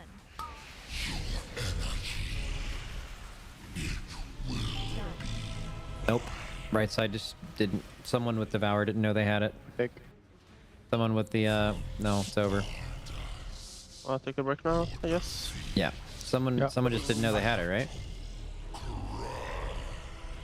The only thing that makes sense?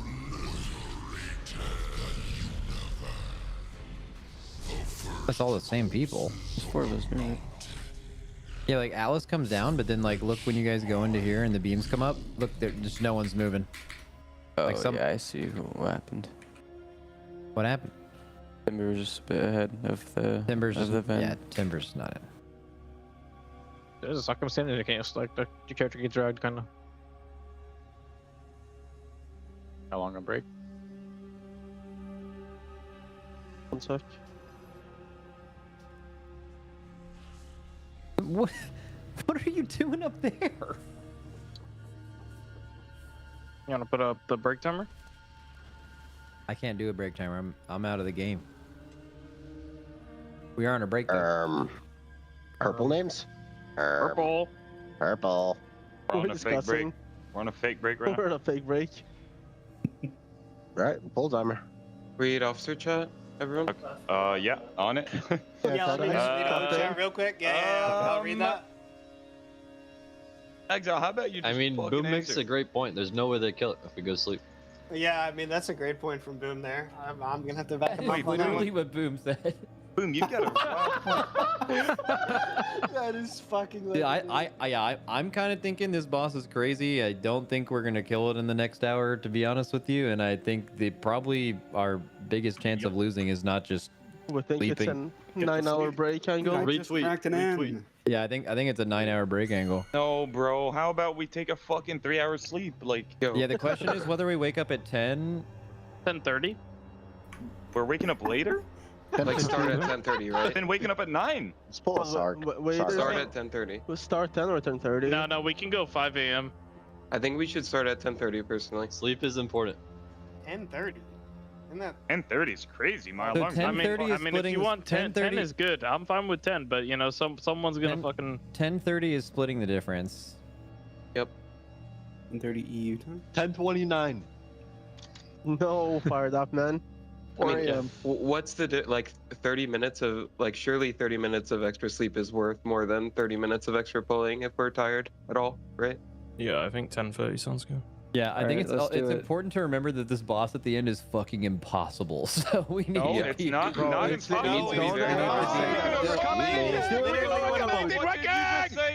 What's happening?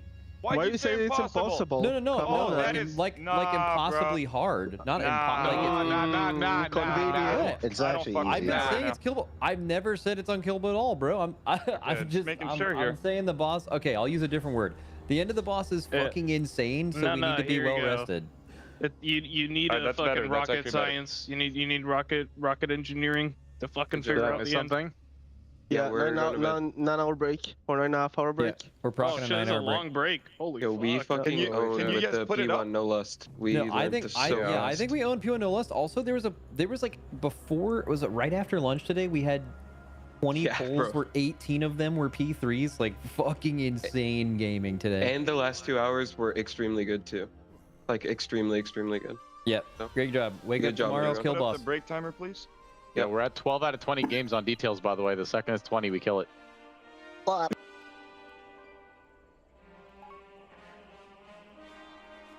right, see you guys at 8 a.m. I'll see you in 3 hours. I'm gonna do a couple league games. Pebbles, roll out. All right. Yeah, Pebbles out. All right, Gen team, tomorrow win.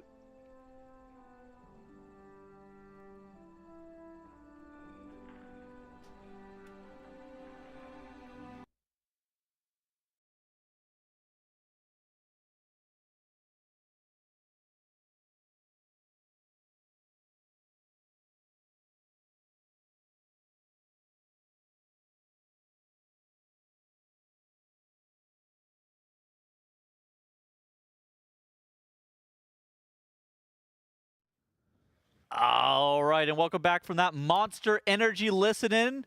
So, we got some interesting news at the very end of that Monster Energy listen-in. It sounds like there was a break that was procced. The duration in question? 9 hours, it seems. That's right, yeah. We set up a caster swap here to get ready for a late night, and then the late night has been canceled. So, we are going to be going to bed, and then coming back and killing the boss in tomorrow time. Hard to blame him. Yeah, I like this call a lot. I've been in favor of this call, actually.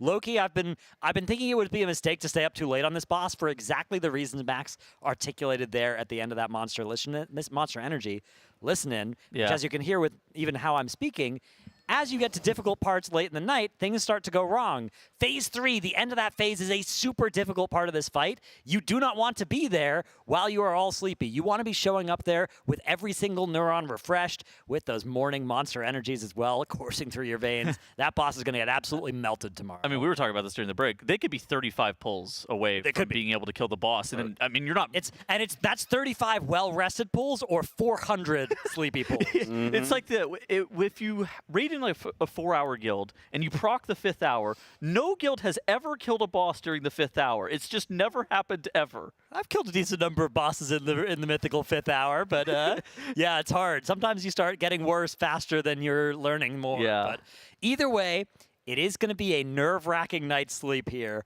for Team Liquid, because as much as we're putting up a brave face, there is a worry that during this bedtime, Echo, or potentially Method, but probably Echo, might be able to kill this boss. I am actually not that worried about it, though. We can see that Bloodlust coming off of Phase 1 is a lot of work, and then the end of Phase 3 is a lot of work. I think that this is kind of why they extended their raid time an hour, though. Yeah. Is because they were so worried that they weren't going to have any agency over being able to kill the boss, and it was going to be one of those things that they'd wish that they pushed an hour. Right. But at the same time, Echo's going to have to spend multiple hours reprogging Phase 1 without that Bloodlust on it. There's still progression to be had for... Okay. Yeah. In theory, they could just show up and... Or if they don't have to take the Lust off Phase 1. If we were wrong about that and Echo proved us wrong about that, that will also be a bad feeling. Yeah. Sure. But there is no magical we go to sleep and all of a sudden the boss dies on the other side of the world necessarily. Echo was worried. It can happen. Echo was probably worried as well, though, whenever they went to bed. Yeah, exactly. But there is no more good night's sleep until this race is over. It is impossible to not be terrified that the other team is going to take the world first at this point. Echo woke up breathed a sigh of relief. Now they get to fight the boss. We go to bed anxious. Hopefully we get another chance at it tomorrow. I think it's more likely than not, but it's definitely not 100%. What do you think? That we kill tomorrow? Or do you think that we're waking up tomorrow and the boss is not dead by Echo? Oh dear God! Don't put that. Don't put that on me. I don't even want to answer the question because again, I think when I looked at today, especially as they started to succeed in moving Lust off of P1, I had every belief that it could die. Right? That it was killable, and so I have to believe the same thing for Echo, that it is killable for them tomorrow. But just because it is killable does not mean you will realize that potential. Yeah, I think that's the most accurate take on it. And I think Liquid, we had a good night of Prog tonight. It's not like we threw a lot of pulls. Obviously, there were Phase 1 wipes, but like this boss, it's not possible to avoid that, I don't think. Now, if Echo shows up tomorrow or today as they're just getting started, right, and they have the best day of progression ever seen in the history of humankind, and they kill that boss, more power to them, right? But Liquid played great today, and we got to go to bed. This is the hardest P3 of a boss I've ever seen, ever. I think that this might go down as the hardest boss in history. Like, I know that we said the same thing after Ansarek. Dimensius is absolutely insane. It's also insane. You could say that again. Oh, yeah. Blacklyte. That's right. It's even more insaner. The Blacklyte Spotlight. That's right. Beautifully transitioned as always, Tettles. Yep. Gotta love it. That's why they hire me. Wow. Welcome. What's up? Dude, today was an excellent day of progression. You guys, how was moving the Bloodlust off of Phase 1? Obviously, that happened a little bit after dinner. Yeah, really hard. I mean, it's like P1's already nuclear hard with a Lust, and then you have to relearn different timings. Different ads are high. You start dying to other things because like you just get used to the way a phase plays 300 times. How many times we pulled this boss now? 330-ish. 330, yeah. Okay, so 300 times. You get used to like your little micro movements where you place things. Well, now some of that logic doesn't work. Now you have to live an extra 30 seconds this phase. By the way, where ads can randomly shoot people. Yeah. So you can take like your entire health bar and damage in 0.5 seconds, just complete RNG.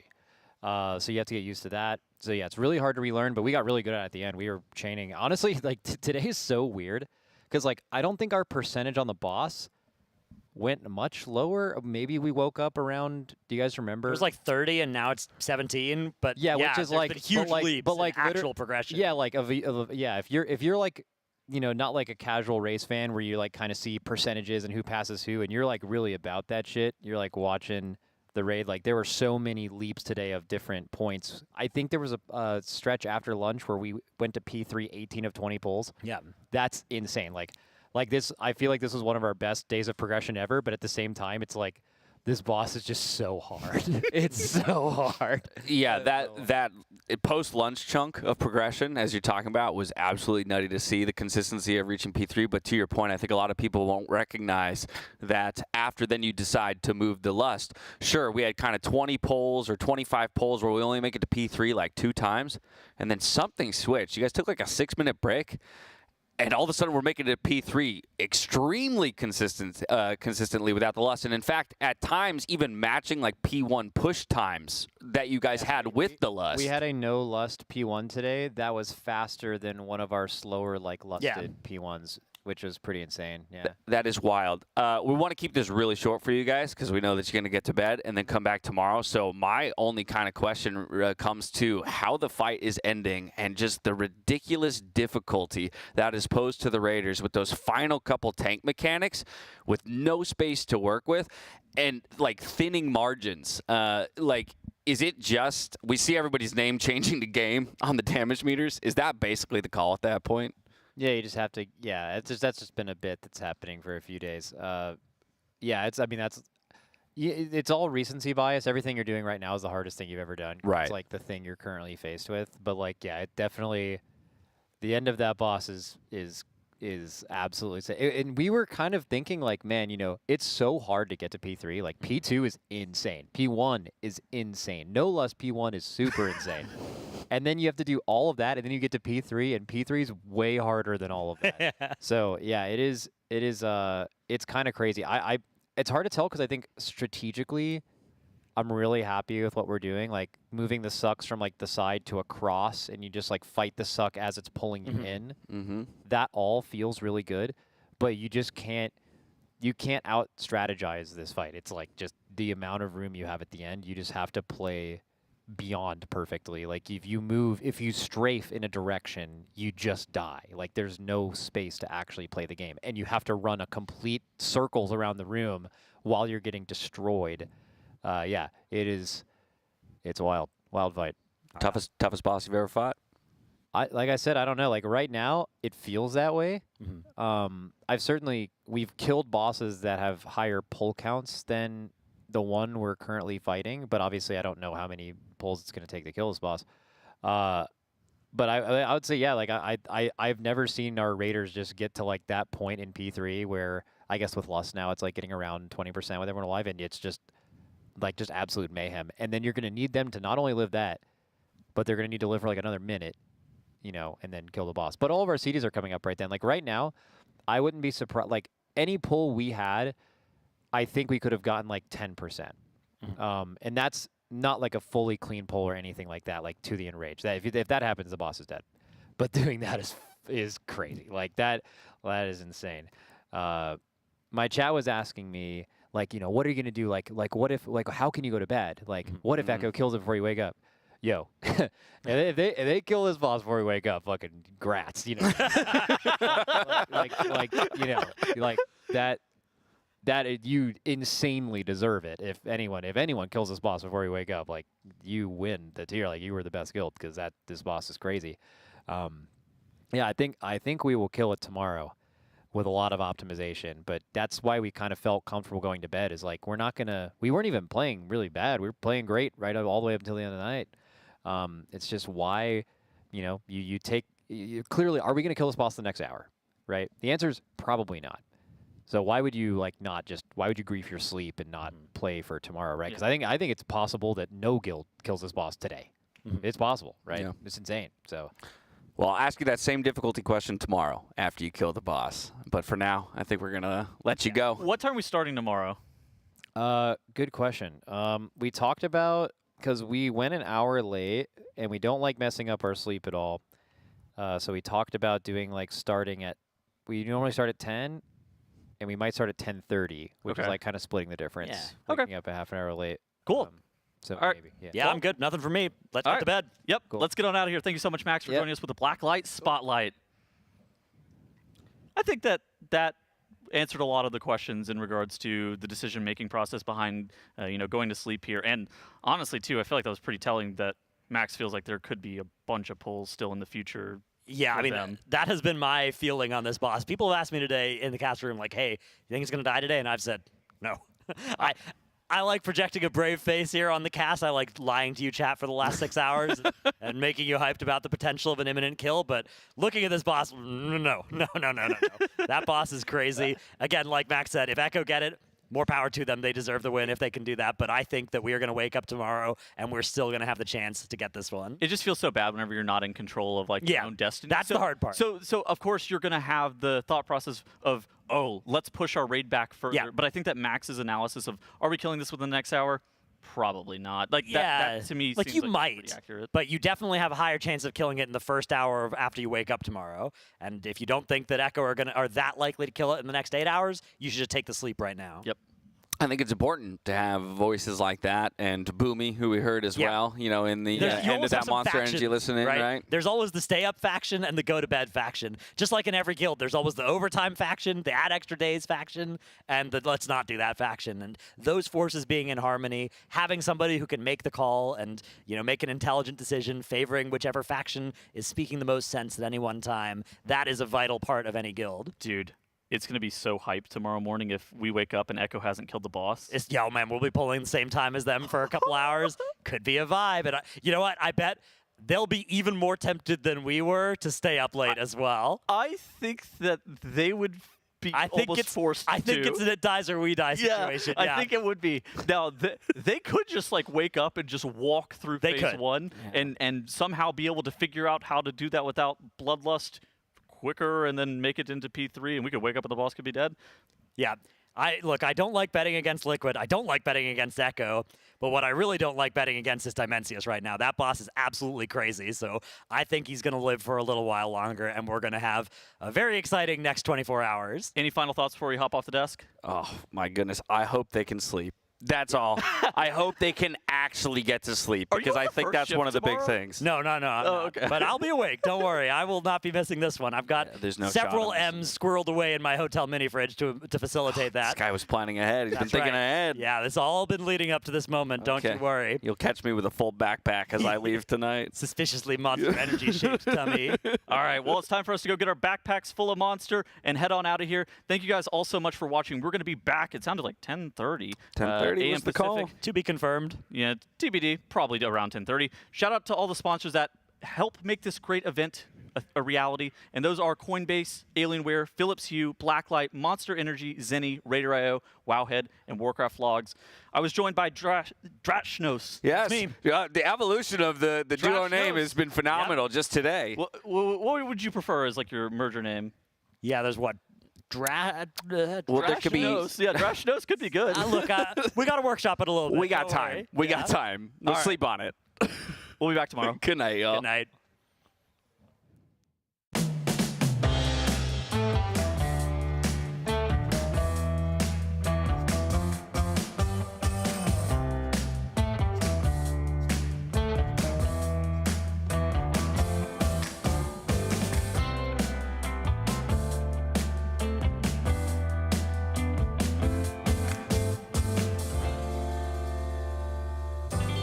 Someone I'd like for you to meet. Don't be a third wheel. Enter the sweepstakes and meet your perfect match. Ever since humans first walked the Earth, they've searched for one thing.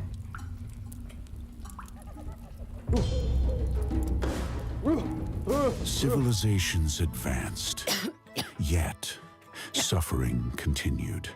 There seems to be a strange curve in the lower vertebrae.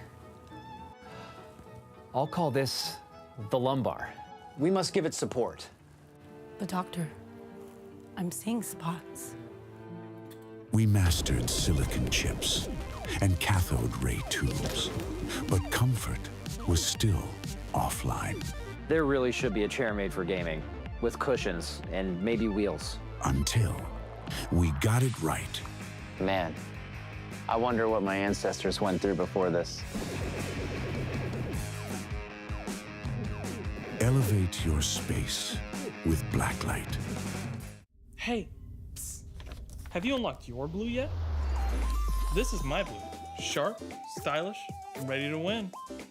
What's yours look like? Quests are easy, like watching our matches or just repping Team Liquid online. Rack up points and flex your grind. I'm keeping an eye on the leaderboards. I'm watching you. Join my blue today. See you there.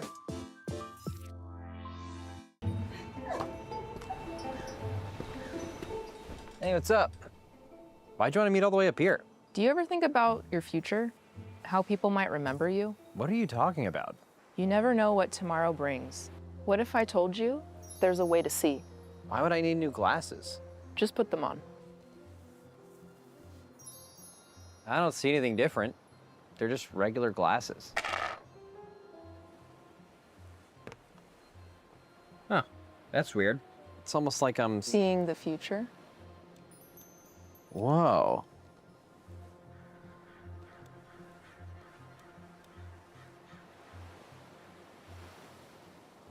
Yo, brah, can you toss my frisbee back?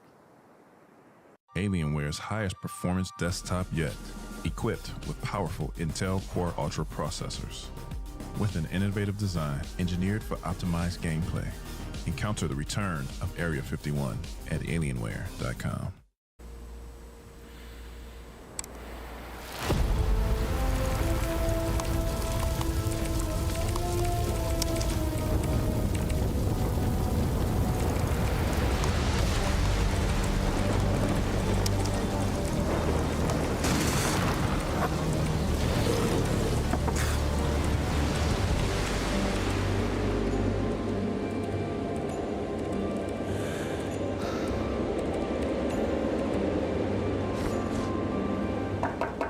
Hey, Hopeful. Want to look at an idea I have for Nexus King? Awesome. I'm almost done here. Just give me a couple more minutes.